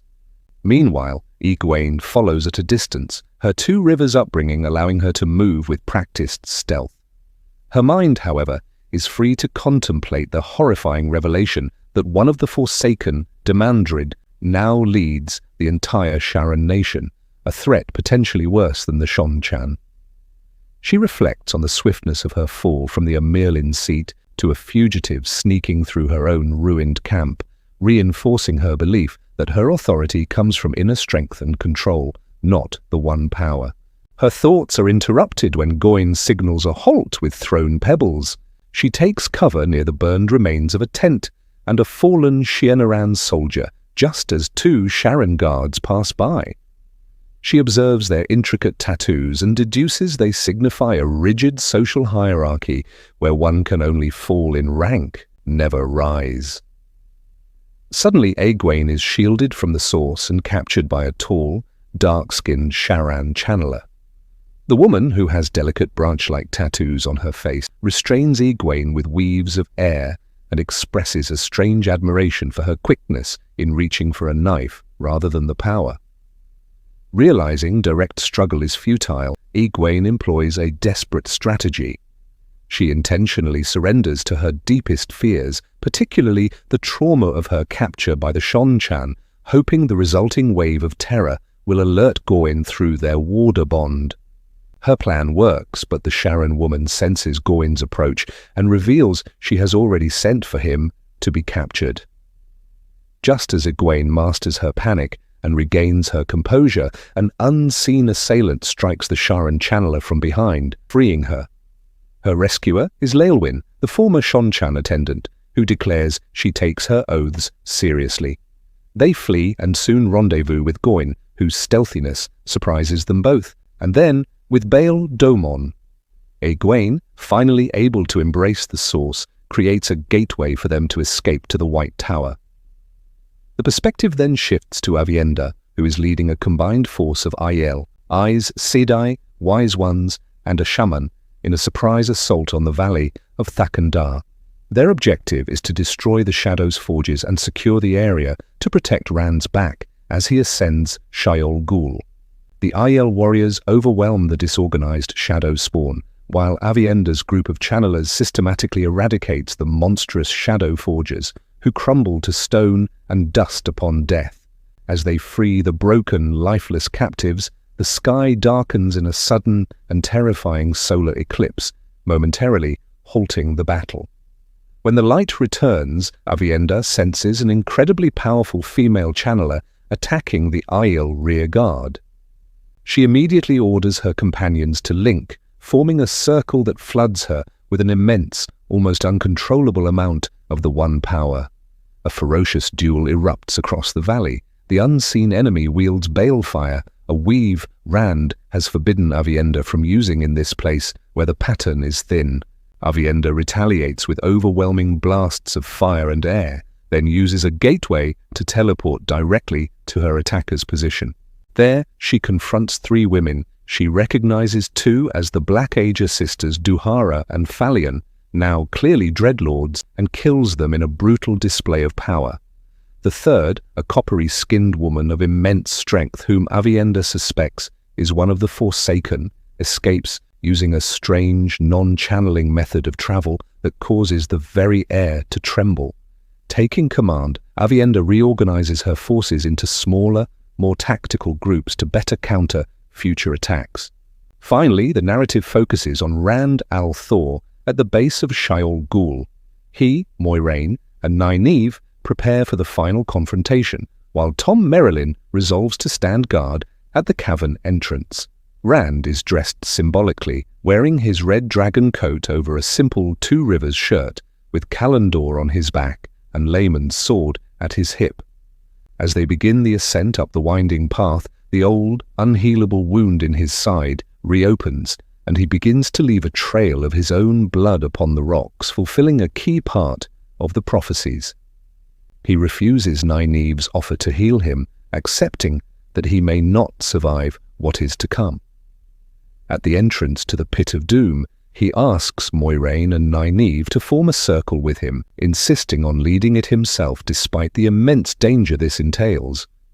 As he stands ready, a voice that is more than sound speaks through his very soul, declaring, "It is time, let the task be undertaken." Unsurprised, Rand whispers his thanks and steps into the darkness of the Dark One's realm, his bloody footprints marking his path. The chapter concludes with a brief scene of Empress Fortuona in Ebu Dar, observing her husband Mat Cauthon as he directs their forces. Chapter 24. The chapter opens with Empress Fortuona seated upon her throne, a position that lends her an aura of grandeur, but also creates a deceptive illusion of stillness. An observer, particularly an assassin, might wrongly assume that her formal draping silks render her immobile. They would be gravely mistaken, as she could shed these outer garments with a mere flick of her wrist, ready for action. Beslan, the Altaran noble, addresses her, expressing his confusion over Matrim Cauthon. He remarks that Mat has changed and yet has not, leaving Beslan uncertain of how to perceive him. Fortuona responds cryptically, stating that Mat is what the cosmic force of the wheel has sent them. She then inquires about Beslan's own plans. Beslan, a member of a passionate people who are now being integrated into the Empire, confirms that he will follow the course of action that was suggested to him. Though his face is flushed, showing his desire to be in the battle, he understands that his duty is to remain behind and govern his lands. Fortuona praises his decision as wise, and he departs after offering the traditional Shonchan salutations. Seleucia, Fortuona's voice and now also her truth speaker, silently communicates her approval of Beslan's growing restraint. However, her gestures carry a subtle implication that while Beslan is learning, another man is not. This thought is punctuated by the sound of Mat nearby, cursing loudly among the Shonchan commanders. Fortuona wonders what she has done by binding herself to him, but reassures herself that she has followed the omens. She notices him glance her way before continuing his tirade. Teaching him restraint will be a far more difficult task than it was with Beslan. Fortuona reflects on the dual roles Seleucia now holds, sensing her friend finds the position of truth speaker grating. Internally, she also contemplates the core philosophy of the Shonchan Empire, encapsulated in the phrase, "May she live forever." To Fortuona, this is not a mere platitude, but a testament to the Empire's strength. An empress must be cunning and powerful enough to survive any attempt on her life. If she is killed, it proves she was too weak to lead, thus serving the Empire's need for strength. This is the order she intends to impose upon this chaotic world. Her thoughts are interrupted by the sight of Mat stalking past. He wears the uniform of an Imperial High General poorly, catching the fine cloth on his surroundings. The regalia is meant to enhance grace and authority, but on Mat it is like dressing a racehorse in fine silk. He possesses his own kind of grace, but it is not the grace of the court. He represents disorder, constantly challenging authority, while she represents order. She has married chaos itself. Mat loudly berates his generals, snapping at Yulan about the sea folk and yelling at Savara about leading with pikes instead of cavalry. He storms off, leaving a bewildered Yulan to quietly ponder the logistical impossibility of hanging a man by his toenails. At this moment, Seleucia warns Fortuona of Captain General Galgan's approach. Galgan, her most formidable rival and greatest military asset, arrives clad in black armor. Fortuona considers that Mat will never be a rival in the traditional Shonchan way, a fact that is both a comfort and a concern.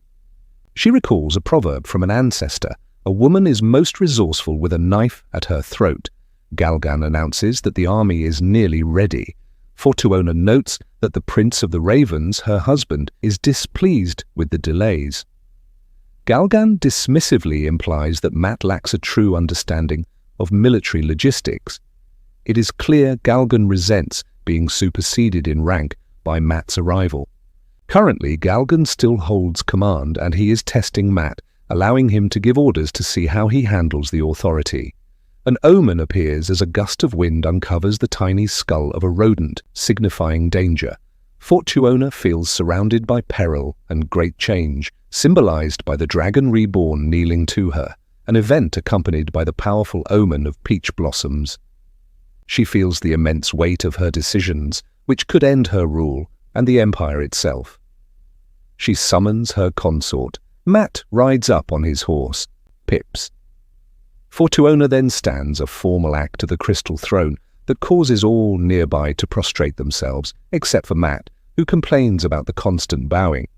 Ignoring him, Fortuona makes a proclamation. She bestows upon him the new name Knote, meaning a bringer of destruction to the Empire's enemies. Furthermore, she elevates him to the rank of Rodholder, a position that would grant him command of the armies should Galgan fall. This strategic move instantly shifts the power dynamic. Galgan is no longer smiling and now must watch his back, forced to consult with Knotai on all battle plans. Knotai, for his part, seems to like his new name and casually rides off. Galgan mutters that he will need to learn to kneel, a subtle but calculated insult to the Empress.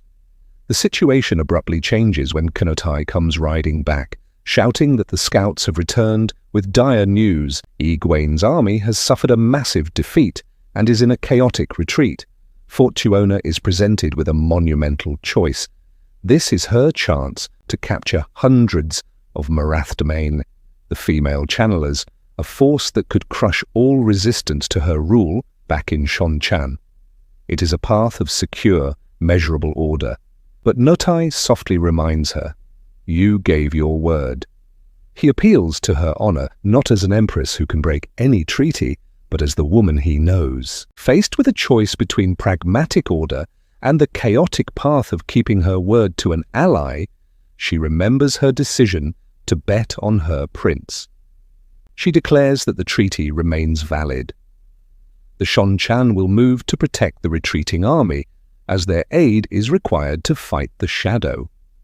Knotai immediately begins giving orders, while Galgan watches her with an unreadable expression, likely viewing her decision as a grave error.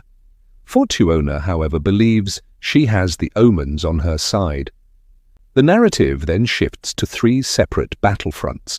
First, Lan Mandragoran surveys a vast Trolloc army from a hilltop. The sky is perpetually dark, filled with ominous clouds and lightning. He reflects on his army's fighting retreat through Shi'anar. They have killed tens of thousands of Trollocs but have been unable to stop the tide. They are losing. Suddenly the sky goes completely black, as if the sun has been swallowed, plunging the world into darkness before daylight returns to its usual gloom. Lan gathers his personal guard, the High Guard of Malkia, and receives his orders. He and his men will take the center, charging head-on to fix the Trolloc army in place for the archers. As the trumpets sound, Lan leads his men forward into the fray. Next, Elaine Trakand prepares her army for battle outside the walls of Caerhien. They have just completed a grueling march to intercept a Trolloc force before it can be reinforced. Her soldiers and channelers are exhausted. As she prepares to give a speech, the sun is once again eclipsed, spreading fear through her ranks. Elaine discards her carefully prepared words and delivers a raw, passionate speech. She does not offer false promises of victory, but instead calls upon her soldiers to embrace their duty, to let their blood be the fire that drives them to destroy the shadow, not merely resist it. The speech instills a grim determination in her troops. She then has a tense confrontation with her warder, Birgitte, insisting on fighting in the battle herself as a powerful channeler. The battle begins with the Trollocs charging in a massive wave. Eludra's dragons, her powerful cannons, unleash devastating volleys that tear through the enemy ranks, horrifying Elaine with their destructive power. As the front lines clash, Elaine and Birgitte ride forward into the heart of the conflict. Finally, Rodel Ituralde commands the defense of the valley of Thakandar, leading to Shayol Ghul itself. For the first time in a long while, he has adequate resources, but he faces a numberless enemy. He meets with the Sea Folk, whose Windfinders are using the Bowl of the Winds to battle the Dark One's direct assault on the weather.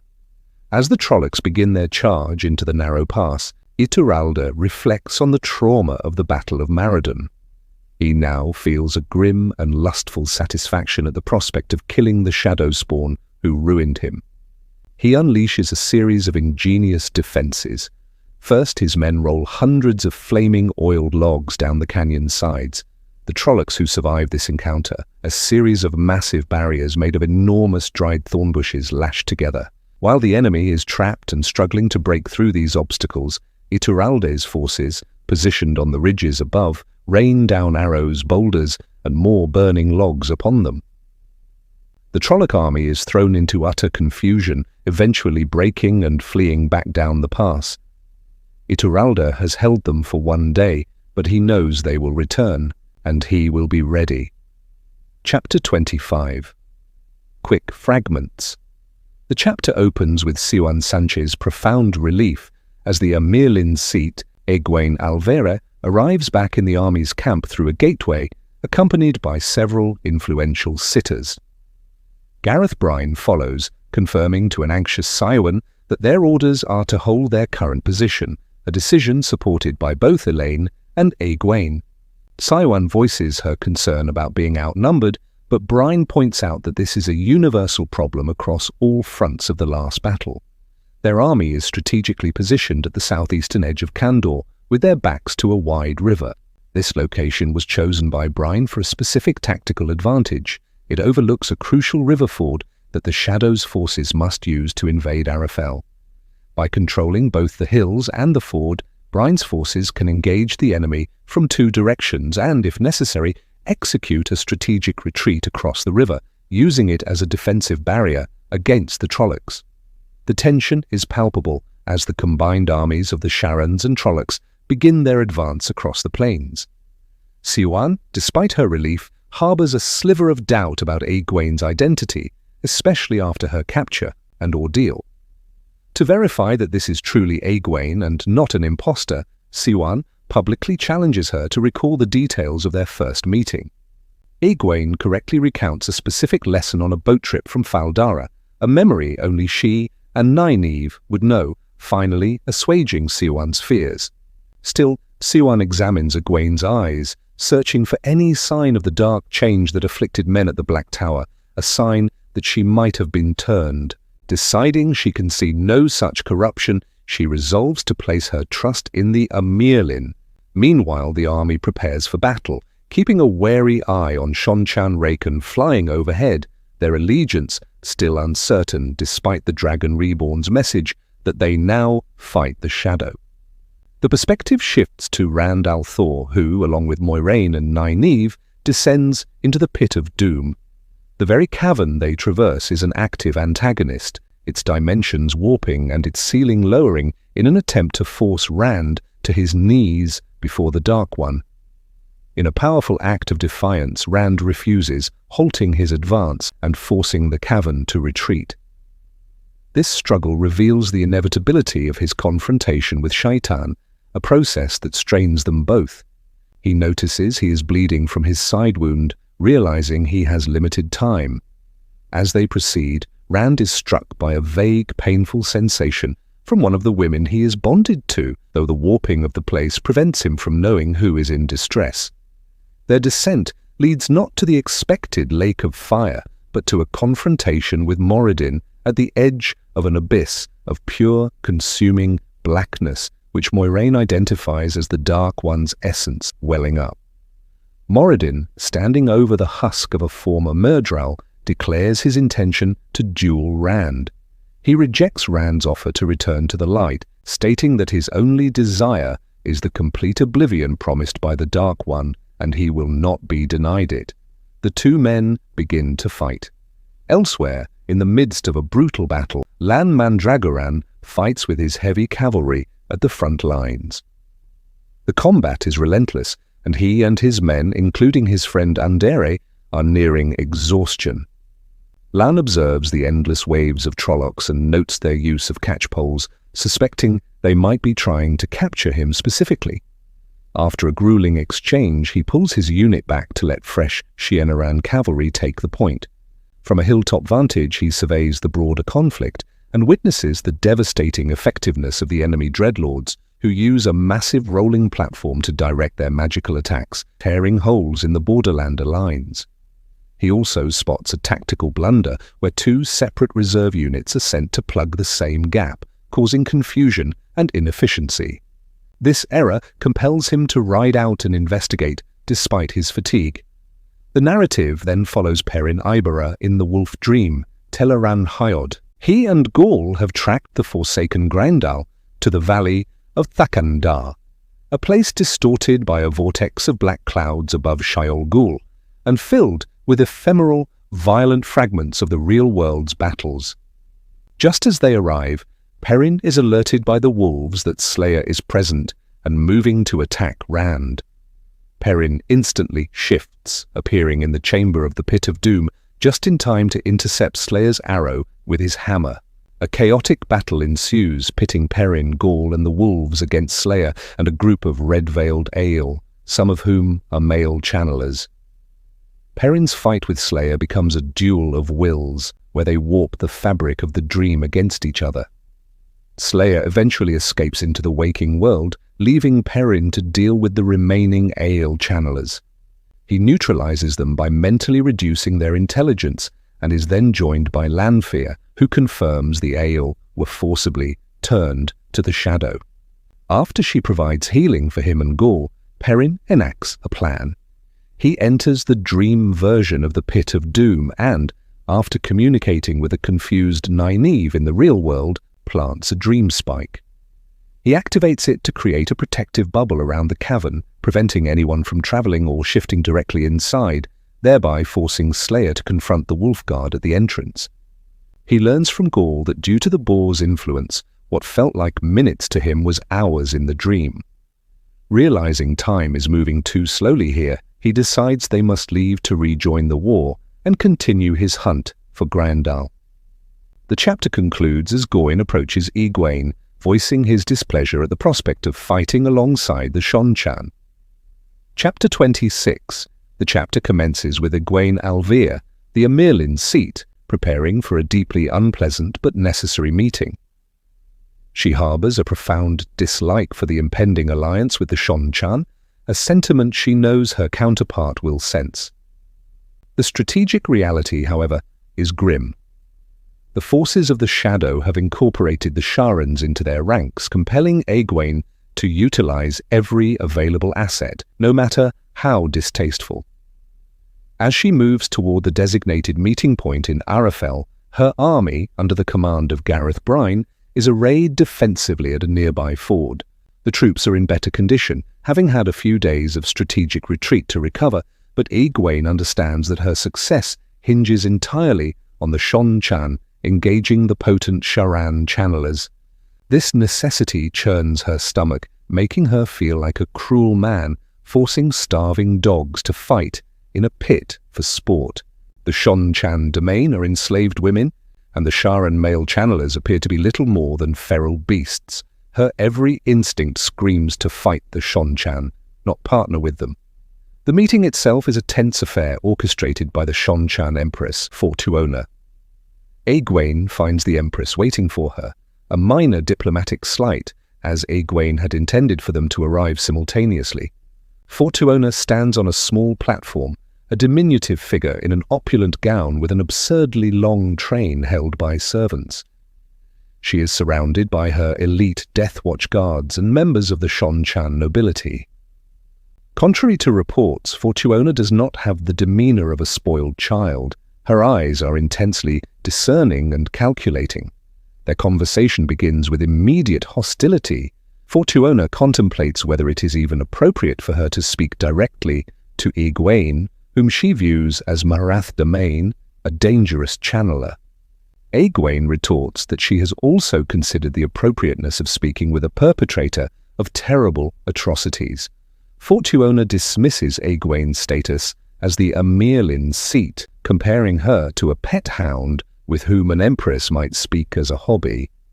Egwene fires back, stating that as the Amirlin, she is accustomed to speaking with murderers and rapists to pass judgment, and Fortuona would be in familiar, if nauseating, company.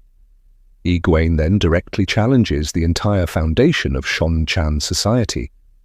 She presents herself as the ultimate proof that their ideology is a lie, a powerful, free channeler who exhibits none of the dangerous tendencies they claim all channelers possess. Fortuona coolly suggests Egwene would be happier and more at peace in a collar, a statement Egwene uses to deliver a stunning revelation. She was once a domain, captured at Falme and trained by a Suldam. This information visibly shocks Fortuona, who demands to know why this was kept from her. She directs her anger at a richly dressed nobleman with an eye patch, whom Egwene suddenly recognizes with utter disbelief as Matrim Cawthon. The situation escalates into absurdity when Fortuona reveals that Mat is not a captive, but her husband, the Prince of the Ravens.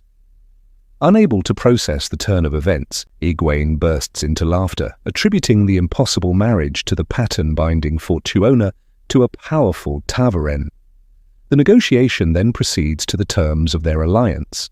Fortuona agrees to respect the current borders of the Westland nations she does not control, but Egwene presses her on the status of Tremalking, land of the sea folk. Using sharp logic, Egwene argues that since the sea folk have never submitted to Seanchan rule, Tremalking cannot be considered a conquered territory under the terms of the treaty. Fortuona concedes the point but adds her own condition. The White Tower must proclaim that any woman who wishes to be collared is free to travel to Seanchan territory to do so. Egwene, finding the notion that anyone would willingly choose enslavement insane, agrees to the terms. The ideological clash peaks when Egwene reveals the great secret of the Seanchan, that their Suldam are themselves women who can learn to channel. She dares Fortuona, who has trained Domain herself, to wear the collar and prove her wrong. The accusation strikes a deeper nerve than any insult about her cruelty. The tension breaks when Egwene moves toward Fortuona, who reacts with lightning speed. Mat intervenes, physically separating the two leaders and chiding them for behaving like children when the fate of the world is at stake. A fragile agreement is reached. Fortuona will commit her forces, beginning with sending some Domain to assist Egwene's army at the ford. The perspective then shifts to the battlefield near Caerhyen, where Elaine Trakand is fighting. She is utterly exhausted, barely able to hold the one power. She uses her last reserves of strength to incinerate a group of Trollocs that have broken through her lines before she finally collapses. After being roused by her warder, Birgitte Silverbow, Elaine gets a vantage point and sees that the grand strategy devised by Davram Bashir has been a success. The main Trolloc army has been completely encircled by her forces and the Isle. However, their victory is immediately threatened by the arrival of a second massive Trolloc army from the south, a full day earlier than their intelligence suggested. Elaine rushes back to the command center to find Bashir in a furious argument with Tam al-Thor. Tam reveals his discovery that there have been no scouts watching their rear for days. The reports Elaine had been reading were falsified. Commanders from other factions confirmed they were not assigned scouting duties either. In a moment of chilling clarity, Elaine understands the perfection of the trap. Her channelers are exhausted, her army is fully engaged, and a fresh enemy army has been allowed to approach undetected. She realizes Davram Bashir is a dark friend. Acting with cold decisiveness, she relieves him of command and has him arrested. She then issues a rapid series of orders to crush the surrounded Trollocs immediately while organizing a desperate defense against the new threat, drawing on a final meager trickle of Saidar to lead the fight herself. Chapter 27. Friendly Fire. Gareth Bryne moved with purpose through his military camp, a chaotic environment situated on the Arafelin side of the border with Kandor. The entire area was subjected to constant upheaval, rocked by explosions from the one power that made the ground tremble as if in the midst of a rock slide. Bryne, accompanied by Siwan Sanche and a messenger, ignored the pervasive scent of smoke and the debris from destroyed tents and equipment as he maintained a mobile command center, a tactical decision to avoid being an easy target for enemy gateways. The battle, for the most part, was proceeding according to his plans. His forces had successfully pinned Demandred's army. The Aes Sedai were positioned on 3 hilltops, bombarding the Sharan forces from the south, which forced Demandred to split his troops. He sent Trollocs to assault the hills, while his main Sharan force engaged Bryne's army at the river ford, where they were also occupied by the powerful Shon-Chan channelers. Reports came in detailing the state of the battlefront. The Aes Sedai on the red, green, and blue hills were holding their ground, but the White Aja was reporting diminished strength, a fact Siwan noted they would state without shame. The lines of pikemen defending the hills were performing well, but required reinforcement, particularly those protecting the Red Aja. The situation at the river ford was more confused. Bryne learned that Captain Joni Chagrin had been killed, and command of the Lancers on the left flank had fallen to an unofficial but highly capable soldier, Uno Nomesta, who was reporting that his position was under severe pressure. Realizing the urgent need for support, Bryne dispatched a messenger to order his cavalry reserves to reinforce the flank.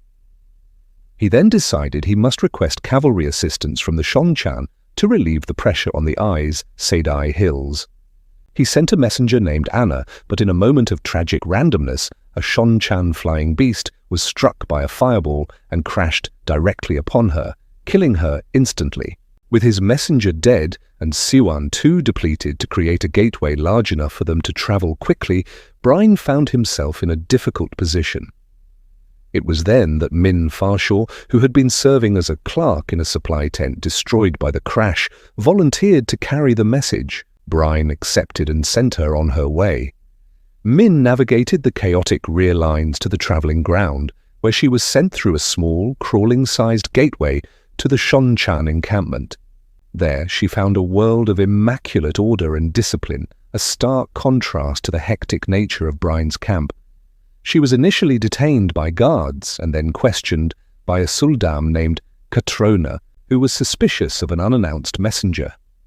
After Min's story about the fallen beast was verified, she was led to the command center. Inside, she was surprised to find Matt Cawthon, now bearing an eye patch and styled as the Prince of the Ravens. He quickly understood Bryne's need, and, with a casual authority that unsettled the formal Shon-Chan general, Galgun arranged for a legion of cavalry to be dispatched. Matt then quietly asked Min for her viewings. She saw a disturbing image of a dagger through a raven's heart connected to Galgun, which Matt interpreted as a future assassination attempt against himself. Their conversation was interrupted by the arrival of the Empress for Tuona. As Mat tried to hustle Min out of the tent, Min saw a vision around the Empress and blurted out that there was a bloody death lily around her head. She was immediately seized and thrown to the floor by the Empress's elite guards. Forced to explain, Mat revealed Min's ability to see visions of the future. This revelation completely transformed the situation. Instead of being seen as a threat, Min was identified as a doomseer, a figure of immense religious and political significance to the Shonchan. Awed, the Empress declared Min her new Soefeya, or truth speaker, a sacred and untouchable position. The chapter ends with Min stunned by her new, inescapable role within the Shonchan hierarchy. Chapter 28. Too Many Men. The chapter opens on a thunderous battlefield in Shienar, where the air is thick with the stench of burnt flesh from dreadlord attacks that kill Trolloc and human alike. A captain from Arafel approaches Lan Mandragoran, confirming that his reserve forces were sent to their current position by direct order of Lord Agelmar. The man swears to the authenticity of the command, noting that not only did the messenger have the correct passwords, but a confirmation was sent from the command tent itself. Lan, having just heard a nearly identical story from a Kandori commander, understands that a serious tactical error has occurred. 2 separate reserve forces were dispatched to plug the same breach in the lines without any coordination, a clumsy move that caused them to interfere with one another. Lan's analysis reveals this as a significant mistake. The proper maneuver would have been to stabilize the lines before committing a single, targeted cavalry charge. As he rides toward Queen Atheniel's command post, he begins to feel a deep sense of unease. He confers with Lord Baldhair, the Kandori Queen's swordbearer, who reports another of Agelmar's questionable orders, sending the Saldean light cavalry on a deep, risky flanking maneuver. Lan then poses a chilling hypothetical question to Baldhair. If one wanted to subtly sabotage the army, how would they do it? Baldhair, deeply troubled, outlines a sequence of seemingly rational but ultimately fatal decisions. Such a traitor would first position the army with its back to a river, commit them to a deadly engagement, and then deliberately create an opening to split their forces. The final devastating step, Baldhair concludes, would be to pull the archers from the eastern hills. This would leave the army's flank completely exposed to a circling shadow spawn force, pinning the entire army against the river for a slaughter. Just as this theoretical plan is laid out, Lan intercepts a messenger carrying the exact order from Agelmar to move those eastern archers. With cold certainty, Lan uses his authority as Dai Shan to countermand the order, instead sending scouts to the hills and warning the archers to prepare for an attack. The perspective shifts to Loial, who is fighting with the other Ogier against a second, overwhelming Trolloc army. Elaine's forces, though victorious against the northern Trolloc host, are exhausted and being crushed. The Ogier begin to sing a song of mourning, a dirge for great trees that have fallen, reflecting the despair of the battle. After being wounded, however, Loial's song changes. He bellows not a song of sorrow or victory, but a defiant song of life and growing. This raw expression of life force causes grass to sprout on the battlefield and leaves to grow from the Trollocs' weapons, stunning them and allowing Loial, driven by the thought that he still has a book to finish, to fight on. Finally, the scene moves to Mat Cawthon in the Shonchan Command Center. Frustrated with the inaccuracy and simplicity of battle maps, he declares his intention to see the battlefield for himself. He dramatically sheds his ornate Shonchan robes, revealing his own coat and shirt, which he had recovered via bribery. As he prepares to leave, he engages in a critical conversation with Min, persuading her to remain with the Empress. He frames her role not as a prisoner, but as a vital liaison who can use her position as Doomseer to foster trust between Tuon and Rand al'Thor, a task far more important than running messages at the main camp. When Tuon appears, she surprises her generals by supporting Mat's decision, agreeing to accompany him to the front. Chapter 29. The narrative commences from the perspective of Egwene, who is actively engaged in the brutal conflict, personally dispatching a halfman with a weave of fire. While she feels a momentary sense of satisfaction watching the creature and its accompanying Trollocs perish, her relief is fleeting. She critically assesses her own forces, noting with concern that her archers are running low on ammunition, the lines of pikemen have been severely depleted, and even the formidable eyes, Sedai, are showing clear signs of exhaustion. Just as one wave of Trollocs is defeated, another immediately surges forward to take its place, forcing Egwene to question how much longer her troops can withstand the relentless assault. A glimmer of hope appears when a banner of lancers, flying the flame of Tar Valon, breaks from the left flank of Gareth Bryne's main army. Egwene recognizes them as the elite heavy cavalry unit Bryne had painstakingly assembled. This unit, followed by a second cavalry force under the green banner of Ilion, appears to be riding to relieve her besieged position. However, Egwene's strategic vantage point reveals a terrifying flaw in this maneuver. Their departure has left Bryne's own left flank completely unprotected. Her initial assumption of a clever trap is quickly and horrifically disproven. A Sharran cavalry unit exploits the opening, charging into Bryne's exposed foot soldiers and inflicting devastating casualties. Simultaneously, an even larger Sharran force attacks the tower lancers from the rear. The lancers find themselves caught in a pincer movement, assaulted from behind by Sharran cavalry and from the front by Trollocs wielding long polearms. Despite Egwene and the other Aes Sedai unleashing their power, the lancers are annihilated in a matter of minutes. Shaken by the swiftness of the massacre, Egwene organizes a tactical withdrawal, using gateways to pull her pikemen and archers to safety before she herself retreats. Consumed by confusion and anger over the catastrophic tactical failure, she resolves to confront General Bryne and demand an explanation for why his actions led to such a slaughter.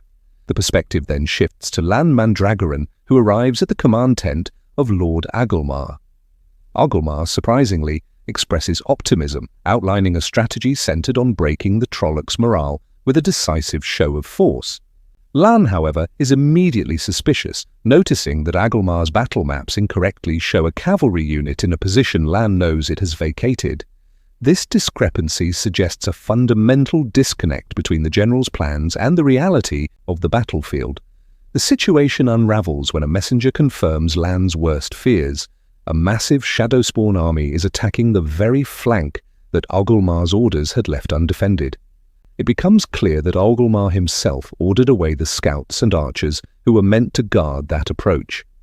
In a tense confrontation, Lan relieves the great captain of his command.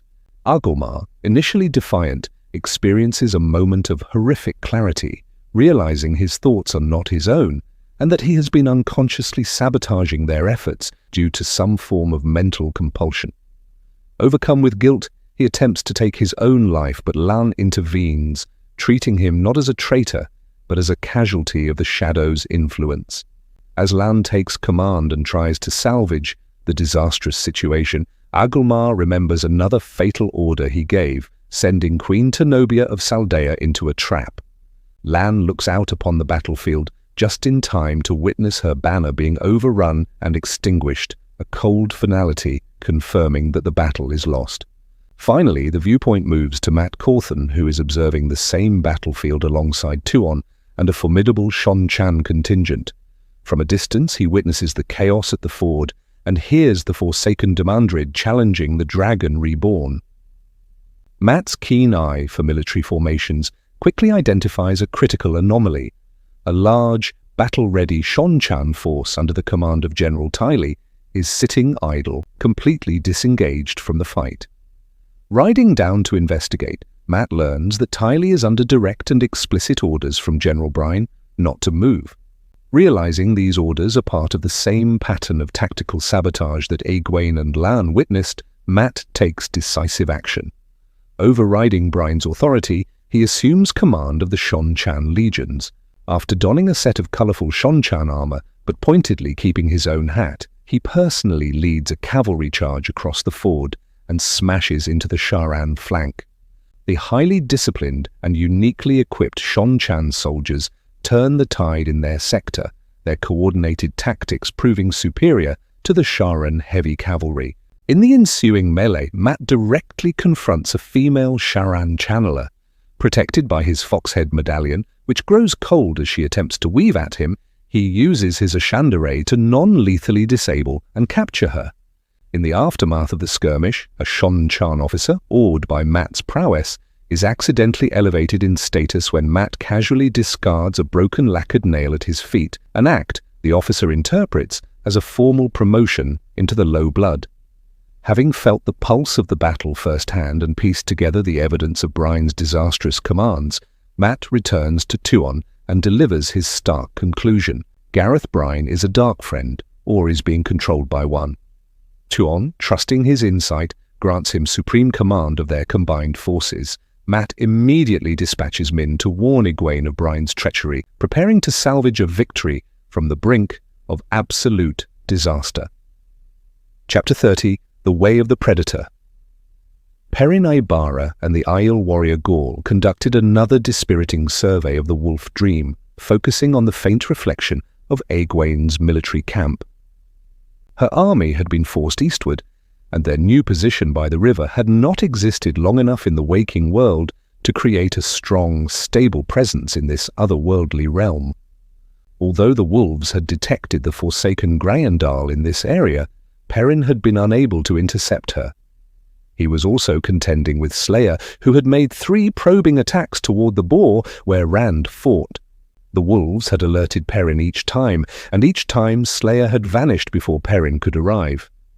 Perrin recognized this behavior for what it was, the classic technique of a predator, assessing its prey, looking for any sign of weakness before committing to a final, decisive strike.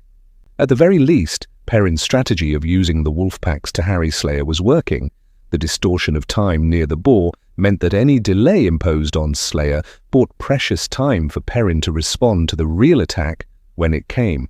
Perrin expressed his concern that Grayendal was likely using the chaos to communicate with dark friends inside the camps of the light. While Gaul suggested Perrin could try to communicate with Nynaeve at the boar, as he had done before, Perrin was reluctant to distract her from her critical task. He was also intensely frustrated by his inability to shift his physical body back to the waking world at will, a skill he knew Slayer possessed. He desperately tried to recall the moment he saw Slayer shift, searching for any clue or sensation that might reveal the secret, but came up with nothing. As he and Gaul ran across the dreamscape, Perrin became more aware of how unnatural it felt to be there in the flesh. Time was distorted, his rations were nearly gone despite feeling he had only been there for hours, and a deep, gnawing fatigue was setting in that his body did not know how to relieve with sleep. Their investigation of Lan's camp proved even less fruitful, as Lan's fast-moving cavalry left almost no impression on the Wolf Dream. Suddenly, a familiar wolf's thought touched Perrin's mind, summoning him north. The wolf announced that the one Perrin sought, Grayendal, was present at Shaiol Ghul. Perrin and Gaul immediately shifted to a ledge overlooking the valley and were joined by an old, grizzled wolf.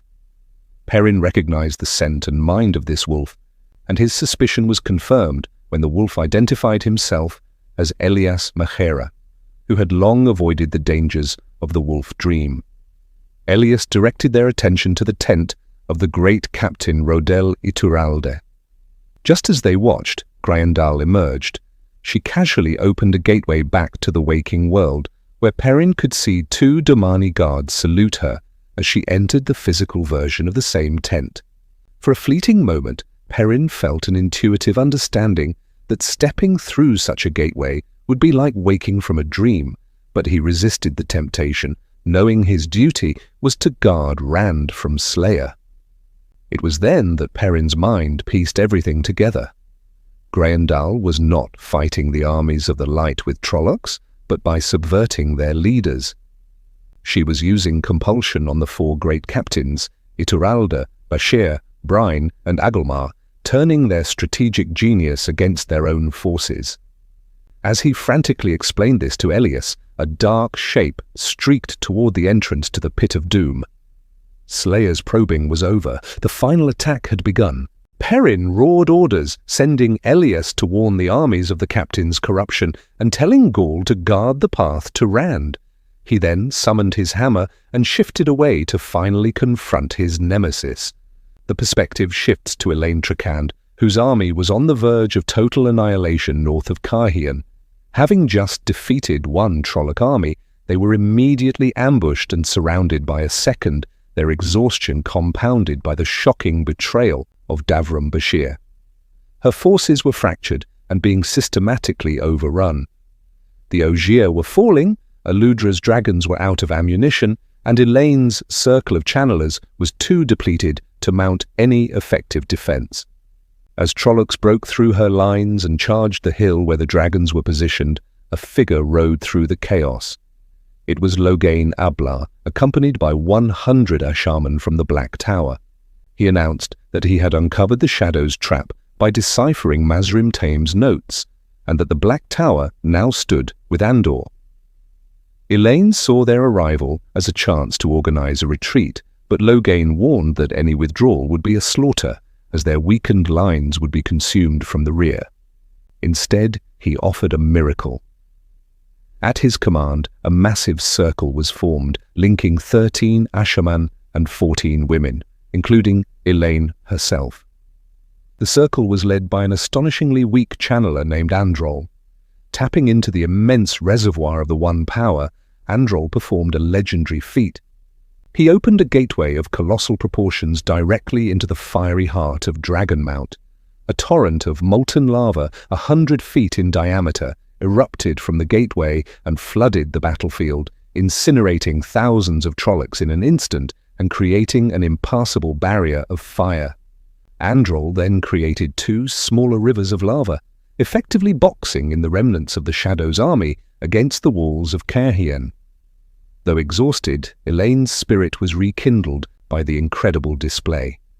She declared that they would not retreat. They would use this reprieve to regroup, resupply, and utterly destroy the trapped enemy. Chapter 31. The encampment continued to swell as Aes Sedai, alongside the surviving archers and pikemen, poured through gateways from the southern hills where they had just been fighting. The sisters moved with a sense of urgency, their exhaustion evident, yet their gazes frequently shifted toward the larger battle raging across the river, showing a clear desire to rejoin the fray. Egwene, feeling this same impatience, instructed a messenger to inform the sisters they had less than 1 hour to recover. She explained that the Trolloc forces they had just disengaged from would soon be joining the main assault. Her plan was to move her contingent of channelers and the remaining archers downriver on their current side, positioning them to strike the enemy across the water as they advanced on her army. Nearby, Leilwyn and her husband, Bael Domon, provided crucial intelligence. Leilwyn confirmed that the cavalry troops visible across the river were indeed Shonchan, part of a legion led by a Lieutenant General Kirgan. A Shonchan informant had told her they were summoned by General Gareth Bryne himself. Domon added the startling detail that the Shonchan were accompanied by Mat Cauthon, who was not merely present, but was actively leading a cavalry band and had arrived just in time to turn the tide for their beleaguered pikemen on the army's left flank. Soon after, a group of soldiers emerged from the river, stripped to their underclothes. Egwene rode to meet them and was met with a tirade of curses from their leader, Uno. The foul-mouthed soldier reported that his forces had been lured into a devastating trap. A messenger had ordered them to attack the rear of the Trollocs assaulting the Aes Sedai in the hills, with assurances from General Bryne that their own flank and their previous position at the river would be covered. This protection proved laughably inadequate, and they were caught between the Trollocs and a Sharan force that seemed to be expecting them. Uno was adamant that they had been betrayed by a traitor, though he refused to believe Bryne could be responsible. Egwene, trying to rationalize the disaster, suggested the Shonchan reinforcements Bryne had apparently summoned were simply delayed. Egwene then led the Aes Sedai in an assault from their side of the river. Using Vora's Sa'angreal, she created a massive tornado of scalding water, driving it into the Trolloc ranks. Other sisters contributed their own weaves. Browns caused the earth to erupt, while greens launched volleys of fireballs. Despite these efforts and a swift, brutal charge by the Shonchan cavalry, the Trolloc advance was relentless.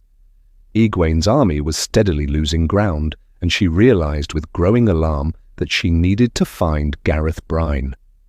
Back in the exhausted camp, a Shonchan noblewoman approached under the guard of the Death Watch. To Egwene's astonishment, the woman was Min.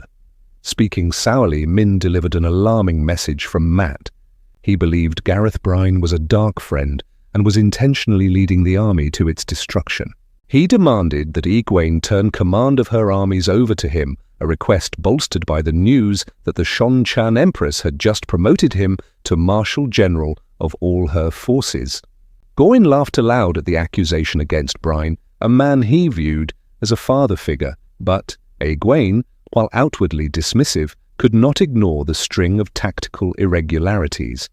The narrative then shifts to Rodel Iturralde's front at the valley of Takandar.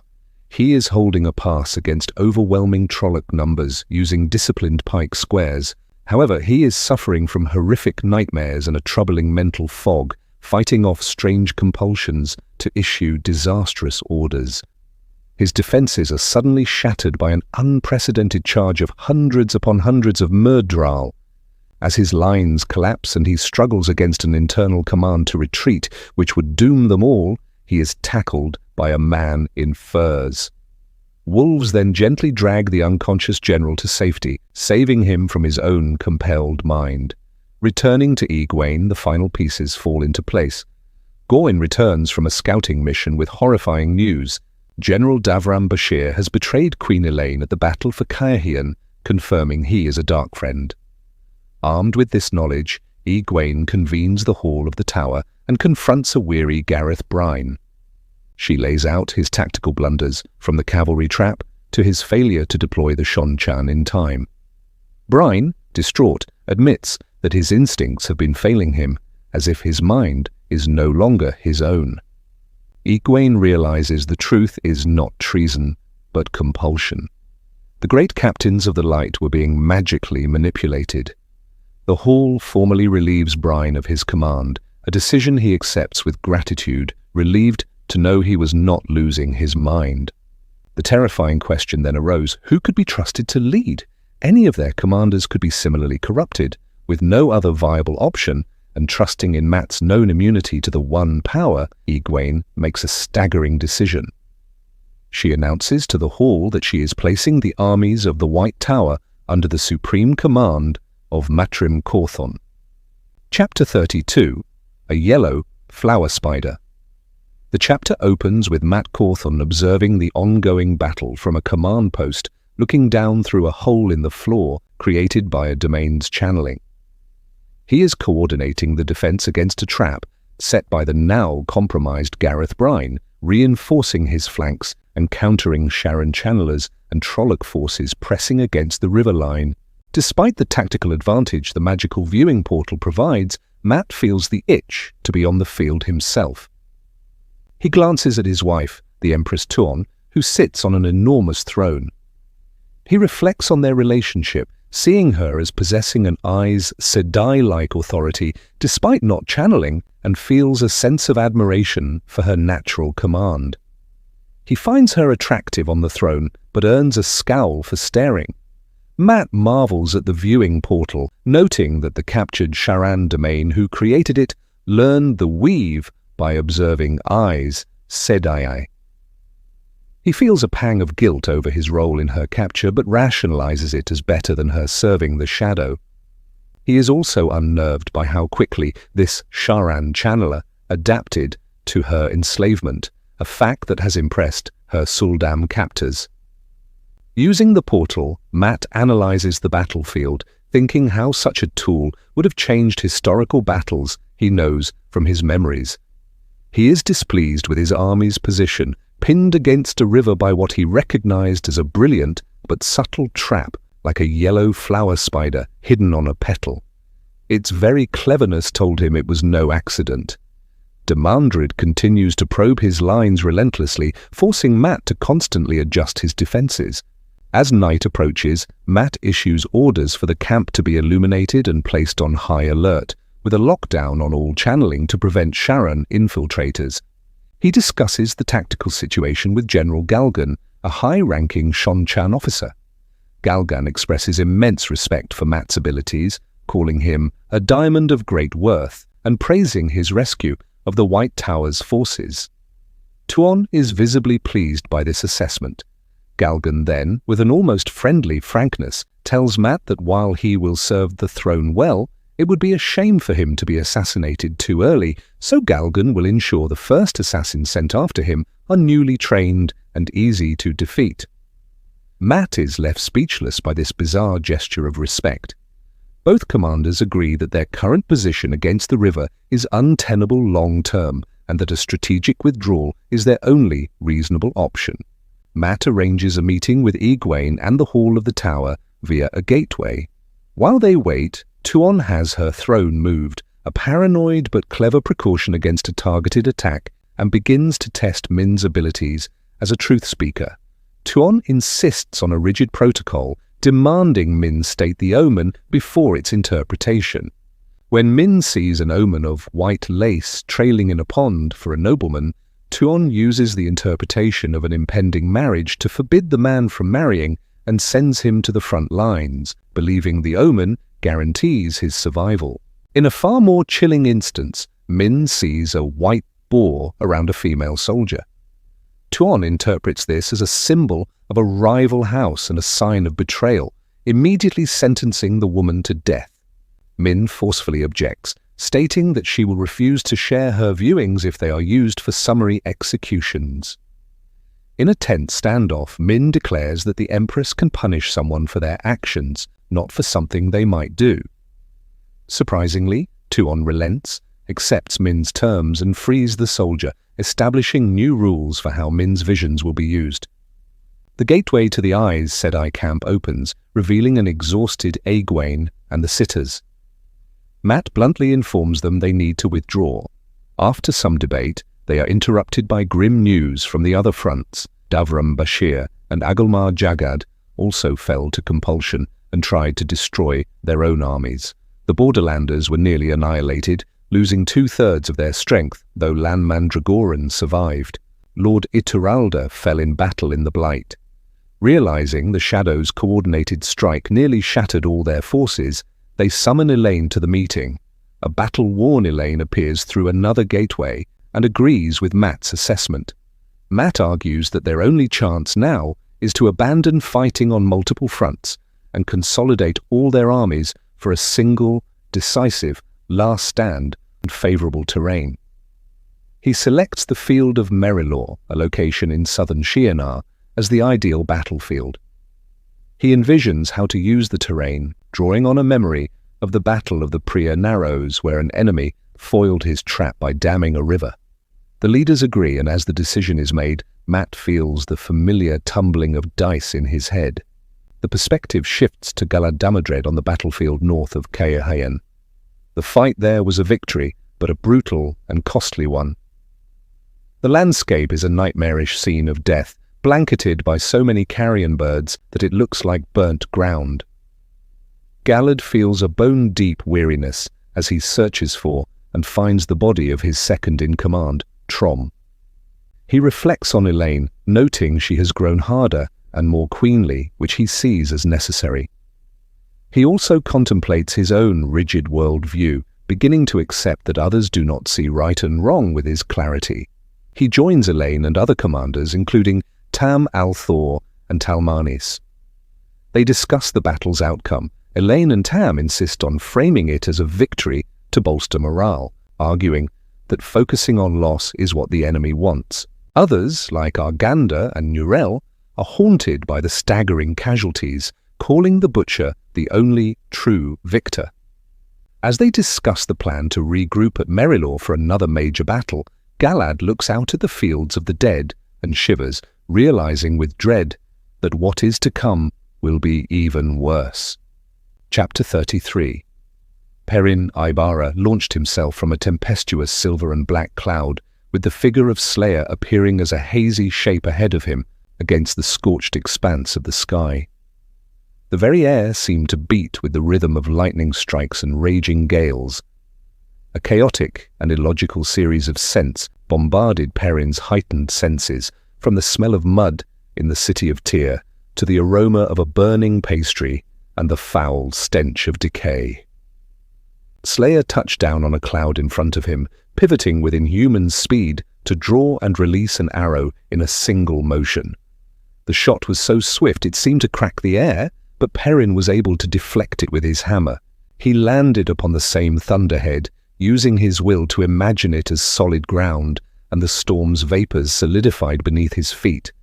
Charging through the churning grey fog that constituted the cloud's surface, Perrin pressed his attack. The two combatants met in a clash of force and will, with Slayer conjuring a sword and shield to meet Perrin's assault. The rhythmic pounding of Perrin's hammer against the shield echoed the thunder booming around them.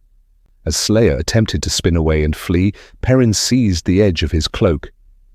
Slayer tried to shift realities to escape, but Perrin focused his mind, imagining them both held fast in their current location. He did not hope it would happen. He knew it as a certainty.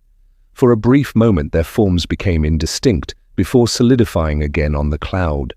With a growl of frustration, Slayer severed the corner of his own cloak with his sword to break free. He then turned to face Perrin, circling warily as a phantom flash of lightning illuminated the mist at their feet.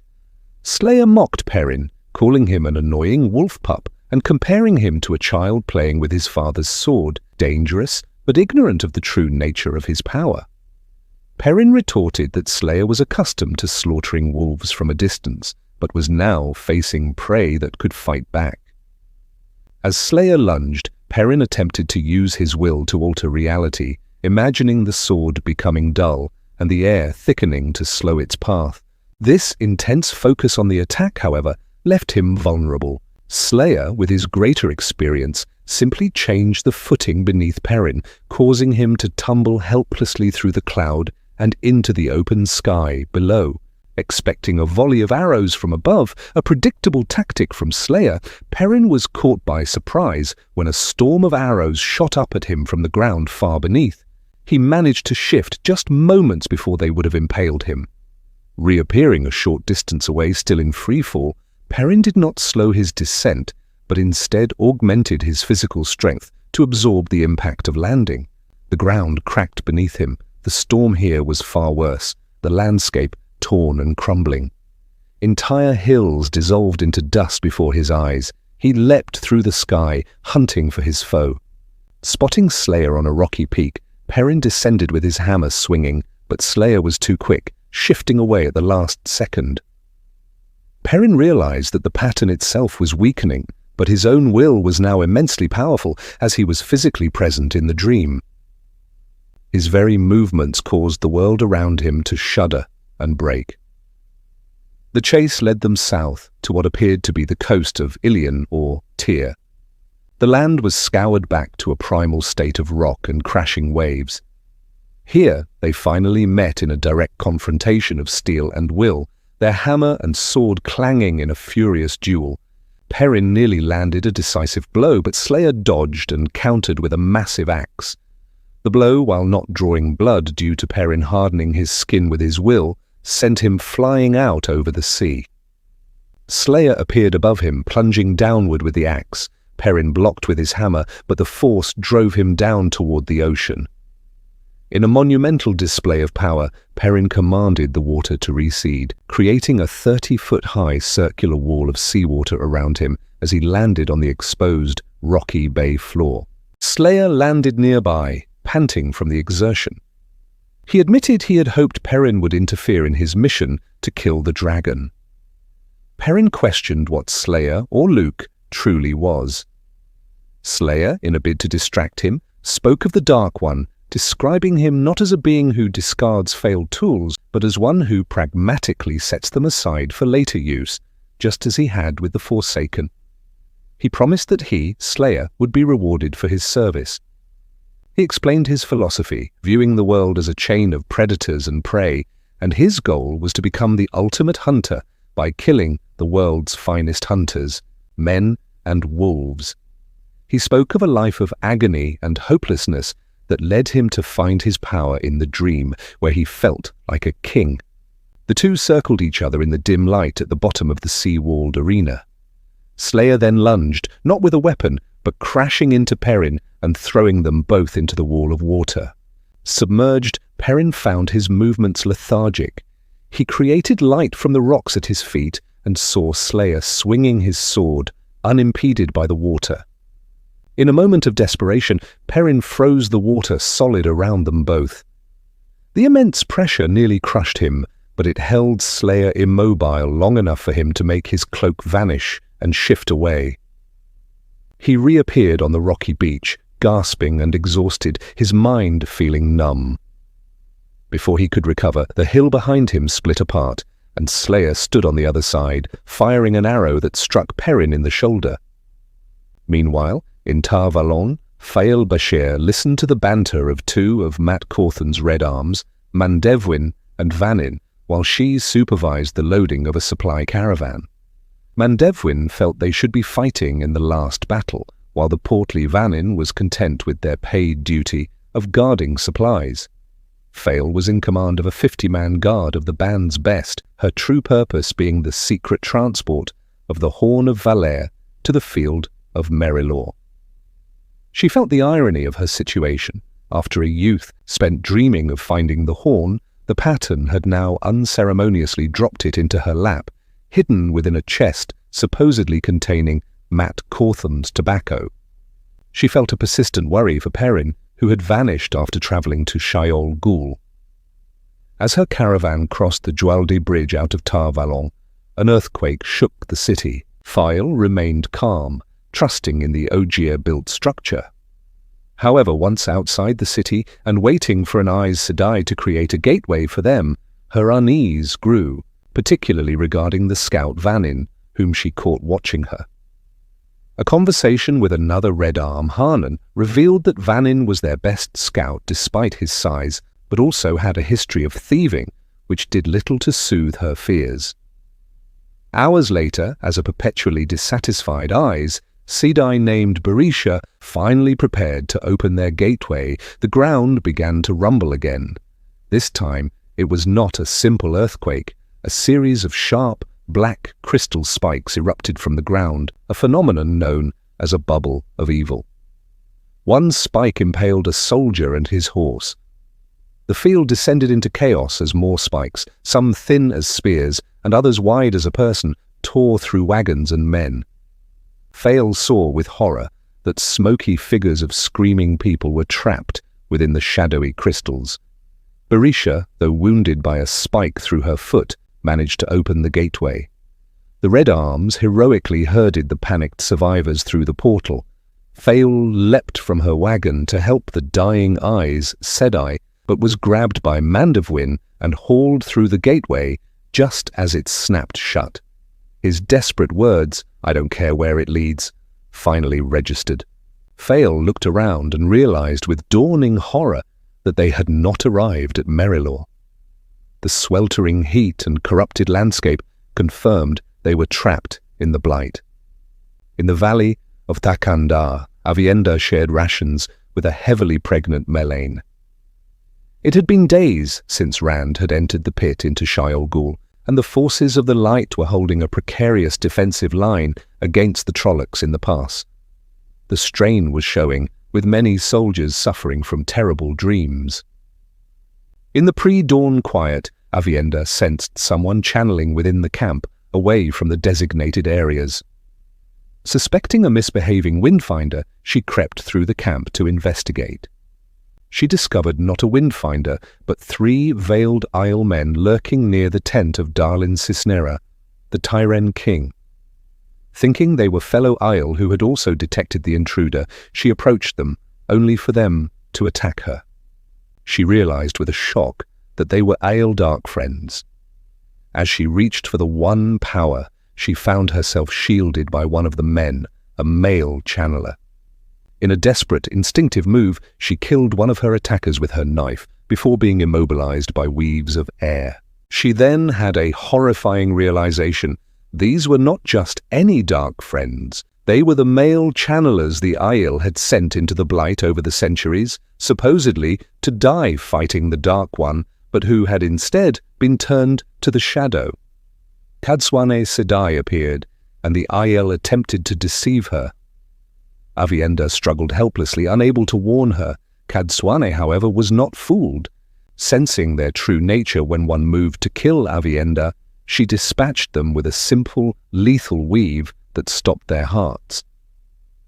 As they discussed the shocking revelation of male Aiel channelers serving the Shadow, Aviendha realized the female channeler, who had initially drawn her there, was still unaccounted for. Suddenly a weave of fire and air was launched at Cadsuane. Aviendha intercepted it, and her attacker, a woman with a hideously ugly face, was briefly revealed before vanishing in a way neither of them understood. At that moment, alarms sounded from the front lines. The Trollocs were launching a massive assault. Simultaneously, Aviendha and Cadsuane sensed dozens of channelers, most of them men, erupting into action throughout their own camp. The attack was coordinated. Aviendha raced to organize the Wise Ones and eyes Sedai into circles to counter the threat, explaining to a grim Sorileia that their own lost sons were now their enemies. After advising King Darlene to adopt a simple, unchangeable defensive strategy to hold at all costs, Aviendha took control of a circle. Filled with a cold rage at her earlier helplessness, she led her group toward the nearest source of enemy channeling, ready to meet the new, terrible threat. Chapter 34. Drifting. Rand finds himself existing in a place that is not a place, an unfathomable emptiness that exists beyond the confines of time and the very fabric of the pattern. This void is a hungry, consuming nothingness that pulls at his being. From this unique vantage point, his mind interprets the pattern as a magnificent and complex display of countless, shimmering ribbons of light, constantly twisting and weaving together to form all of reality, encompassing every possibility that has ever been or could ever be. The sheer scale of it is beyond his comprehension. To prevent himself from being devoured by the surrounding blackness, he consciously reaches out and anchors his existence to the pattern. This act grounds him, locking him into a flow of time once more, which removes his ability to see the past or future, but grants him a perspective akin to looking down upon a turning globe, able to perceive all places at once. He addresses the void, realizing this is the true arena for his final conflict, a far cry from the simple duel Moradin had led him to expect. A voice, the Dark One, responds from the nothingness, acknowledging that Moradin is a part of him, but dismissing him as a small and insignificant tool, though noting that even the smallest knife can be lethal. The voice confirms Moradin's role was merely to bring Rand to this place. Rand takes a small measure of hope from this, as this confrontation is entirely different from the one he faced in his life as Lews Therin. With this realization, the true battle commences as the Dark One unleashes his full, immense power against him. Meanwhile, in the wolf dream, Perrin collapses, a slayer's arrow lodged deep in his shoulder. He is weak, disoriented, and in a part of the dream he does not recognize, filled with strange, overly leafy trees. His thoughts are sluggish as he attempts to use the dream's nature to will the arrow away, but he lacks the strength. He reaches out with his mind and finds a pack of wolves, but his unique human wolf nature frightens them, and they reject his presence. As his mind wanders, he is confronted by Lanfear. She expresses her disappointment in his defeat at Slayer's hands, calling him weak and stating she has learned her lesson about choosing unworthy men. She dismisses his pleas and vanishes, leaving him to his fate. His thoughts turn to Fail, and he musters just enough strength to shift to the field of Merilor, but she is not there. He realizes he must reach the portal Rand will create, but collapses, his final thoughts being that he at least stood with Rand, leaving the wolves to guard Shaiol Ghul. In the physical world, Fail and her small caravan are stranded deep within the Blight, the result of a gateway that malfunctioned during a bubble of evil. The land is horrifyingly dangerous. A simple walk to make camp resulted in 2 swift, bizarre deaths. Fail and her advisors discuss their predicament. Sital, a woman with surprising knowledge of the White Tower, expresses doubt that a trained Aes Sedai would make such a catastrophic error, even under duress. Fail privately suspects foul play, recalling that the fatal wound on the Aes Sedai, Berisha, looked more like a knife wound than an injury from the magical attack. She fears a dark friend within their group murdered Berisha to strand them with their precious cargo, the Horn of Valere. Sital then points out that the peak of Shayol Ghul is visible, suggesting their only hope is to travel to the blasted lands surrounding it to find Rand's army. This new plan, however, makes Fail deeply suspicious of Sitale herself, who claims she was burned out and can no longer channel. Fail wonders if this is a lie and if Sital, a possible Black Ager agent, is leading them and the Horn into a trap. At the battle for Shayol Ghul, Aviendha continues the relentless fight against the red-veiled Aiel who have turned to the shadow. She is disturbed to recognize one of the fallen as a kind man she knew in her youth. Leading a circle of channelers, she moves through the battlefield, efficiently hunting and eliminating enemy channelers who are attacking the loyal Aiel. After destroying 2 red veils with powerful weaves of fire and earth, she feels a sudden shock as 2 of the women in her circle are abruptly cut off from her. Rushing back, she discovers a horrific scene.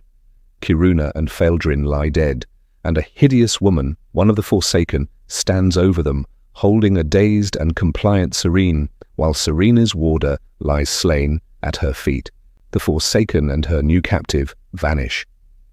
Nearby, Daemar Flynn is catastrophically wounded, his arm burned away.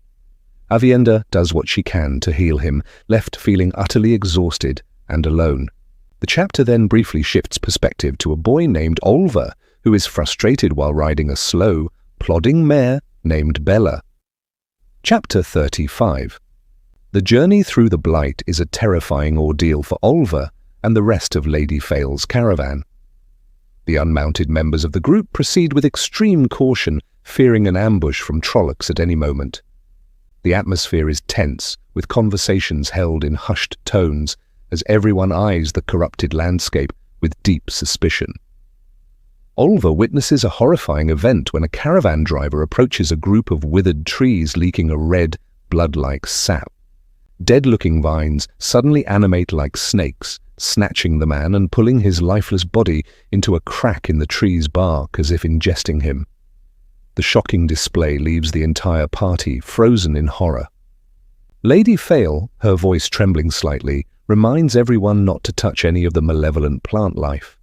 Sandip, another traveller, remarks that this is the 15th person they have lost in just a few days, despairing that they will ever survive. Olva tries to steel himself by imagining fighting Trollocs, a foe he believes he could handle with his knife, unlike the insidious trees and insects of the Blight. He comforts himself with fantasies of being underestimated due to his small stature, allowing him to strike a fatal blow. He feels the loneliness of being left behind by Mat and Talmanes, and grieves the recent news of Noel's death, clutching a bracelet Noel had given him. He eavesdrops on a conversation between Fail, Vannin, and Aravine, who discuss their proximity to the blasted lands. They note that while the land there is even more corrupted, the major Shadowspawn forces are likely engaged in the main battle at Shayol Ghul, which might ironically make the area safer for their passage. Olva concludes that Mat must be at the center of this danger, as he always finds his way into the heart of a fight despite his protests. In a separate location, Cadsuane meets with the Aiel Wise One, Aviendha. They discuss the mysterious channeler who attacked Aviendha's group. Cadsuane, drawing upon ancient records from the War of Power, identifies the woman's ability as a form of traveling that uses the true power, an essence drawn directly from the Dark One. This confirms the attacker is one of the Forsaken, and based on the nature of the assault, Cadsuane strongly suspects it is Graendal. Sorelia, another Wise One, speculates that Graendal would have altered her famous appearance to remain hidden, but Cadsuane reasons that she must have used the true power out of desperation to escape. Aviendha is consumed with guilt, believing she inadvertently prevented the women in her circle from defending themselves by holding on to their power. Cadsuane dismisses her guilt pragmatically, but Sorilea is more sympathetic, and the three women form a pact to hunt Grayendal together to protect the dragon reborn. Meanwhile, Fael prepares a trap in her tent. 2 nights prior, she discovered that someone had tampered with the chest containing the Horn of Valere. To catch the thief, she feigns a headache and pretends to take a sleeping draught. As an added precaution, she has already hidden the real horn in a rocky crevice outside the camp. Her plan is brutally subverted when a scream erupts from the very location where she hid the horn. Realizing she has been outmaneuvered, she rushes to the scene to find 2 of her own men, Vannin and Harnan, with Vannin holding the horn, while Harnan fights off a monstrous beast. She exposes them as thieves, and Vannin drops the horn before fleeing with Harnan into the darkness. More of the creatures, described as large, multi-armed bears with insect-like faces, attack the camp. A chaotic battle ensues in which Fael and her guards fight for their lives, sustaining casualties. Fael realizes the dying screams of the monsters will attract even more horrors, and she orders an immediate and hasty retreat deeper into the blasted lands. As they flee, she is tormented by a dreadful uncertainty. She fears that the thieves may have swapped the real horn with a replica, leaving her to carry a useless fake to the last battle, potentially dooming them all. Chapter 36. Unchangeable Things. The chapter opens with Nynaeve in a state of profound terror, within the pit of doom, clinging desperately to a stalagmite. Before her is a void of pure nothingness, which she understands to be the very essence of the Dark One. This presence exudes a powerful, malevolent pull, threatening to suck everything into its non-existence. Nynaeve fears that letting go would mean not just the end of her life, but potentially the annihilation of her soul. The force is so strong that it has already ripped her shawl from her and made it vanish. Meanwhile, the central conflict of the scene is frozen in time. Rand and his adversary, Moridin, are locked in a motionless tableau, their swords crossed. Rand's face is beaded with sweat, but he remains completely still, not even blinking. This stasis began the moment Rand's foot made contact with the encroaching darkness. For what feels like 15 minutes, they have been like statues, seemingly unaffected by the howling vortex that forces Nynaeve to hold on for dear life. A critical detail is that Rand is drawing upon every last drop of the one power that Nynaeve can hold, rendering her effectively powerless. She contemplates trying to attack the immobilized Moridin with a rock, but realizes the pull of the void is too strong for her to move forward safely. Driven by a refusal to remain passive during the last battle, Nynaeve begins a slow, perilous sideways crawl from one stalagmite to another, fighting the suction of the void. Her frustration with Rand is palpable. She believes that if she or Moiraine had been allowed to lead their circle, they would not be so helpless. During her slow journey, she makes a horrifying discovery. Hidden behind some rocks is the eyes, Sedai, Alanna, chained to the wall and weeping. Nynaeve sees that Alanna is grievously wounded, suffering from a bloody knife wound to her abdomen. The realization dawns on Nynaeve with cold dread. This is a trap. Moridin has deliberately left Alanna here to slowly bleed to death. As Alanna is Rand's warder, her death would shatter him with a wave of uncontrollable rage and grief from the broken bond, making him an easy target for Moridin to destroy.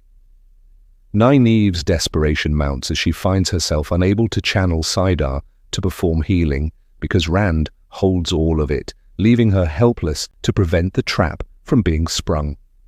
The perspective shifts to Mat Cauthon on the battlefield at Merilor, where he is preparing the armies of the light. He is shown demonstrating how to sharpen wooden stakes for a palisade, his practical, no-nonsense approach a stark contrast to the grand scale of the conflict. Internally, Mat is wrestling with the constant rattling of dice in his head, a manifestation of his ta'veren nature, and the immense pressure of command. He finds himself actively dodging the Empress's Deathwatch guards, as Tuon has tasked him with sitting in judgment over criminal soldiers, a duty he finds abhorrent and refuses to perform. While fleeing the guards, Mat runs into Egwene. Their conversation reveals much about their unchanged dynamics and the current state of affairs. Egwene initially misinterprets his flight as a defection from the Seanchan, leading to some characteristic banter. The conversation turns serious as they discuss the missing Horn of Valere, a critical artifact that has been stolen by the Shadow. Mat insists on its importance, recalling his own fragmented but heroic memories of its role at Falme. Egwene assures him they are searching for it, but her tone suggests other recent losses to the Shadow as well. Mat has Egwene create a gateway to Dashar Knob, a high, rocky outcrop that serves as his command post. From this vantage point, he explains his grim strategic assessment. He tells Egwene that retreat is not an option. Their forces are already stretched thin and their food supplies are dwindling. A protracted war of attrition would lead to certain defeat through starvation and overwhelming numbers. He argues that they are at their peak strength now, however broken they may seem, and they must achieve a decisive and total victory. Overlaying the landscape with visions from his ancient memories of countless battles, Mat realizes he must completely change his strategy to do something unexpected. Just as the Deathwatch guards finally catch up to him, Mat's senses, guided by the dice and a pull from Rand, tell him the Shadow's armies have arrived, hours before the scouts predicted. He immediately seizes command, sending runners to alert the armies and warning that the battle plan is about to change, heralding the imminent start of the final battle. The final brief section focuses on Perrin Aybara, who is drifting in a dark, exhausted state on the verge of death. He is dimly aware of the dangers still at play, Slayer's survival and Greyandal's corruption of the great captains, and knows he must wake up. He feels himself at a crossroads between succumbing to darkness and returning to consciousness. The anchor that pulls him back is the intense heat radiating from his hammer, which he clutches at his side. The warmth spreads through him, giving him the focus and strength to fight his way back. With a final, desperate effort, Perrin forces himself awake, shattering the silence of the dream world. He finds himself on the ground amidst the chaotic shouts of a camp preparing for battle, and the first voice he recognizes is that of his old master, Luhhan, telling him to hold on. Chapter 37, The Last Battle. The day began on Polov Heights under a sunless sky, as the forces of the Shadow emerged from the west and north, intent on securing a final victory to plunge the world into an age of suffering. Lan Mandragoran, his sword held high, rode his warhorse Mandab through the camp. The clouds overhead were stained red, reflecting the glow of immense fireballs launched by the approaching Sharan army. From a distance, their ascent seemed deceptively graceful. As riders from various camps rallied to him, Lan found himself at the head of a swelling tide of cavalry. His loyal Malkieri were close behind, but the Golden Crane banner now served as a standard for all the borderlands. Their forces had been battered, but their spirit was unbroken. Like a man knocked down who rises with bloodied lips and fierce resolve, they were now more dangerous than ever. The fireballs accelerated on their descent, crashing into the camp with furious explosions that trembled the earth. Screams punctuated the thunder of hooves, yet still more warriors joined Lan's charge. Mat Cauthon had spread the word, calling for cavalry to reinforce Lan's vanguard and warning them of the dire cost. These riders would be on the front lines, tasked with breaking the enemy formations, and they would suffer the heaviest casualties of the day. Despite this grim knowledge, men and women answered the call. There were aged borderlanders who seemed too old for the saddle, merchants who had traded their coin purses for swords, and a notable number of southern women equipped with breastplates and spears. As they rode, Undere remarked on the farmer-like appearance of many new recruits, to which Lan responded with a challenge to watch the two Rivers folk ride and be amazed. Their charge brought them to the River Mora, where Logain stood with 40 of his eyes, Sedai and Ashaman. As Lan's force approached, Loghain gestured to the sky, causing a descending fireball to crumple and burst into a cascade of harmless sparks. He then turned his attention to the river, commanding the water to surge upwards into an arch, forming a liquid tunnel over the Howal Ford. Lan gave Loghain a nod of acknowledgement and led his forces under the watery canopy, the sunlight filtering through the river above them as they thundered across the damp rocks, emerging on the other side to charge toward the Sharan lines. Meanwhile, in the Shonchan camp, Queen Elaine was drawn by a beautiful yet terrible humming sound. Ignoring Birgitte's urgent cries, she spurred her horse toward the source, only realizing the danger when Birgitte shouted the word Drachkar. The creatures were descending upon the camp, their song mesmerizing the soldiers. Reacting swiftly, Elaine wove a powerful thunderclap, the concussive force deafening herself and her guards, but breaking the Drachkar's enchantment. Temporarily without hearing, she unleashed whips of fire, striking down the disoriented creatures. Her guardswomen recovered and joined the fight, while Birgitte expertly shot down any Drachkar that tried to flee. Elaine realized the attack was sloppy and greedy. The creatures could have been far more effective if they had not lingered. After the immediate threat was neutralized, Elaine had a reluctant Shonchan domain heal her hearing, an interaction she purposefully laced with insults toward Shonchan customs. Her hearing restored, Elaine stormed into the command center to confront Matt Cawthon, bellowing a curse at him for altering their battle plans. Matt, however, had anticipated her fury, having prepared a cushioned chair and tea for her. He calmly explained his reasoning. He suspected the Shadow had spies and knew their meticulously crafted strategy. To counter this, he had thrown the entire plan away at the last moment. The new plan, he revealed, existed only in his head, ensuring it could not be leaked. This revelation left Elaine and the Empress Tuon deeply unsettled. On the heights, Uno, now a captain leading tower recruits, watched the battle unfold. The dragons under the command of Talmanes were inflicting devastating losses on the Trolloc hordes, attempting to scale the slopes. Just as Uno felt confident they could hold the position indefinitely, a messenger arrived with an unbelievable order: retreat. The command seemed nonsensical until the Shadow's counterattack began. An overwhelming assault of lightning and fireballs wielded by a massive number of channelers slammed into the heights, shattering the dragons and decimating the Aes Sedai protectors. Through the chaos, a colossal gateway opened, and a figure in brilliant silver armor emerged, holding a golden scepter. This was Demandred. He effortlessly deflected a blast of fire from the lead Aes Sedai, Quameza, and then disintegrated her with a thin beam of white light. He did the same to an Asherman named Einar before issuing a booming challenge for Lews Therin to face him. The order to retreat was now terrifyingly clear, and Uno scrambled to lead his men away from the slaughter. Below the heights, Loghain felt the immense power being wielded by Demandred.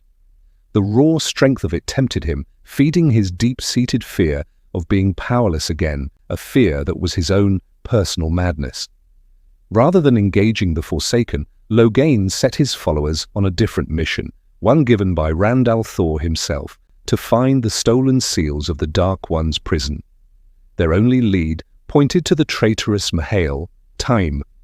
Driven by a thirst for revenge, Loghain formed a circle and set out to hunt his nemesis. In the White Tower's command tent, Egwene and her advisors watched the disastrous events on the heights through a viewing gateway. They saw Demandred's power and understood he was baiting them into a trap. Gawain, standing beside Egwene, felt a growing sense of exhaustion and helplessness. Slipping out of the tent, he donned the rings of the blood knives, their power instantly dispelling his fatigue as he resolved to take action himself. Elsewhere, along the River Mora, Tam al'Thor, deep within the void, led the two rivers archers with inhuman precision, cutting down wave after wave of Trollocs attempting to cross. He commanded his forces alongside Galad Damodred and the Children of the Light, holding a crucial position. A runner arrived with a message from Matt: hold the river at all costs. On the chaotic slopes of the heights, Androl and Pevara's team used gateways to jump across the battlefield, hunting for teams' men while helping soldiers retreat. They deliberately drew attention, hoping to lure their quarry. They were soon attacked by a powerful channeler in a circle. In the ensuing blast, Pevara and Androl's minds and powers merged momentarily. In a feat that should have been impossible, Pevara, while linked in a circle led by Androl, instinctively wove a gateway, allowing them to escape. Back in the command center, Matt curtly ordered Galad to maintain his position. Facing accusations from Elaine that he was being outmaneuvered, Matt revealed the truth of his strategy. He was not being defeated, he was engaged in a grand feint. He was deliberately making his forces appear weak and his decisions questionable, painting a false picture of the battle to lure Demandred, a master strategist in his own right, into a much larger, unforeseen trap. It was a perilous gamble, walking a razor's edge where one misstep meant total disaster. His secret plan now in motion, he gave his next order: move the Ogier to reinforce the ford. The battle for the heights of Merilor is in a state of controlled retreat, with Matt Cawthon orchestrating the movements of his forces from the command tent. He ensures the Aiel are providing cover for the withdrawal of the White Tower's soldiers and the Band of the Red Hand. He also sends an order for the Ogier to find safety, mentally marking their position on his map. A crucial new command is dispatched to Lan Mandragoran, who is positioned on the western flank. Matt's strategy requires Lan to pivot, circling around the back of the heights now that the bulk of the Shadow's army is concentrated on its peak. Lan is instructed to move behind the secondary Trolloc force attempting a river crossing near some ruins, but he is explicitly ordered not to engage, merely to hold a new, hidden position. The swiftness of the messengers is paramount. Inside the command tent, the atmosphere is thick with tension. Matt, too engrossed in the unfolding conflict to even acknowledge a serving girl offering him kaf, utilizes a domain-created gateway on his tabletop. This miniature portal offers him a direct aerial view of the battlefield. He leans over it cautiously, aware that a simple push could send him plunging to his death from a great height. Using his looking glass through the gateway, he observes the enemy's tactics. Demandred, his unseen adversary, is proving to be a formidable general. He has deployed a force of large, powerful Trollocs down the heights toward the bogs, their advance slow but inexorable like a landslide. Simultaneously, a unit of Sharan-like cavalry is preparing to descend and strike Matt's troops at Howell Ford, a move designed to prevent them from attacking the Trollocs' exposed left flank. Matt conceptualizes the battle as a massive sword duel, a series of moves and counters. Despite being heavily outnumbered, he sees an opportunity in this disparity. He dictates a cryptic message for his lieutenant, Talmanis, a reference to a long-past wager about throwing a coin into a cup from across an inn. This message carries a hidden meaning, a memory of a time Matt feigned drunkenness to escalate a bet from silver to gold, a deception Talmanis had seen through. As he watches the northern part of the heights, Matt sees Sharan heavy cavalry preparing to intercept Lan's repositioning force. The shocking part is that the order has only just been given. It could not have possibly reached Lan yet. This confirms Matt's deepest fear. There is a spy, not just in his camp, but inside the command tent itself, likely a channeler capable of sending instantaneous messages. A messenger returns with Talmanis' coded reply. He reports that the dragons, Matt's powerful artillery, are completely ruined and will be unavailable for weeks, comparing their state to a barmaid in the town of Sabinel who works for tips in a city where no one tips. This is another layer of their private code, referring to an old scheme involving feigned war wounds. The message signifies that while the dragons appear damaged, a number of them are still functional. Matt has already secured 5 or 6 of them through a gateway. He orders Aludra to use these operational dragons to bombard the Trollocs descending the southwestern slope, keeping her position mobile to avoid being targeted by Demandred. The plan is to deceive the spy into believing his most powerful weapons are gone, saving them for a decisive moment. His intricate maneuvering is interrupted by Elaine Trakand, who, from her throne, subtly elevated to be just higher than Empress Tuon's, demands to be included in his plans. She argues that someone must be able to continue the strategy if he should fall. Recognizing the validity of her point, but unwilling to speak freely in front of the spy, Mat suggests they take a walk outside. Once clear of the tent and shielded by one of Elaine's wards against eavesdropping, he explains his overarching philosophy. He compares the battle to a high-stakes card game, not a game of dice.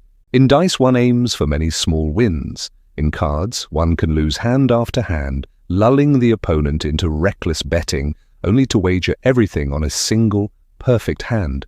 He is not faking their losses, they are genuinely being pushed back. He is riding these losses, holding back his key assets, waiting for the perfect moment to make his final all-or-nothing bet. He then assigns Elaine's Andorran forces a critical role, to form a defensive line at the riverbed, anticipating that the Shadow will succeed in damming the river upstream. When the river runs dry, the Trollocs will surge across, and her troops must be the wall that stops them. Elaine, frustrated with feeling useless in the command post, resolves to lead her troops personally, much to Birgitte's dismay. Meanwhile, on the battlefield near the ruins by the Mora River, Galad Damodred leads the Children of the Light in a brutal cavalry charge against Trollocs crossing on makeshift bridges. The fighting is a chaotic churn of mud and bodies. Galad proves himself a capable commander, not only in the charge itself, but in the aftermath, rallying scattered and broken units, reforming them into new banners under Tamal Thor's command. He finds himself leading a mixed force of Gealdanin, winged guardsmen, and even 2 warders who have lost their eyes, Sedai. As the battle rages, he notes with alarm that the river has stopped flowing entirely. This was part of Mat's calculation. At first confused by Cawthon's strategy of pulling troops off the heights, Galad begins to see the larger picture, recognizing the genius in sending so many forces to this section of the river to meet the inevitable onslaught across the dry bed. He realizes he has severely underestimated Mat Cawthon. His new appreciation is interrupted by an order delivered via a Shon Chan Raken. The message, authenticated by a simple number-word cipher, commands him to take a dozen of his best men and move toward Hawal Ford, to a position where he can see Elaine's banner. The personal taunting postscript about letting his subordinate fight any Trollocs with quarterstaffs confirms the order is genuinely from Mat. Galad complies, partly out of duty and partly out of a desire to watch over his sister and gain a better understanding of the battle. Far from the physical conflict, Rand al'Thor is engaged in a battle for his very soul. He is confronted by the Dark One in a formless void. The initial assault is not physical but existential, an attempt to shred the very concept of his being. Rand endures this unimaginable pressure, falling to his metaphysical knees but refusing to break. He taunts the Dark One, claiming that every past attempt to destroy him has only forged him into something stronger. The Dark One dismisses this, explaining that this attack was merely a preparation to show Rand the truth. The fabric of reality reweaves itself around Rand, creating a horrifying vision of a possible future. He finds himself in a blighted version of his home, Eamon's Field. The 2 rivers has been consumed, and the green is now the site of a dark fortress. The one power is so corrupted with a thick sludge of taint that it is nearly unusable. He sees his father Tam, aged and broken, forced to do pointless labor before being killed by a creature of the Blight. His friends are similarly aged and hopeless. He watches in horror as one is consumed by a death swarm. In this twisted reality, Nynaeve appears, but she has been turned to the Shadow and is now one of the Chosen. She captures Rand, a wilder in this timeline, and brings him into the fortress. He learns the full extent of this nightmare. The Dark One won the last battle, broke the wheel of time, and remade it in his own image. History has been rewritten in everyone's minds. Those he loved are either dead, tortured endlessly, or, like Nynaeve and Egwene, have become monstrous versions of themselves, serving the Shadow as Forsaken. The world is a stagnant, endless autumn of petty wars fought between despots. As 13 Myrddraal and 13 turned channelers, including Nynaeve, prepare to turn him to the shadow, Rand fights back not with power, but with will. He rejects the vision, screaming that the final fight has not even begun. His defiance shatters the Dark One's creation. The threads of possibility hang before him, waiting to be woven. In a moment of supreme realization, Rand understands that he is not limited to the 5 powers. He seizes the raw threads of creation itself, thousands of them, and declares that he will now show the Dark One his vision of what is to come. Back at the command camp, Egwene al'Vere prepares to lead the White Tower's forces. She notices ominous, spiderweb-like cracks in the ground, fissures that seem to open into pure nothingness. Instinctively, she weaves a new, unknown pattern of the 5 powers to seal them, leaving behind a thin film of crystal. Her attention is then violently wrenched away by a sensation through her warder bond with Goin. She realizes with growing dread that he has gone to fight not with Elaine's army, but on the heights themselves, deep within the enemy's stronghold. Furious and terrified, she dispatches Gareth Bryne to retrieve him before leading her own troops through a gateway to their new position. Goin, cloaked by the power of the blood knife rings, moves like a ghost through the smoke and ash atop the heights. The rings make him preternaturally fast and numb his pain, but they also cloud his judgment. He is on a suicide mission to assassinate Demandred, believing it is a necessary sacrifice that no one else can make. He finds the Forsaken directing the battle and launches his attack. The duel is a whirlwind of motion. Goin's unnatural speed is matched by Demandred's millennia of experience and perfect swordsmanship. Demandred is dismissive, believing Goin to be a mere assassin sent by Lews Therin, whom he is convinced is the true general of the Light's armies. During the fight, Demandred reveals his own twisted motive. He seeks to kill Rand to earn from the Dark One the right to remake the world, to protect it by utterly dominating it. The duel reaches its climax when Demandred simply stands still, eyes closed, effortlessly parrying every one of Goin's frenzied attacks. Then, in a movement too fast to see, he impales Goin, leaving him to die. With his last ounce of strength, Goin crawls to a nearby horse and flees, his life bleeding out onto the scorched earth. The battle in the pass at Thakandar has taken a heavy toll on the Trolloc forces, diminishing their numbers to a level that is likely comparable to the remaining human defenders. Despite this reduction in numbers, the greater menace in Rhuarc's estimation is the group of traitors known as the Honorless, who distinguish themselves by wearing red veils. These red-veiled Aiel, along with loyal Aiel, move across the valley, a vast killing field made treacherous by obscuring fog and swirling dust. Within this chaotic environment, Rhuarc is engaged in a hunt. While he occasionally encounters groups of Trollocs, he notes that the Myrddraal have largely directed them toward the conventional armies of Tyrans and Domani. Rhuarc signals to his 2 companions, and they proceed through the tempestuous conditions along one edge of the valley. He harbors a deep hope that the regular soldiers and the channelers can successfully defend the mountain path where Rand al'Thor, the Karashhan, is confronting the Dark One. Rhuarc feels a sense of urgency, suspecting that the forces of the Shadow are close to overwhelming the valley, and that Rand must conclude his own battle soon. As they move, Rhuarc and his companions come across a group of loyal Aiel engaged in combat with the red-veiled traitors. Although many of the Red Veils possess the ability to channel, this particular group appears to consist only of warriors. Without hesitation, Rhuarc and his 2 men join the fray, their spears becoming part of the deadly dance. The traitors fight with considerable skill. During the intense skirmish, one of Rhuarc's companions, Trask, is killed, though he manages to slay an enemy as he falls. The fight concludes when the surviving Red Veils break and run. In a departure from Aiel custom, Rhuarc and his remaining companion, Baelda, use their bows to shoot the fleeing men in the back, an act they would never commit against true Aiel, but one they deem necessary against these creatures whom they consider worse than Shadowspawn. The three Aiel they aided express their gratitude and join with Ruark and Belder, forming a larger group that heads back toward the Pit of Doom to assess the defences there. Upon arriving, they find that the defensive line is still holding, manned largely by Dragonsworn who joined the battle late. This force is composed mostly of common folk, armed with old swords and repurposed farming tools, though there are some Sedai, Aiel, and a shaman among them. They fight with the ferocity of cornered animals against the Trolloc onslaught.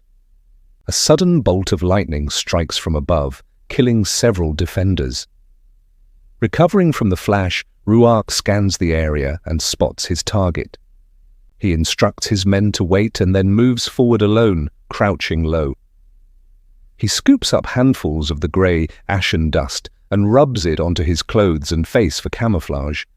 Lying prone with a dagger in his teeth, he observes a red-veiled man standing on a small hill, smiling as he watches the battle. This man, a channeler, summons a spear of fire and hurls it at nearby Tyrend soldiers. Ruark begins a painfully slow crawl forward, forced to watch as the channeler kills defender after defender. The man seems overconfident, lacking the fieldcraft of a true Aiel warrior, likely because his ability to channel has made stealth unnecessary for him. Unseen, Ruark slips behind a Trolloc corpse near the man's feet, reaches out, and slices the man's hamstrings. As the channeler cries out and falls, Ruark silences him permanently by cutting his throat before retreating into the shadows between two corpses. When two Trollocs come to investigate the noise, Ruark kills them both with swift efficiency before they can raise an alarm. He then melts back into the chaos of the battlefield. As Ruark makes his way back to his men, he passes a pack of wolves finishing off a pair of Trollocs. The wolves, their muzzles stained with blood, acknowledge his presence but let him pass, continuing their own hunt. Ruark observes that King Darlin's troops still maintain their formation in the distance, though the crossbowmen are nearly out of bolts and their supply wagons are destroyed. The Sedai, and Ashaman are visibly tiring. Suddenly Ruark is struck by an unseen force and falls to his knees. A woman of strange and compelling beauty steps out of the storm to examine him. He is captivated by her eyes, which are offset from one another in a way that makes all other faces seem horribly balanced. Her thinning hair appears more marvelous to him than the full heads of hair on other women.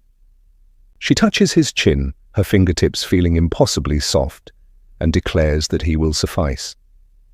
She gestures for him to join her followers, a group that includes several wise ones and Aes Sedai. A man with a spear is among them, and a flash of jealous rage surges through Ruark at the thought of this man competing for his new, beloved's affection. The woman, Graendal, chuckles at his reaction, musing that Moridin considers her current face a punishment, but Ruark's adoration proves otherwise. She speaks of a future where all will see her beauty through eyes she provides, just as he does now.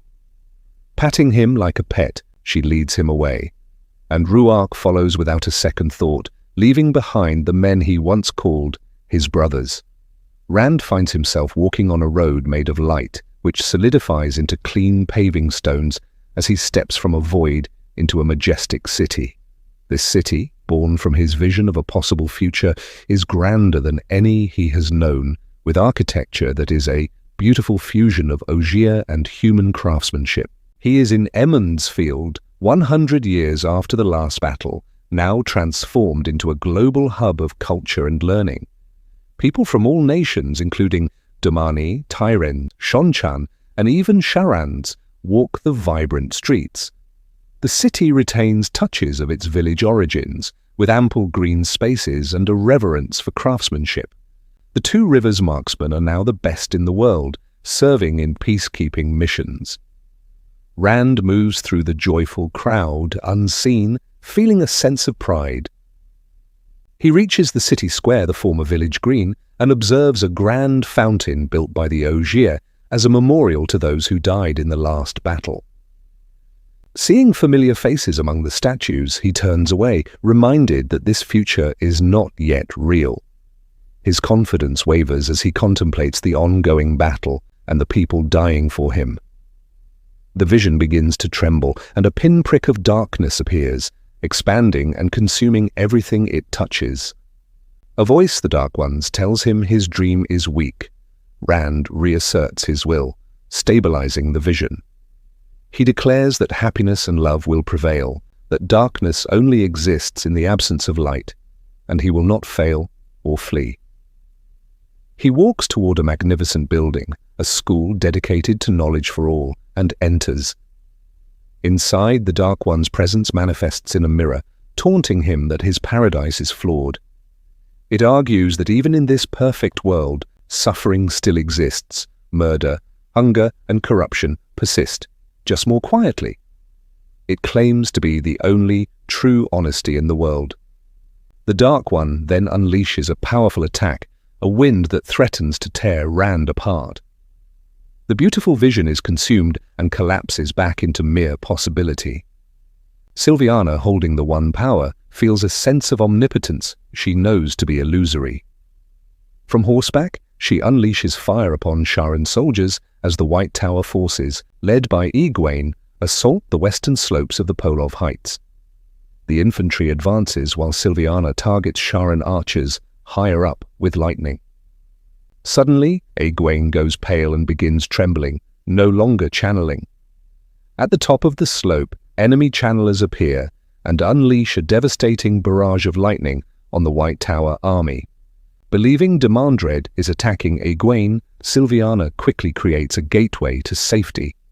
Inside a tent, Egwene reveals the true cause of her distress. Gawain, her warder, has been grievously injured and is dying. Sylviana, fearing the effect of a warder's death on the Amirlin, pragmatically suggests that Egwene pass Gawain's bond to her. This would protect Egwene from the psychic shock and allow Sylviana to locate him.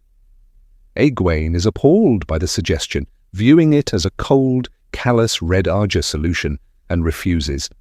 She resolves instead to lead the army up the slope to reach him, believing it to be the best and only way.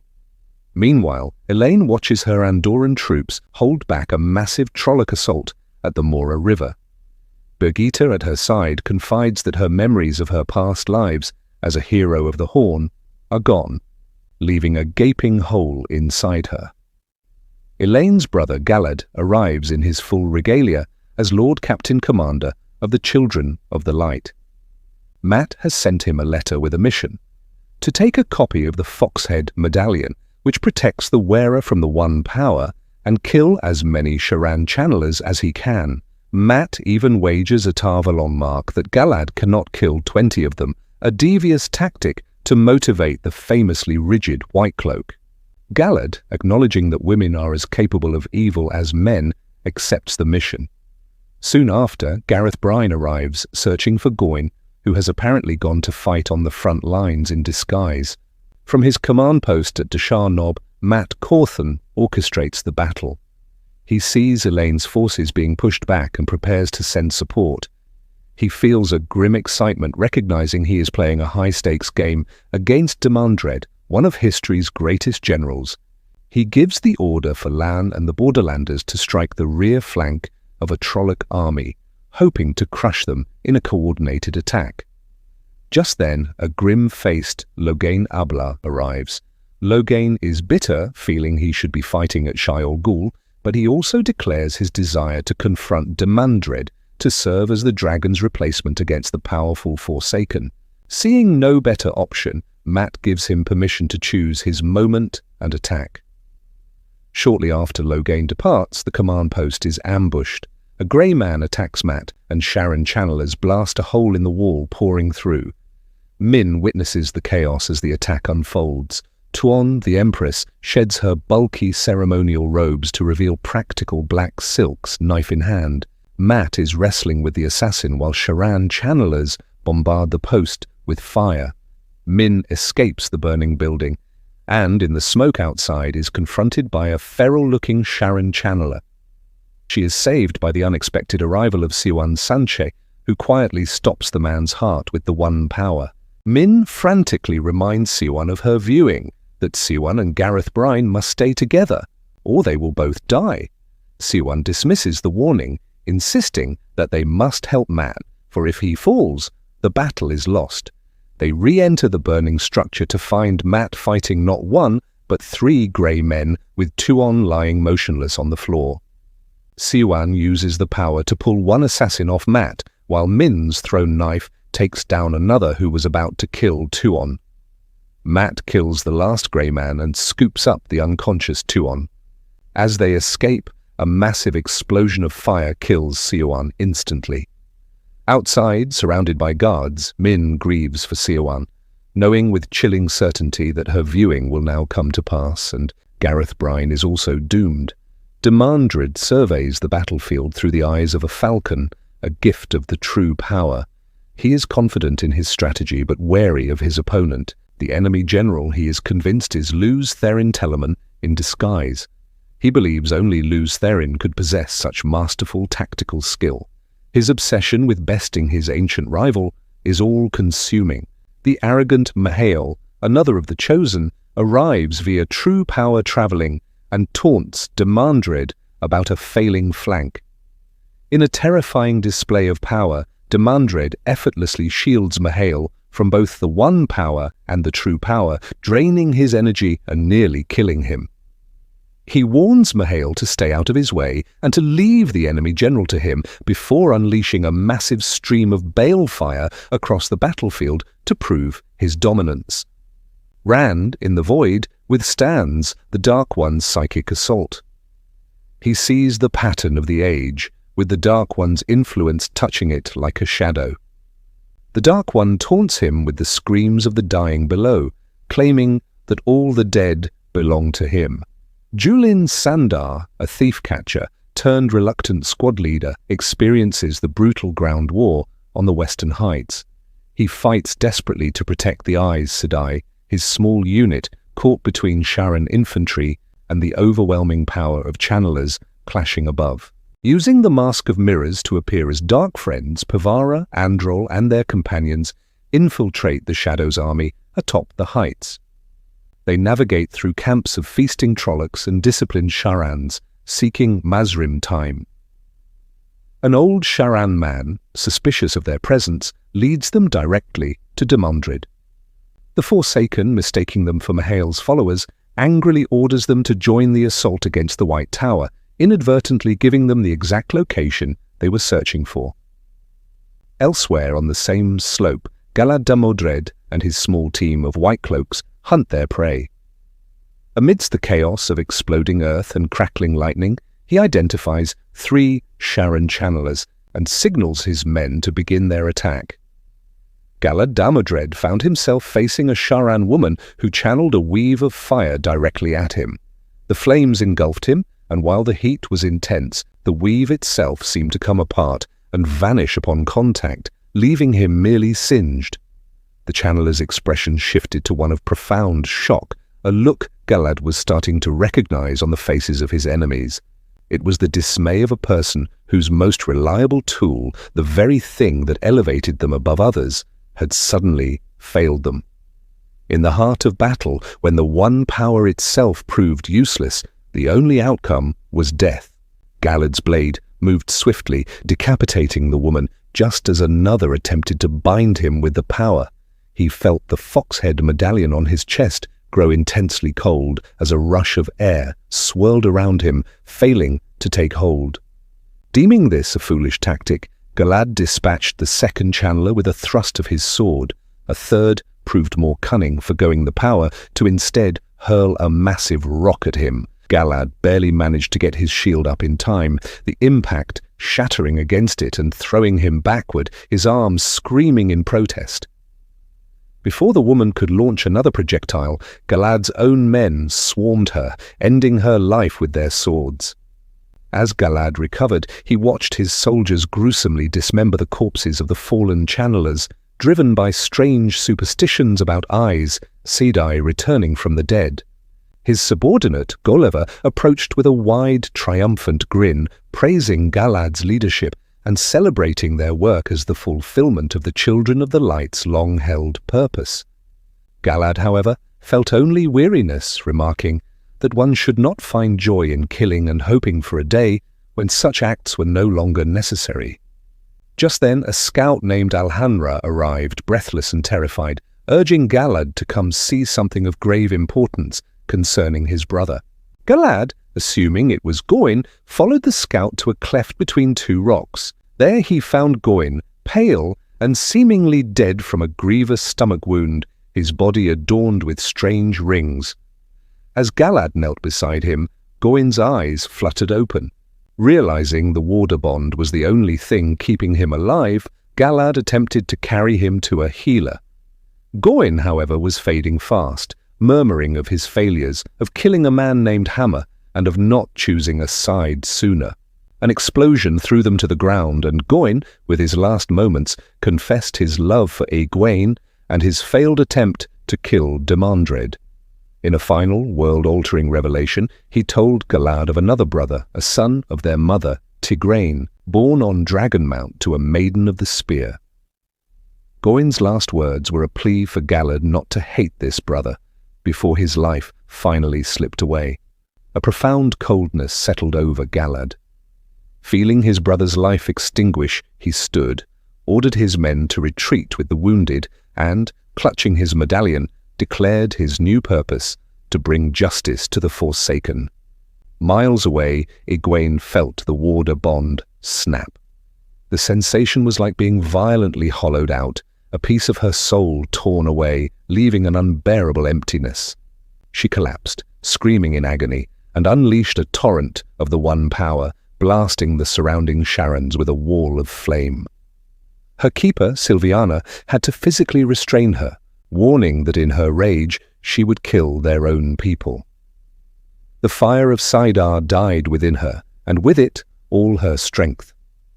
She slumped, barely conscious, as she was carried away from the battlefield through a gateway. On another front, Tam Althor fired his last arrow to save a White Cloak from a Trolloc, a situation he never would have imagined. His 2 Rivers archers, now out of ammunition, were forced to abandon their bows. With the White Cloaks and Perrin's forces being pushed back and nearly surrounded, Tam made a bold decision. He organized his men, armed with whatever melee weapons they had, into 2 infantry wedges. His plan was to charge the Trollocs that were flanking the White Cloaks, break their formation, and allow the Children of the Light to escape the trap. Tam placed himself at the point of one wedge and entered the state of pure focus known as the Flame and the Void. All emotion vanished as he wielded the heron-marked sword his son had given him.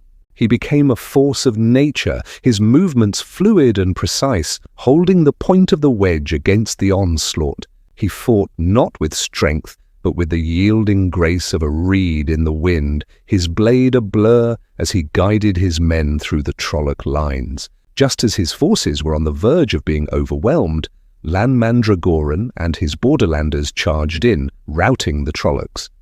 Lan, seeing Tam's skill, offered a Blademaster's salute, acknowledging that the man who gave Ran the sword had truly earned it.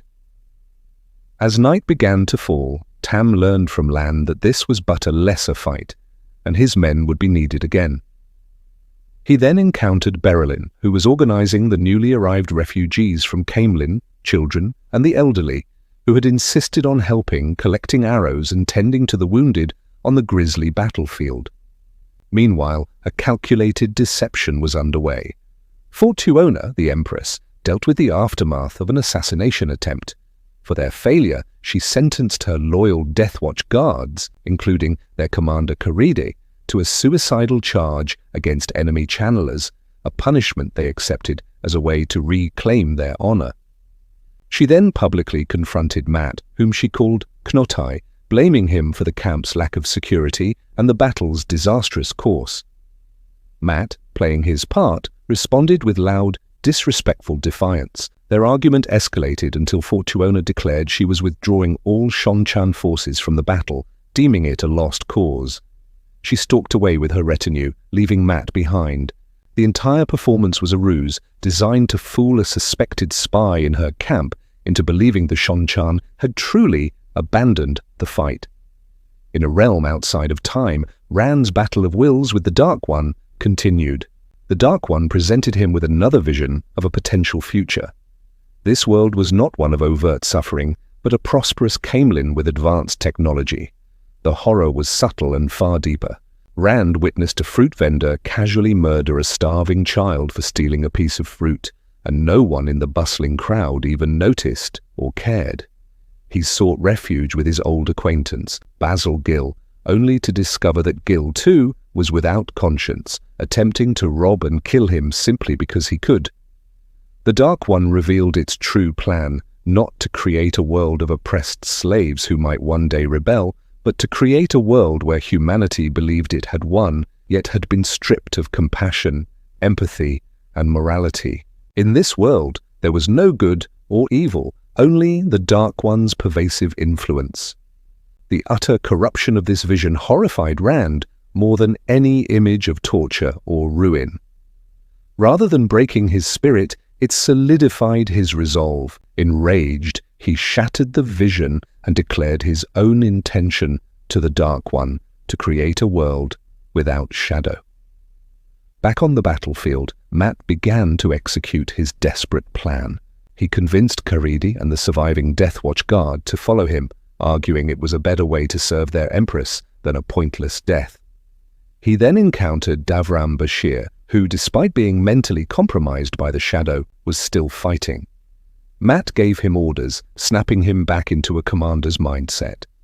Observing that Elaine's pike formations were on the verge of breaking, Mat knew he needed to act decisively. He gathered the ferociously fighting Ogier, led by a grim and battle-hardened Loyal, and located the Dragonsworn forces.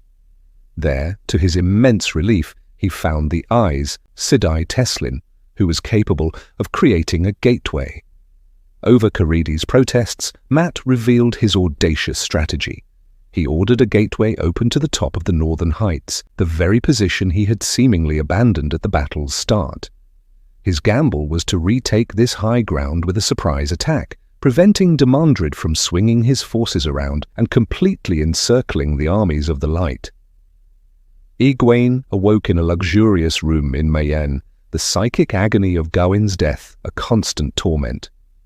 She overheard Sylviana and another Aes Sedai discussing her, assuming she would be incapacitated by grief for days.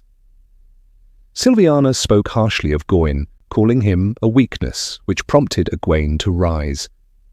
She declared that while Egwene Alvear, the woman, would grieve, the Amirlin seat had a duty to fight. Struggling against the storm of her emotions, she managed to embrace the source, intending to return to the battle.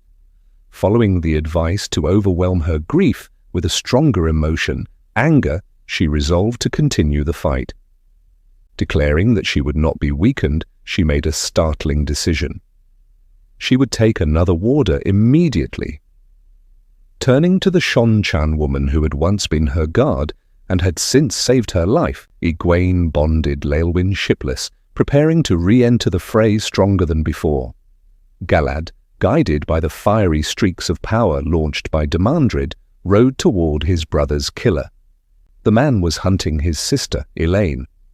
Crashing through the Sharan lines, Galad confronted the Forsaken, announcing himself as the brother of Rand al'Thor, the man Demandred sought. Intrigued by Galad's medallion and his audacity, Demandred agreed to a duel. Surrounded by enemy channelers and soldiers, Galad faced the Forsaken, knowing that even if he won, he would likely die. But it would be a worthy end to take one of the Shadow's greatest champions with him. The Amirlin seat, Egwene, after briefly retreating, utilizes her knowledge of the chamber she is in to create a gateway directly back to the maelstrom of the battlefield. The sounds of violent conflict, explosions, cries of pain, and the percussive rhythm of weapons striking shields immediately flood through the portal. With the full force of her station and her personal fury, Egwene steps back onto the fields of slaughter. Elsewhere on the battlefield, a deadly duel is underway. Galad Damodred had correctly surmised that the Forsaken Demandred would be a master of the blade, an assumption he was now confirming firsthand. The two warriors engaged in a lethal dance, encircled by a ring of watchful Sharan soldiers. Galad, clad in lighter mail beneath his tabard, possessed greater agility, while Demandred's armor, fashioned from interwoven coins, offered superior protection against sword thrusts despite its weight. Demandred attempted to unbalance Galad with cruel taunts, remarking on how easily his half-brother Goin had perished. The verbal assault failed to find its mark. Galad remained a paragon of cold, meticulous focus. He initiated an attack with a sword form known as the Courtier Taps His Fan, only to have Demandred effortlessly parry it with a nearly identical countermove. For a time, the Forsaken had been vocal, but now he only offered sporadic jibes as they circled one another under the flickering torchlight held by his followers. Galad understood that every moment he could keep Demandred occupied was a moment the Forsaken was not unleashing cataclysmic weaves upon Elaine and her forces. Recognizing Galad's delaying tactic, Demandred pressed his attack with a swift, three-part sequence that Galad managed to block, their blades a blur of motion. A new threat emerged as Demandred used the One Power to hurl a rock at Galad, who narrowly avoided it. This was immediately followed by a furious series of downward strikes, a form called the Boar Rushes Down the Mountain. Though Galad's blade held against the crushing blows, he could not prevent a subsequent twist of Demandred's sword that sliced open his forearm. Blood began to seep down his arm and pool in his glove, a dangerous development that could sap his strength. Ignoring the wound, Galad emptied his mind of worry and entered a state of pure focus. When Demandred attacked again, Galad was ready, sidestepping the blow and delivering a two-handed strike of his own. His blade found purchase behind Demandred's knee guard, drawing blood from the Forsaken. Demandred, now limping, grimaced and acknowledged that it had been a very long time since an opponent had wounded him. In retaliation, he channeled, causing the very ground beneath Galad to fracture and heave. Desperate, Galad lunged forward, moving inside Demandred's guard to force him to cease channeling lest he injure himself. Too close for a full swing, Galad used the pommel of his sword to strike at the Forsaken's face. They grappled, their strength evenly matched, until a sickening tearing sound echoed in the sudden quiet. The muscle in Galad's previously wounded arm gave way, his fingers went numb, and his sword fell to the ground. Demandred seized the opportunity, throwing Galad backward and severing his right arm at the elbow with a single, brutal slice. Despite the horrific injury, Galad defiantly spat at the Forsaken's feet. Demandred merely snorted before delivering what appeared to be the final, fatal blow. Meanwhile, Androl navigated the hellish landscape of the battlefield, the air thick with smoke and the stench of death, on a mission to find Mazrim Taim. Disguised as the dark friend Nensen, he crept across the ravaged terrain, trying to appear as a lone, wounded survivor. After a brief scare communicated through his bond with Pavara, he located his target, a group of Trollocs standing guard on a rocky outcrop. As he drew nearer, the Trollocs parted, revealing Time himself, contemplating the battle while caressing a thin black-and-white disc. Time, annoyed by the interruption, demanded to know what Demandred was doing. Thinking on his feet, Androl fabricated a story, claiming Demandred had sent him back with a warning. This proximity, however, came at a price. Time, dismissing Androl's story, unleashed a weave of agonizing pain he claimed to have learned from Moradin. After releasing the torture, Time wove a mask of mirrors, but with a startling twist, he disguised Androl to look like Androl, his true self. He then commanded the disguised Androl to find Loghain and assassinate him. As he stood, feigning weakness from the torture, Androl stumbled against Time and, in that brief moment of contact, managed to steal the pouch containing the disc. He then fled, rejoining his hidden comrades and revealing his incredible prize. In another sector, Arganda received a tattered message, confirming with his cipher list that Mat Cawthon was, against all odds, alive. Mat's orders directed him to rendezvous with Tam Althor's Two Rivers archers, who had just received a timely resupply of arrows. Together, their forces were to march up the northeastern side of the Merilaw Heights. As they began their ascent, they were joined by Lan Mandragoran and a contingent of Borderlanders. Lan revealed that a large Sharan army was attempting to flank the main force, and it was their job to intercept them. A fierce battle erupted in the darkness, illuminated by thousands of torches. Tam's archers unleashed volley after volley, softening the Sharan lines before Lan's heavy cavalry charged. Arganda then led his infantry into the fray, the combined arms assault proving brutally effective. Amidst the chaos, Demandred's amplified voice boomed across the entire battlefield, taunting Lews Therin and announcing he had defeated his kinsman. During the fight, a massive Trolloc killed Arganda's horse, Mighty, and unhorsed him. As the creature loomed over him, Arganda managed to land a crushing blow to its pelvis before being swatted aside. He was later rescued by Lan, who informed him that another of Mat's hidden armies, this one including Ogier, had attacked the Sharan flank, forcing them to retreat for the moment. Despite this temporary victory, the sight of Demandred's power, wreaking havoc on the Andorran pikemen below, combined with the sheer, endless number of Trollocs, filled Arganda with despair. Lan, however, remained unmoved, stating grimly that if they were doomed, they would fight until they were dead. Far from the physical battle, Rand al'Thor was engaged in a metaphysical struggle with the Dark One. He wove the threads of possibility to manifest a world where the Dark One did not exist. He appeared in a utopian Kemlin, where flowers bloomed, children played without knowing the concept of a sword, and peace reigned. This world was the Dark One's antithesis. He could whisper into it, but not truly enter. Rand explored this perfect reality, viewing other peaceful cities through magical windows. Teer was a museum, Malkia a monument, and the Aiel had returned to their pacifist ways, singing to Kora trees in a verdant waste. He even saw his own grave, overgrown with life. Finally, he sought out Elaine. He found her in the palace gardens, ageless and beautiful, despite 100 years having passed. But something was profoundly wrong.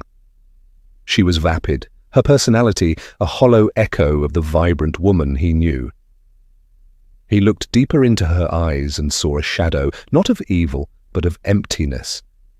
He realized with horror that in removing the Dark One, he had also removed the capacity for choice. Without the potential for evil, true good could not exist. People were not truly themselves. The Dark One's voice confirmed this terrible truth. This was Rand's creation, and in making a world without choice, he had made everyone just as unthinking as those turned to the shadow. The vision was a lie, a perversion of life, and it shattered around him as Rand recoiled from the philosophical victory he had nearly handed to his enemy. On the heights, Mat Cauthon took a brief respite, assessing the grim rhythm of the battle. His strategic gambit to lure Demandred had failed, and now his forces were locked in a desperate struggle to prevent the Sharans and Trollocs from overwhelming Elaine's army. His legendary luck felt absent, leaving him with only stubbornness. He rejoined the fighting, a coalition of Deathwatch guards, Ogier, Borderlanders and Tam's army, holding the line against a relentless enemy. Just as the situation seemed its most dire, he witnessed a tremendous surge of power from the western side of the heights, where the Eyes, Sedai, were fighting. He saw Sharan forces fleeing from that direction, a surprising and welcome development. The mission to deliver the Horn of Valere was in peril. Olva, Fael, and their disguised soldiers successfully infiltrated a shadow supply camp, but their guide, Aravine, was revealed to be a dark friend. She betrayed them, using a channeler to immobilize Fael and her guards. Aravine confessed tearfully that the Great Lord did not forget his servants, and that she was being forced to deliver the horn to Demandred. As Aravine prepared to leave, Olva, whispering Mat's motto about it being time to toss the dice, courageously stabbed the channeler in the back. The weave holding Fael dissipated, and in the ensuing chaos, Fael pursued the fleeing Aravine on the shaggy mare, Bella. With surprising speed, Bella closed the distance, allowing Fael to throw a knife that struck Aravine down. Fael retrieved the horn, but was quickly beset by Myrddraal and hundreds of Trollocs and dark friends. Realizing she could not escape, she made a desperate choice. Hiding behind a supply wagon, she found Olva. She thrust the horn of Valere into his arms, commanding him to hide and deliver it to Mat. To create a diversion, she stuffed her own sack with arrows to mimic the horn's bulk and rode off on a fresh horse, drawing the entire pursuing army after her, sacrificing herself to save the horn and the young boy. At the White Tower's battlefront, the Aes Sedai were being decimated by the overwhelming number of Sharran channelers. Leane, now much weaker in the power, fought alongside her sisters, but their situation was desperate. They suffered heavy losses, including the gruesome death of Dozin, and were forced to use human shields composed of terrified captives. As they prepared for a tactical retreat, a figure of immense power strode onto the battlefield. It was Egwene, wielding the powerful sa'angreal known as Vora's wand and glowing with the light of the One Power. She single-handedly unleashed a devastating assault, turning the tide and providing a new, powerful rallying point for the battered Aes Sedai. In a hidden cavern deep beneath the battlefield, Talmanes and the surviving members of the Band of the Red Hand worked furiously to repair their damaged dragons.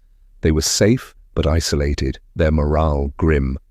To lift their spirits and defy the darkness, Talmanes led them in a rousing, defiant song, their voices echoing off the ancient stone as they prepared for their final role in the battle. Meanwhile, Loghain, having received the fragile seals to the Dark One's prison from Androl, felt his old ambitions stir. Vengeance against the Aes Sedai who had gentled him now seemed empty. He found a new hunger for power, for the glory that was once promised to him as a false dragon. He decided to confront Demandred, not purely for the sake of the light, but with the secret intention of claiming the Forsaken's powerful sa'angreal for himself, ensuring the Black Tower would be a force to be feared. He stepped through a gateway, ready to challenge the Shadow's greatest general. Egwene, leading an army of Aes Sedai and Ashaman, advanced through the battlefield.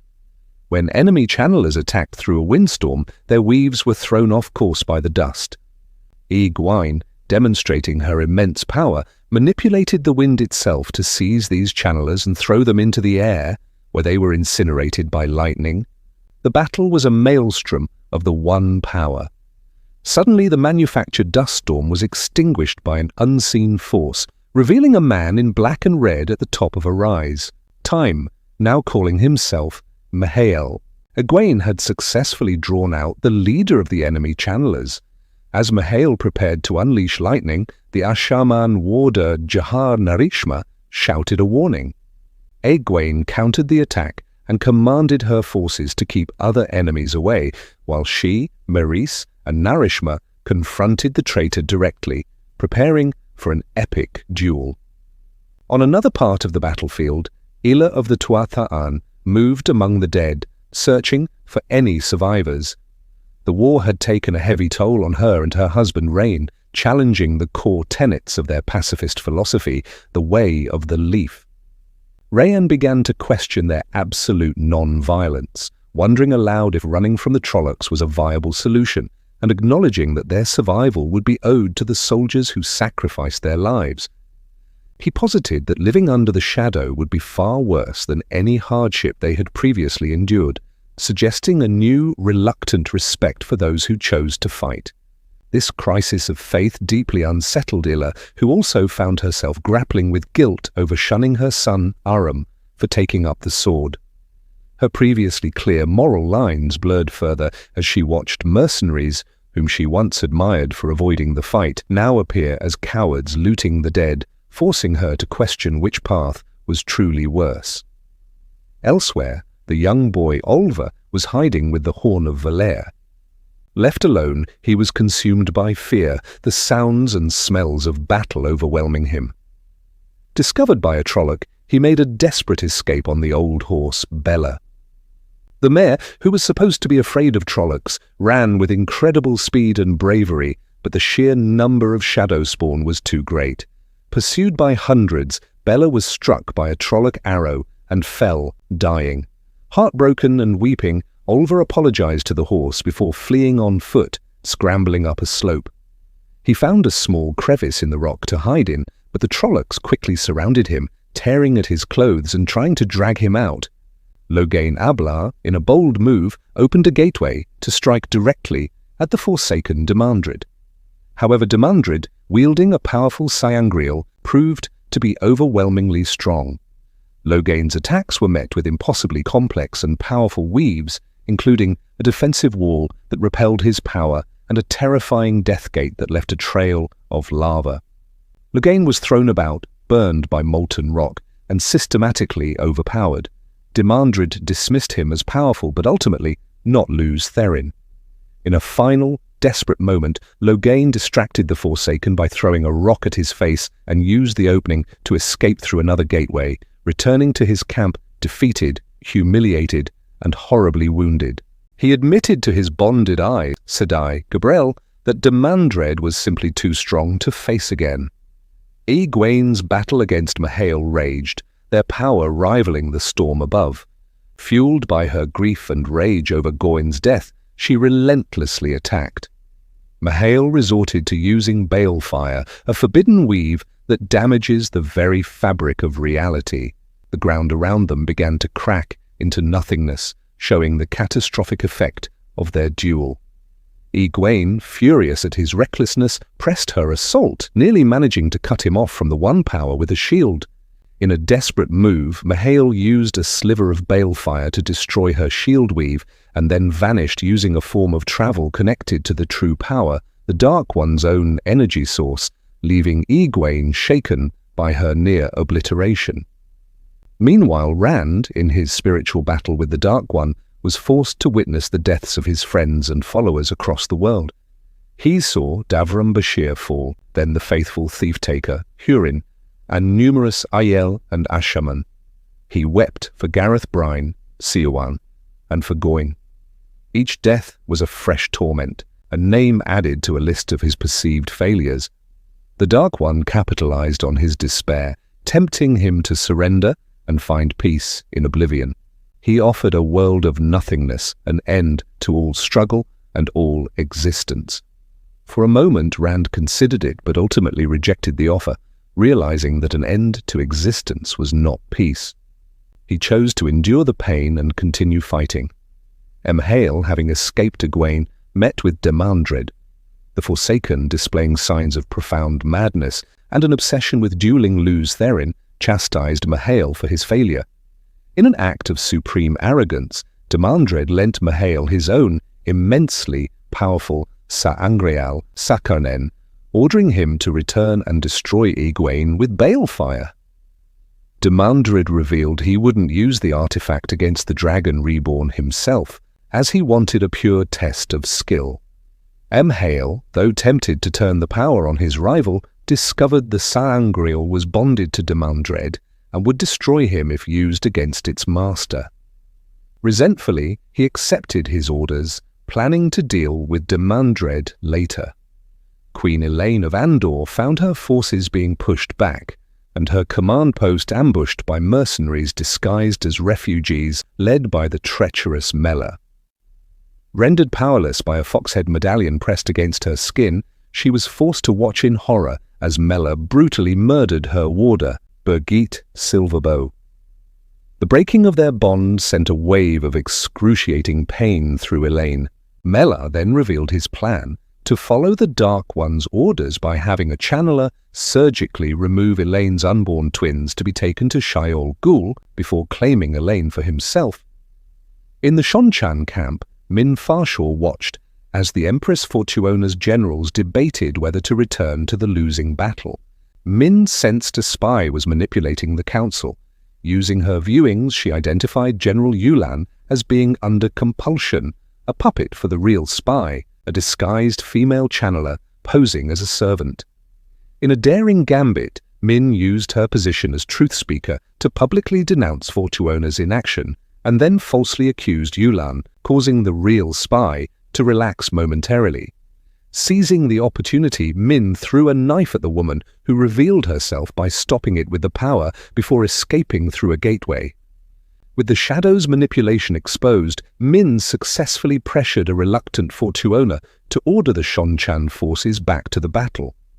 Emhale, now wielding Sakanen, returned to the fight and unleashed a devastatingly powerful bar of balefire, which erased several eyes, Sedai, from existence and caused a catastrophic chain reaction of death. The pattern itself began to unravel, the cracks in reality spreading.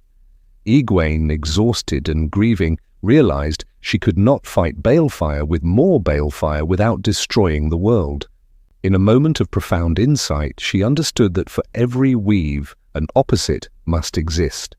She created a new, majestic weave, a column of pure white light that restored the pattern even as it moved. She called it the Flame of Tar Valon. Her restorative flame met Mahale's destructive balefire, and after a struggle, overpowered it, traveling up the stream of balefire and turning Mahale himself into a massive, beautiful crystal. Knowing she had drawn far too much of the one power and that releasing it would kill her, Egwene made a final, ultimate sacrifice.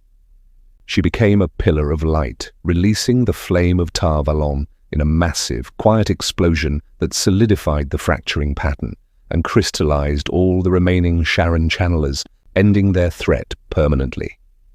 Egwene died, her soul riding the wave of light she had created. Her death sent a shockwave of grief across the world, felt acutely by Rand, and left her followers stunned before a giant crystal monument where their leader had fallen. On Polov Heights, Matt Cawthon's forces were on the brink of collapse. He received a cascade of devastating reports. The eyes, Sedai, were spent. Queen Elaine was believed dead, and his best generals had fallen. As Demandred taunted the forces of the light, Matt saw a lone rider charge from their lines toward the Trolloc horde, Lan Mandragoran, riding to face Demandred alone. Aided by a volley of flaming arrows from Tam Althor and the two rivers archers that cleared a path through the enemy ranks, Lan reached the Forsaken. The two engaged in a masterful sword duel. Lan, though weary from a full day of fighting, fought with everything he had. However, he knew Demandred was the superior swordsman. In a final, desperate gambit embodying the Malkieri Creed, Lan allowed Demandred to impale him, using the moment to drive his own sword through the Forsaken's throat. As Demandred died, Lan collapsed, whispering, "I did not come here to win, I came here to kill you." His sacrifice sent a final spasm of agony through Rand, who, watching his last friend fall, was finally overwhelmed by the Dark One's pressure. Chapter 38. Let Go. The chapter begins with Rand al'Thor on the verge of spiritual collapse, assailed by the overwhelming force of the Dark One. He feels the immense weight of his responsibility and the fresh grief from the deaths of many, especially Egwene. A voice, recognized as his father's, counsels him to let go, suggesting that he cannot bear this burden alone and that others must be allowed their own sacrifices. This idea initially conflicts with Rand's deep-seated need to protect everyone, which he views as his fundamental duty. His internal turmoil is interrupted by a vivid impression of Egwene's voice. She gently admonishes him for his hypocrisy, questioning why he embraces his own march toward death, but forbids others from making a similar choice for what they believe in. She insists that he must embrace her death and her sacrifice just as he has his own. This profound realization serves as the catalyst for his transformation. Finally comprehending, Rand lets go of the crushing guilt and the shame he felt for failing to save those who died for him. He mentally recites the long list of names he carried, and with each one, a tangible weight is lifted, freeing him from the chains of a burden he was never meant to carry alone. Reborn in purpose and freed from his self-imposed shackles, Rand rises to confront the shadow once more. He now perceives the Dark One not as a singular being, but as a fundamental, universal essence of nothingness. The Dark One's attacks, which channel all the world's pain and despair, no longer have the same crippling effect. Rand understands that the true strength against the shadow lies in the collective, unyielding will of all people to fight on. a concept the Dark One cannot fathom. Meanwhile, on the physical battlefield, news of Demandred's death spreads, first through the shriek of his beloved Shendla, and then through Loyal's report to Mat Cauthon. Loyal confirms that Lan Mandragoran heroically defeated the Forsaken, though he fell in the process. Rather than letting grief stall the momentum, Mat turns the moment into a powerful rallying cry, honoring Lan's sacrifice. He screams Lan's battle cry, inspiring the entire army of the light, who surge forward together in a unified and overwhelming charge against the now leaderless and stunned enemy forces. Chapter 39. You. The Dark One declares possession of Rand, who steps forward within a void where the pattern of existence swirls around him. Rand proclaims that he has discovered the Dark One's fundamental flaw, explaining that the struggle has never been solely about him. Instead, he sees within the pattern countless individuals whose resilience defines the fight. He visualizes a queen who was overthrown but never stopped fighting, a man forsaken by love who still guided others, a woman who sought truth and was given a second chance at life, and many others who, despite personal tragedy and hardship, refused to yield. Rand articulates his ultimate realization to the Dark One, whose name he identifies as Shaitan. He states that the Shadow's path to victory is not through military conquest or even by killing the Dragon Reborn, but by breaking the spirit of humanity. The Dark One's strategy has always been to make people give up. This, Rand declares, is something the Shadow has failed to do and can never accomplish. The void trembles at this proclamation, and the Dark One defiantly bellows that it can still kill everyone, claim dominion over death, asserting that all will eventually belong to it. The scene shifts to the physical battlefield where Matrim Cauthon is leading a desperate charge. His forces are outnumbered 3-1, and he fights ferociously against an endless tide of Trollocs. He senses that the enemy forces are disorganized following the fall of their general, Demandred, and knows he must press the advantage. At this moment, Rand's voice seems to echo in his mind, and then across the entire battlefield for all to hear. Rand declares that the Dark One is mistaken about its inevitable victory. He directs everyone's attention to a specific man the Shadow had tried repeatedly to destroy. Lan Mandragoran, the last king of Malkia, stumbles to his feet despite a grievous sword wound. He raises his hand, holding aloft the severed head of Demandred, the Shadow's supreme commander. Rand's disembodied voice resounds, shouting that this man still fights. The battlefield falls into a stunned silence, which is then broken by the pure, golden sound of a horn. Elsewhere, Queen Elaine is captured by the traitor Mela, who presses a fox-head medallion to her to prevent her from channeling. Just as her situation seems hopeless, an arrow strikes Mela in the chest. Birgitte Silverbow appears, now a luminous figure, clad in the traditional garb of a hero of the Horn. Having been reborn by the Horn's call, she swiftly kills Mela and his Dreadlord accomplice, announcing that the heroes of legend have returned for the last battle. Back on the main field, Mat seizes the opportunity created by the chaos. The sight of Lan's victory and the sound of the horn of Valere completely demoralize the Shadow's army. Mat rallies his forces and charges, managing to reach and rescue the collapsing Lan. Soon after, the 100 heroes of the Horn, led by Artur Hawkwing, emerge from a supernatural mist. Mat learns from Hawkwing that the heroes are irrevocably bound to fight for the light, and that they are here to reinforce his army, not to win the battle on their own. This revelation leaves Mat to wonder who could have possibly blown the horn. The chapter's final scene reveals the answer. A young boy named Olver, cornered by Trollocs in a small cleft of rock, is the one who sounded the horn. Just as he is about to be killed, and the horn taken from him, he is saved by a figure who fights off the Trollocs with a staff. The man is Noel, who Olver believed to be dead. Noel, now revealed as the legendary hero Jane Farstrider, has returned with the horn's call to protect the boy, encouraging him to keep sounding the call to battle.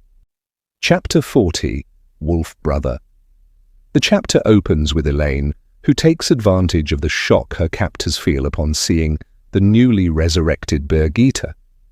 Despite the awkwardness of her pregnancy, she manages to roll away, and as the protective medallion Melar was using on her falls, she seizes the One Power. She protects her unborn children and unleashes flows of air to throw her assailants back.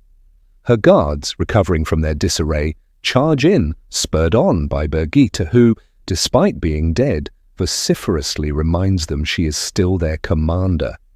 In the growing mist, the combined efforts of Elaine's channeling, Birgitte's archery, and the Queen's guards rout Melar's mercenaries. Elaine, weeping, apologizes to Birgitte, but the hero is joyful, her memories fully restored. She dismisses Elaine's suggestion of renewing the warder bond as impossible. Though Elaine is urged to rest, she refuses, stating her soldiers need to see their queen is alive to restore their broken morale. Birgitte, after calling her a stubborn fool, agrees to ride with her friend. Meanwhile, near Shayol Ghul, Aviendha navigates a chaotic battlefield, sensing Rand's quiet channeling from the pit of doom. She hears unnatural howls and encounters a man with golden eyes, a wolf brother, who confirms the sounds are not from his kind. He warns of a new threat, the wild hunt, and urges her to gather any channelers she can find. Following him, Aviendha witnesses the arrival of hundreds of dark hounds, monstrous black wolves the size of small horses. The wolf brother explains that these creatures cannot be harmed by mortal weapons and that the ordinary wolves fighting them are only trying to buy time. He tells her the dark hounds will devastate their armies if not stopped. As Aviendha runs to find help, she spots the forsaken Grayandal, who is using a circle of compelled women to unleash devastating weaves. Recognizing a critical opportunity, Aviendha sends up a prearranged signal and engages Grayandal. She narrowly avoids the Forsaken's powerful attacks, including a shield and compulsion, by using her wits to create a diversion and hide, masking her ability to channel. Just as she is about to be discovered, Cadsuane and Amys arrive, attacking Grayandal from another direction. From his vantage point on the Polov Heights, Mat Cauthon observes the entire battlefield. He sees the opportunity presented by Demandred's death and notes Elaine's successful rally of her troops, which has miraculously held their collapsing lines. The tide truly turns when dozens of gateways open in the sky, revealing a massive Shonchan army. Their flying creatures, the Toraken, carry archers, and their domain create magical light, raining destruction upon the Trolloc forces below. As the Shonchan ground forces advance, Mat's own dragons, Aludra's powerful cannons, begin firing through gateways into the Sharan ranks. Far from the main battle, the Asharmanjur Grady waits by a dammed river, resentful of Mat's orders which seemingly sacrificed a group of villagers to hold the position. At dawn, as commanded, he creates a gateway to the villagers' home of Hinderstap. To his astonishment, the very same people he watched die earlier charge through the portal, a seemingly immortal army that falls upon the unprepared Dreadlords. Shocked by this impossible return, the Dreadlords are swiftly overwhelmed. Seizing the moment, Grady unleashes the One Power and shatters the dam, releasing the river to flood the valley below and complete Mat's brilliant, unforeseen strategy. Chapter 41. The narrative opens on the heights where Pevara, Androl, and their companions have gathered with Loghain and other Ashermen. They can hear the sounds of dragonfire in the distance, prompting Pevara to express concern that the dragons are loud, obvious targets and will be highly vulnerable to Time's channelers. Loghain then appears and issues a surprising new command. He instructs all Asherman without specific prior orders to move west, away from the main battle, to the area where Egwene defeated Tame. Their mission is to search the crystallized landscape for a golden scepter Time was said to have held, with a strict warning not to touch it if found. This order causes frustration, particularly for Androl and Pevara, who believe their efforts are more urgently needed in the fight. Androl cleverly finds a loophole, reasoning that Loghain's new directive does not apply to their small group, as they still operate under a previous standing order to hunt down Time's loyalists. Despite their collective exhaustion, which Kanla points out makes them feel almost useless, Pevara formulates a plan. She suggests they can still be effective, and they decide to proactively seek out and surprise the very men they believe are targeting the dragons. Elsewhere, the scene shifts to Moghedien standing over Demandred's headless corpse. She internally scorns him as a fool for letting personal grudges lead to his downfall. Upon reaching for the one power, she is met with a far greater source, the true power which the Great Lord has opened to her now that so many of the other chosen have fallen. Realizing her position has dramatically improved, she burns Demandred's body to ash and uses a potent mask of mirrors to assume his appearance. She travels to the rear of the Sharan army, where she finds the reserve troops on the verge of fleeing. When an old monk identifies her as an imposter, Moghedien instantly incinerates him, a brutal display she uses to solidify her new authority as their resurrected leader, the Wild. She then commands a force of Trollocs to attack the defenseless refugees from Caemlyn, a cruel tactic designed to shatter her enemy's morale. Just as Moghedien begins to assert her command, a gateway suddenly splits the air open behind her. From a dark cavern, dragons are aimed directly at her position. The perspective then jumps to Talmanes, revealing his brilliant and unconventional strategy. He has positioned the dragons within a cavern, and the Ashaman Niald opens temporary gateways precisely where they need to fire. This allows them to unleash devastating volleys upon enemy forces, such as a large formation of Trollocs, and then close the gateway before any retaliation is possible, effectively turning the vulnerable artillery into a mobile and untouchable weapon. Chapter 42, The Lightning That Fell on the Valley of Shayol Ghul. The Valley of Shayol Ghul descended into pure chaos, with uncontrolled lightning striking indiscriminately, killing both the Shadow's forces and the defenders of the light. The air was thick with the scent of burning flesh, and the distinct, clean smell of ozone left by the electrical discharges.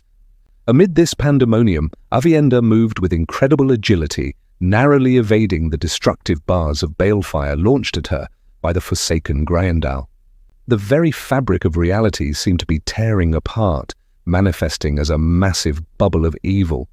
Chunks of rock floated impossibly in the air, the ground rippled like liquid, swallowing men and horses whole, and a strange, deep mist advanced, causing all in its path to flee in terror. While seeking a better position to locate Grayendal, Aviendha was joined by Amys, whose clothes were burned and face was reddened from the fighting.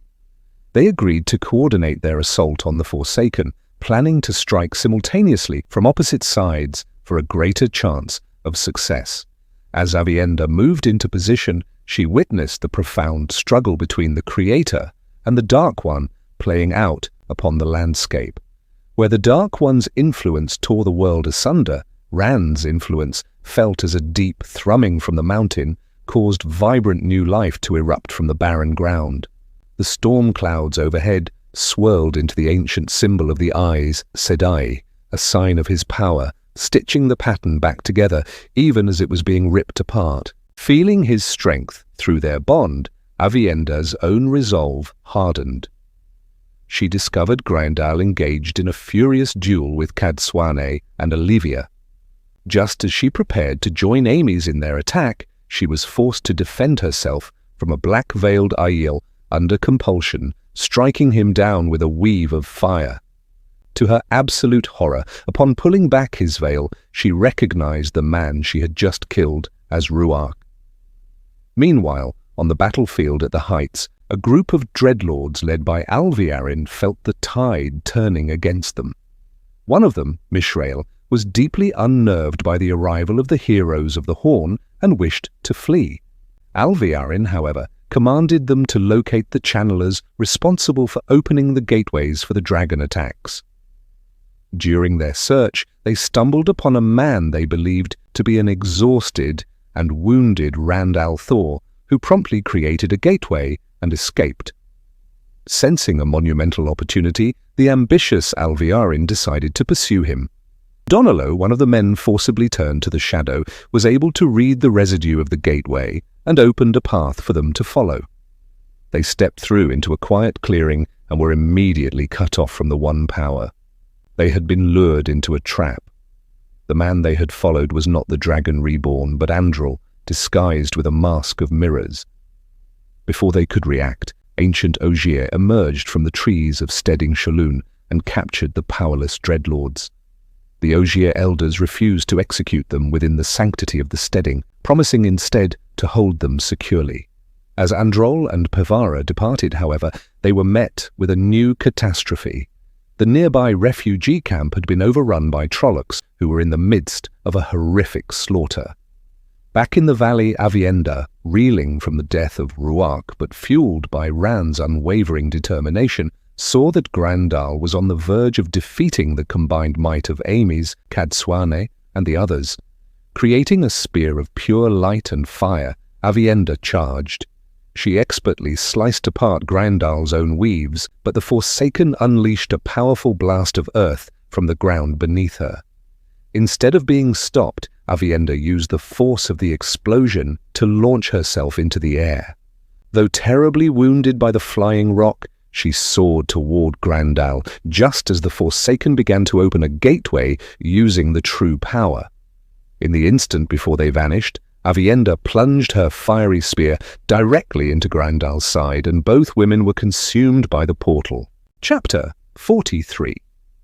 The narrative opens with Loghain Ablar, whose scouts are returning, confirming his bondmate Gabril's suspicion that they would not be needed.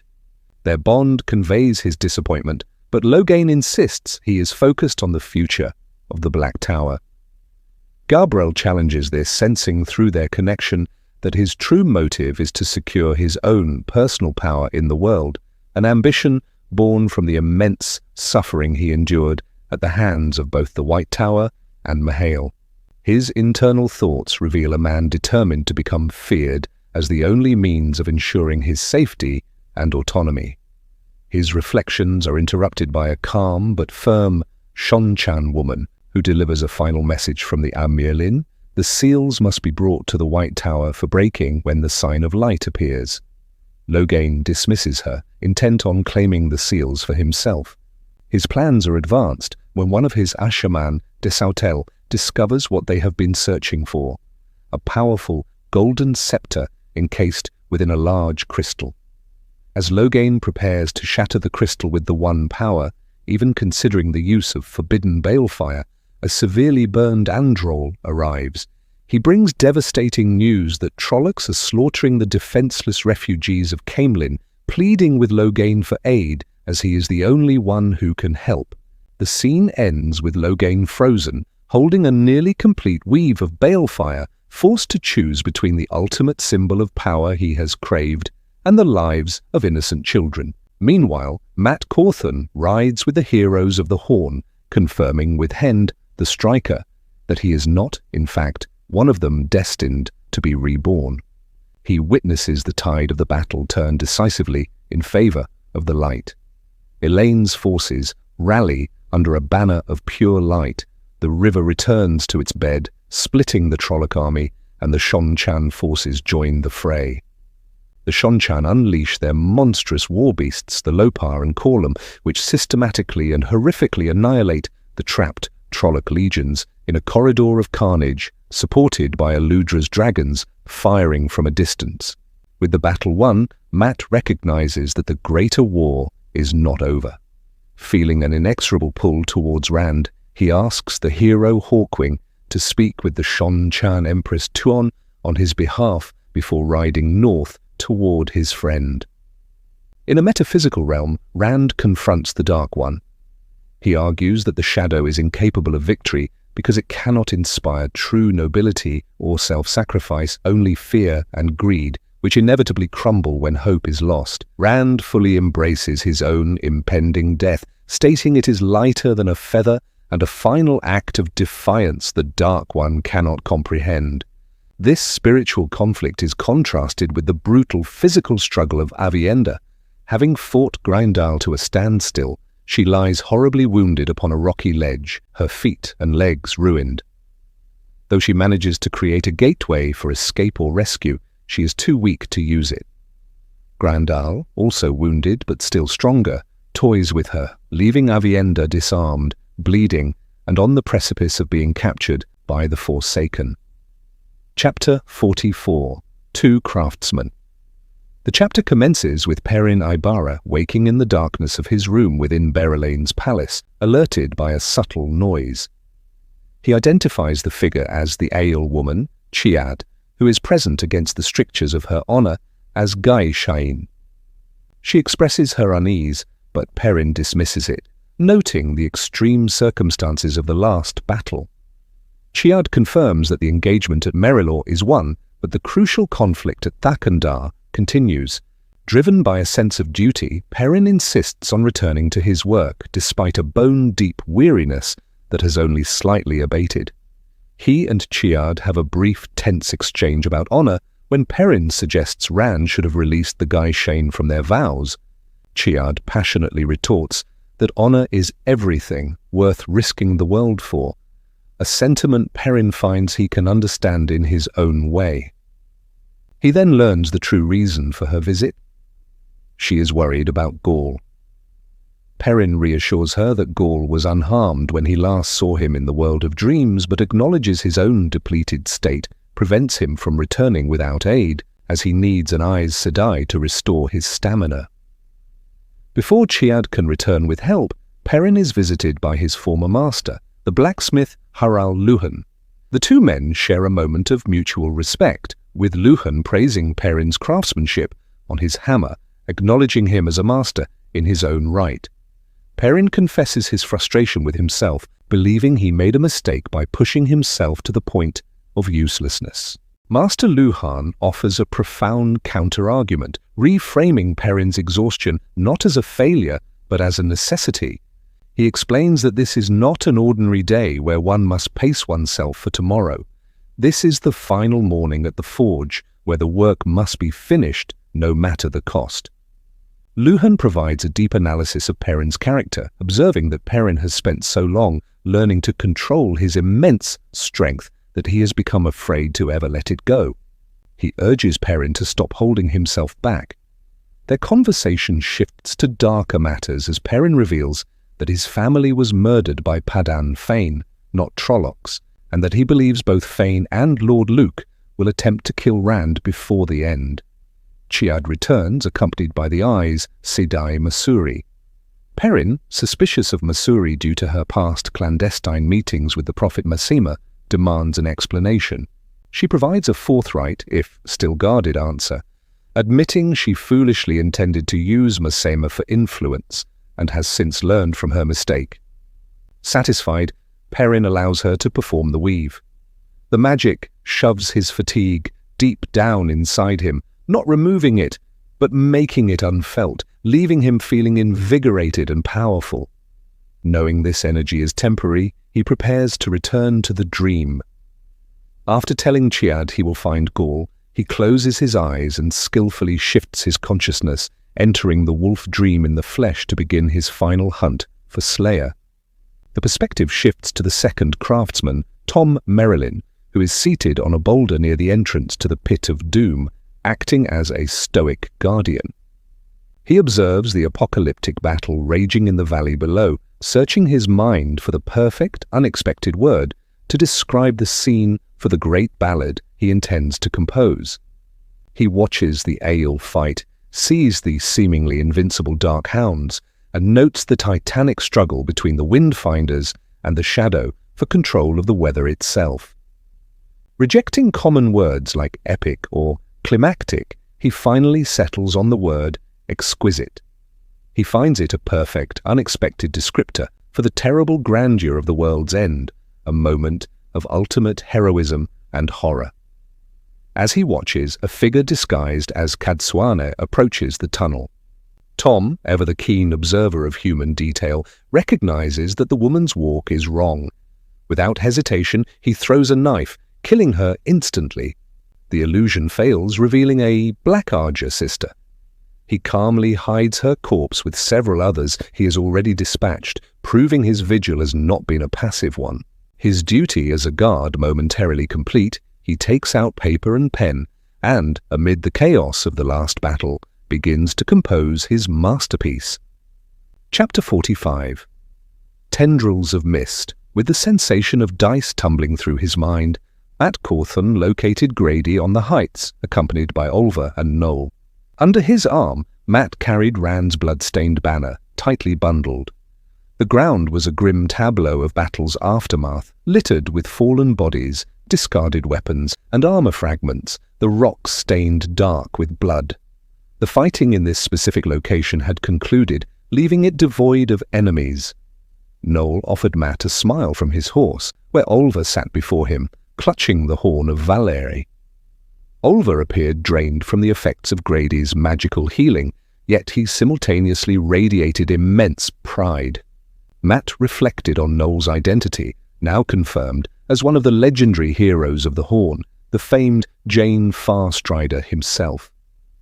While it made a certain kind of sense, Mat felt no desire to trade places with him, unwilling to be bound to another's call, not even for the promise of immortality. Mat called out to Grady, commending him for his earlier work upriver, noting how the manipulated water had arrived at a critical moment. Grady, his face pale and looking as though he had witnessed something profoundly disturbing, could only nod. When Mat demanded a gateway, Grady explained that travel directly to Shayol Ghul was impossible. He described the pattern around the valley as being warped, causing it to exist in multiple locations at once, making it impossible for a gateway to target. Finding the explanation incomprehensible, Mat pressed for the closest possible destination. Grady offered a scouting camp a day's march from the valley. At that moment, Olver suggested that the heroes would be needed in the Blight, and Mat, feeling an unbearable pull from Rand, agreed. He instructed Grady to open a gateway to one of the Shon Chan patrol camps. Meanwhile, at Thakan Dar, the entity known as Shaisum reveled in the battlefield chaos. His consciousness had expanded, inhabiting every tendril of a creeping mist that descended from the valley sides. He had been consuming the souls of Trollocs, which he found unsatisfying but plentiful. This consumption fueled his reconstruction and brought a measure of clarity to his madness. His physical form, once the man named Padan Fain, walked at the center of this misty manifestation, which was his true self. He sought a place where the barriers between worlds were thin to embed his essence into the very stone, a process that would make him nearly indestructible. Though his physical body remained a vulnerability, his power was vast. The mist, which was both him and not him, served as his body and carried his mind, allowing him to strike at and consume fighters from both sides of the conflict. He was a fusion of three entities, the mist of Mashadar, the man Fain, and the evil master from the dagger he carried. His ultimate goal was to feast upon the soul of Rand al'Thor. Outside the pit of doom, Gaul clung to the rocks, battered by violent winds that tore at his skin. He fought alongside packs of wolves against Slayer, who seemed to hold immense power in this location. Slayer, a being formed from the merged souls of Luke and Izam, proved a deadly opponent, killing many wolves and wounding Gaul with one of his own spears. Slayer taunted that he had laughed when he learned Fain had murdered Perrin's family, and spoke of a prophecy concerning Luke's importance in the last battle. Just as he boasted, the winds abruptly ceased. Perrin Aybara appeared on a rock outcropping behind Gaul, his presence commanding absolute stillness. His eyes were closed as Slayer continued his taunts. When Perrin finally opened his eyes, they glowed a brilliant, powerful gold.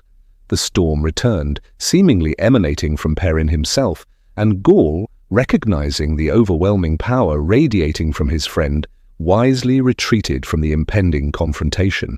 Far above the valley, Mat was in the air, clinging in terror to the saddle of a flying Shon Chan beast called a Torakan, accompanied by Olver and a rider named Sulan.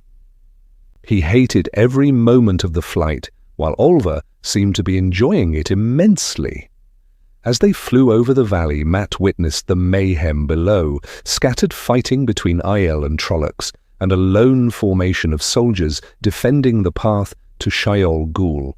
He saw Shisam's silvery mist flooding the valley floor and felt its chilling, whispering presence.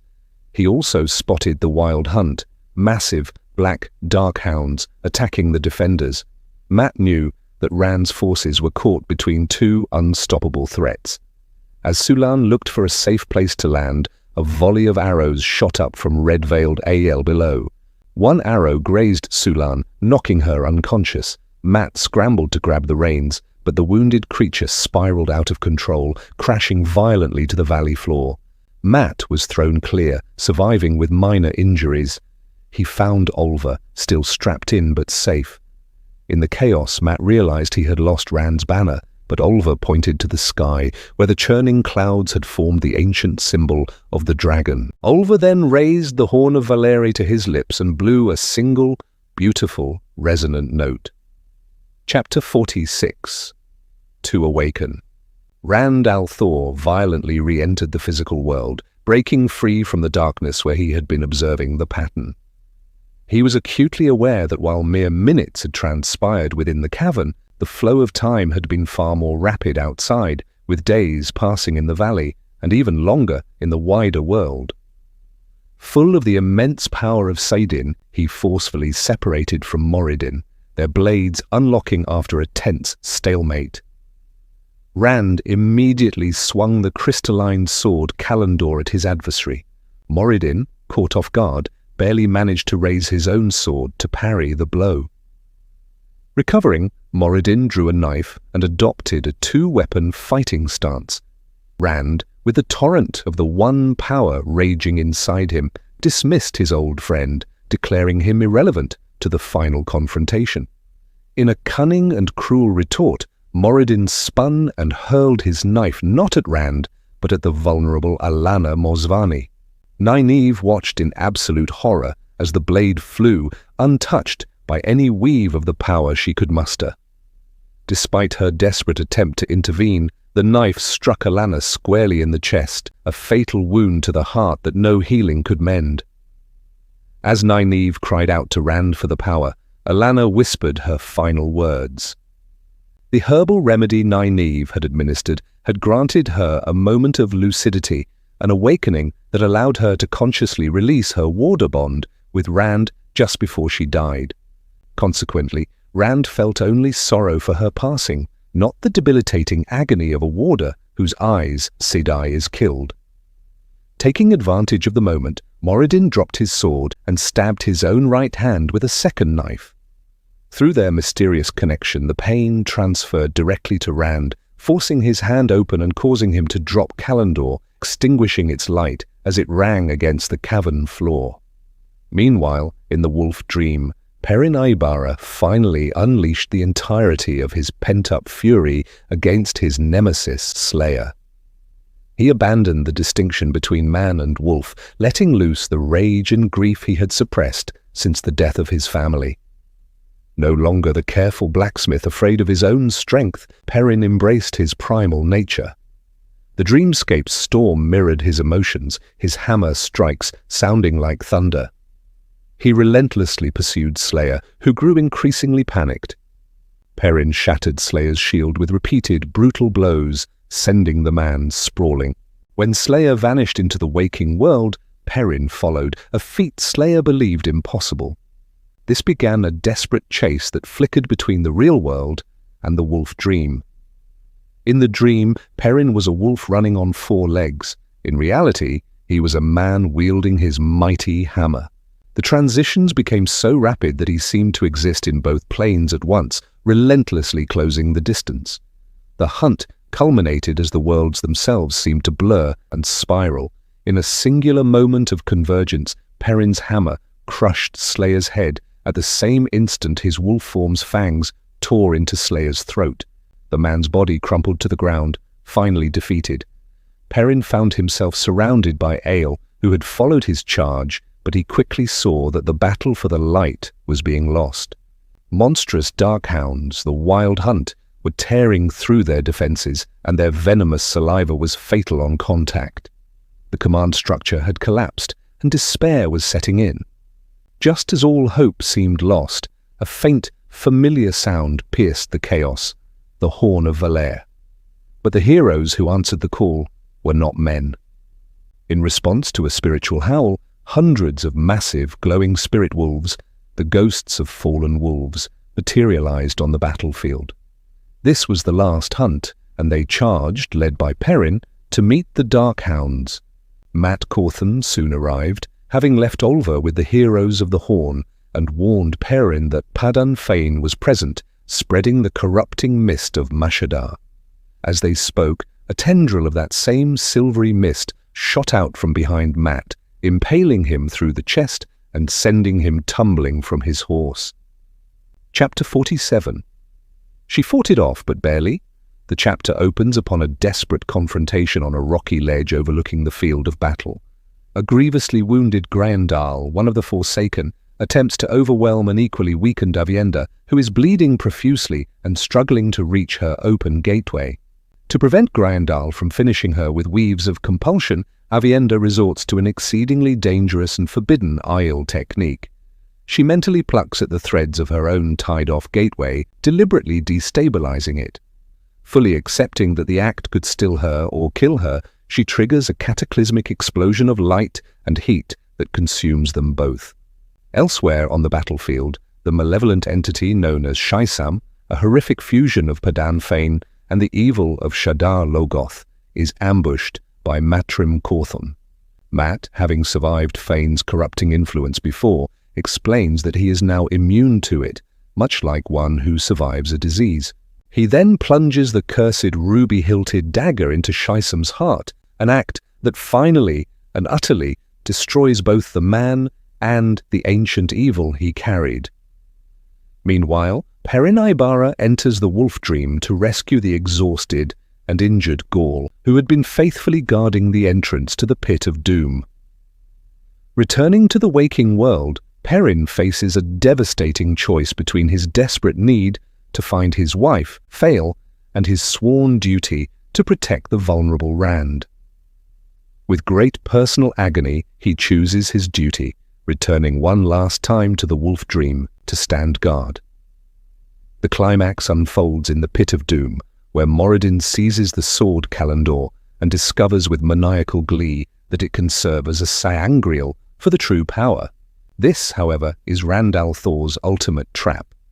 As Moradin channels, Nynaeve and Moiraine exploit the sword's designed flaw to forcibly link with him, creating an unprecedented conduit that funnels saidin, saidar, and the true power through Rand.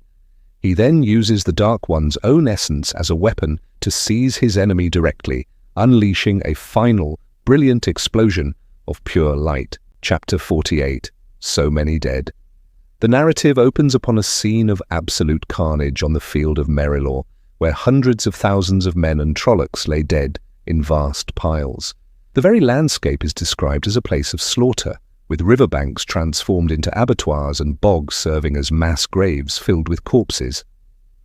From her position, Elaine observes as the Heights, a plateau across the river, groans and rumbles before collapsing entirely upon itself, a cataclysmic event that buries the dead beneath tons of rock and earth. Though she feels numb from the devastation, her attention is violently wrenched away when she senses a colossal swelling of the one power originating from Rand. The feeling is one of supreme strength and perfect domination. This sensation is immediately followed by the appearance of a blindingly bright light shooting into the sky far to the north, which she recognizes as the culmination of the final battle. This single event is perceived from multiple perspectives, each underscoring its immense scale. At the very entrance to the Pit of Doom, Tom stumbles back as a light as radiant as the sun bursts forth from the cavern, a beam that melts the peak of Shaiol Ghul itself as it ascends into the heavens. Miles away, Min, while tending to the wounded, feels Rand's agonized determination just before the same brilliant lance of light illuminates the entire battlefield, forcing everyone to shield their eyes. For Aviendha, the light is a beacon of hope that pulls her back from a state of despair, filling her with warmth and the certainty that Rand is winning. In that moment, an unraveling gateway explodes near her, but instead of killing her, it interacts with a compulsion weave being spun by the Forsaken Graendal. The result is a bizarre twist of fate where Grendel is now magically compelled to worship and serve Aviendha. The chapter then shifts focus to Loghain, who has just saved a small child from the ruins. He initially despairs, believing his own quest for power and glory has been lost amid the destruction of the heights. However, he is profoundly moved when he sees that the common people are looking at him and his Asha'man not with fear, but with awe and gratitude. This emotional shift is solidified when the rescued child's mother promises to have her son tested for the talent, not the curse, a reframing of male channeling that deeply affects him. Spurred on by this acceptance and the sight of Rand's incredible power in the sky, he finally embraces his prophesied role. At Gabriel's urging, Loghain takes out 3 of the Cuendillar seals on the Dark One's prison and, as the newly christened Sealbreaker, snaps the unbreakable objects one by one. The chapter's final scene returns to the metaphysical plane of the wolf dream. There, Perrin stumbles through a dead and rocky wasteland under a black, void-like sky. He watches as reality itself appears to be coming undone, with the very ground beneath him crumbling and being pulled up into nothingness, illustrating the cosmic stakes of Rand's confrontation with the ultimate darkness. Chapter 49. To see the answer. Perrin makes his way through the collapsing reality of the wolf dream toward Shayol Ghul, where the world itself seems to be shrinking. Inside the pit of doom, he confronts Lanfear, who has returned to her original familiar appearance. She reveals her ultimate deception. Her plan is not to help Rand, but to save the Dark One. She intends for Perrin to help her assassinate Nynaeve and Moiraine, which would allow her to seize control of a vulnerable Rand and his link to the Dark One.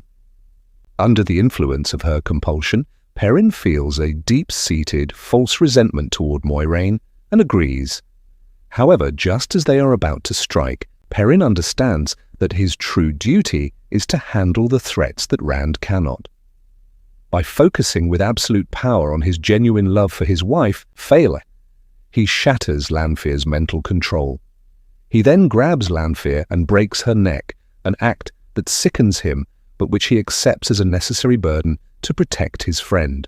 At the same time, Rand confronts the newly freed Dark One. He holds the entity's essence and perceives it not as a god, but as a pitiful, squirming thing whose only true capacity is for torment, not oblivion. He is on the verge of destroying it completely, but stops, struck by a final, profound realization. He understands that a world without the Dark One would also be a world without choice, a different kind of prison for humanity. Instead of annihilation, Rand thrusts the Dark One back and uses a majestic weave of saidin, saidar, and the true power to forge an entirely new, perfect seal over the boar.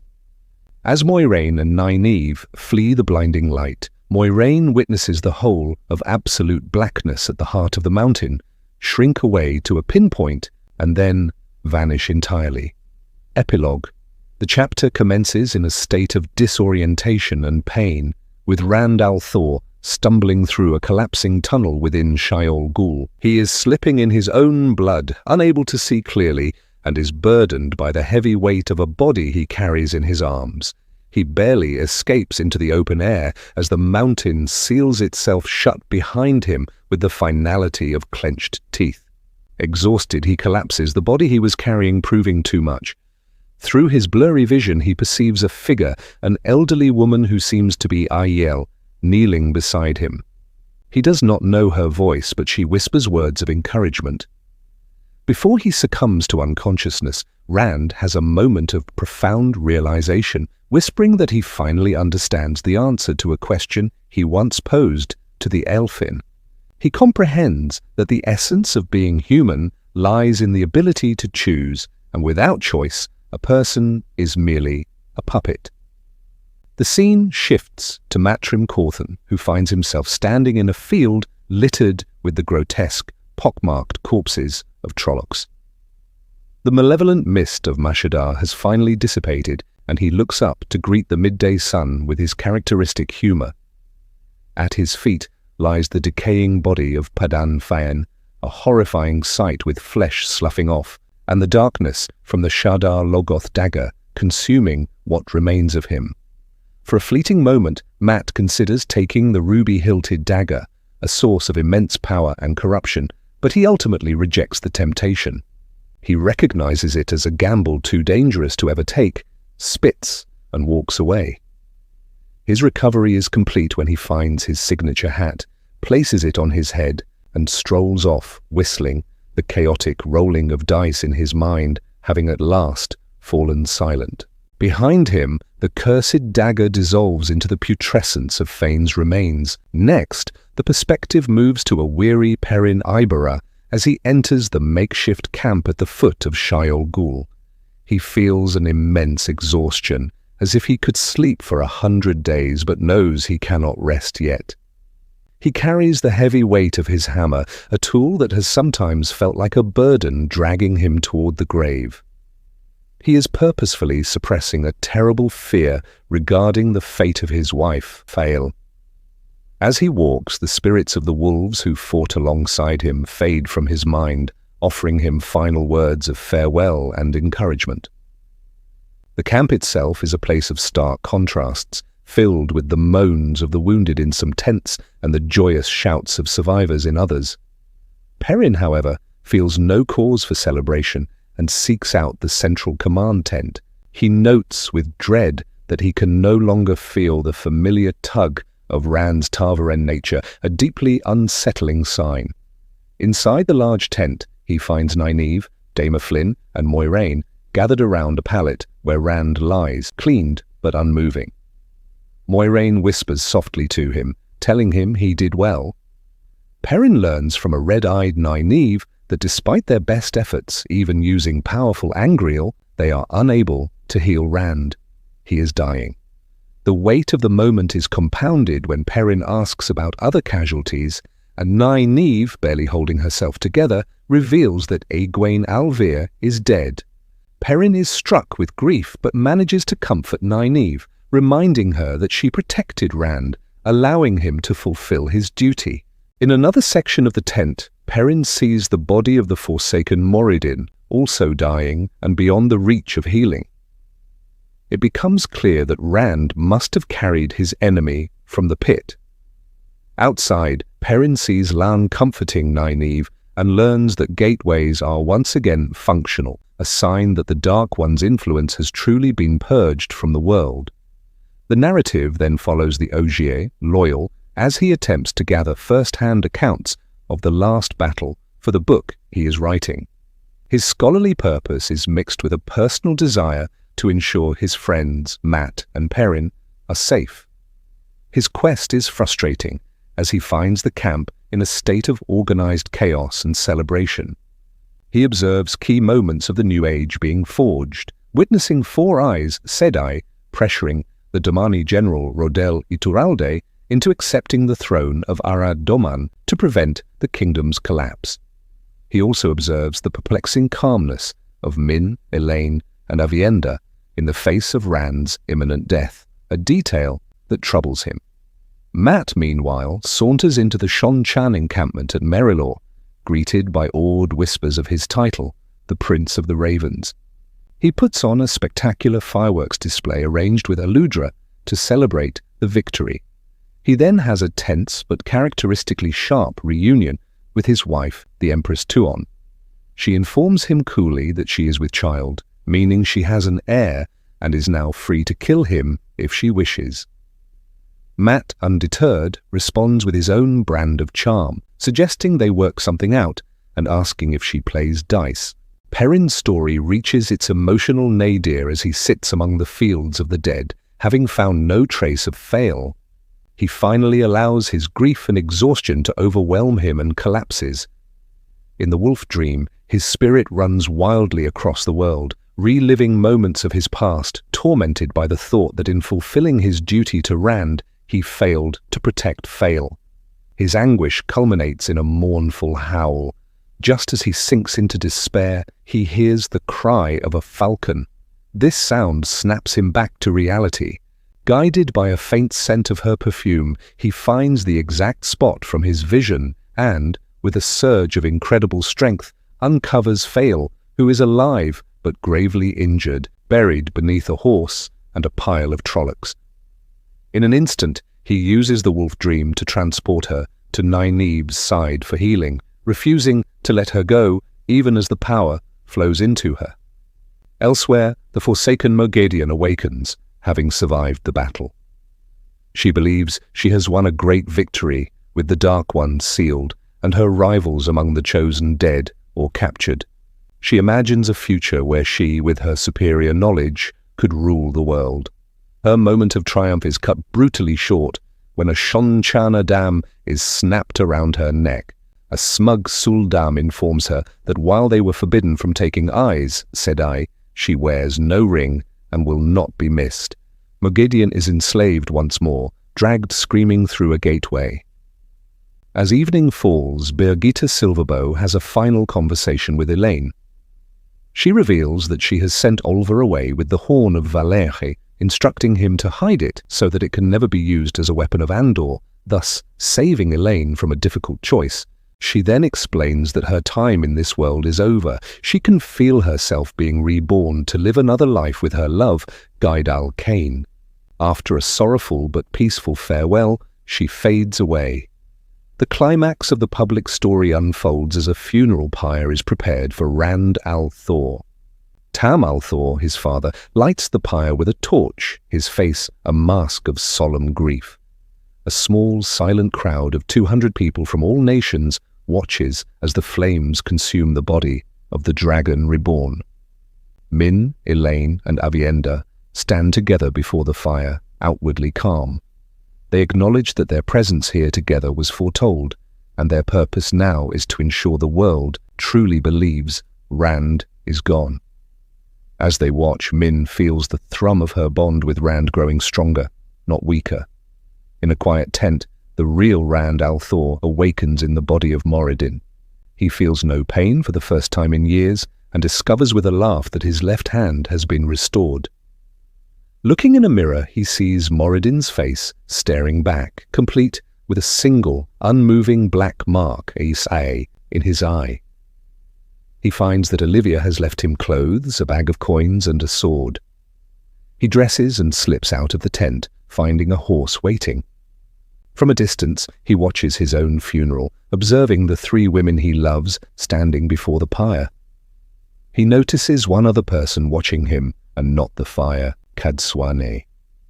They share a look, and she allows him to ride away without raising an alarm. Immediately after, Cadsuane is cornered by several other Aes Sedai who inform her that, with her wisdom and experience, she is the only choice to become the new Amyrlin Seat, a responsibility she accepts with a groan of resignation. As Rand rides south, he instinctively reaches for the one power to light his pipe and finds nothing. He can no longer channel. A wave of profound relief washes over him. Then he simply thinks of the pipe being lit, and it is. He smiles, realizing he possesses a new, different kind of power over reality itself. He rides on, contemplating which of his 3 loves might follow him, and finds himself unable to choose, hopelessly in love with all of them. He rides south into the night, a free man with a full purse and an entire world to see, unburdened by destiny for the first time. The wind rises around him, blowing over a world scarred by war, but alive with celebration and new growth.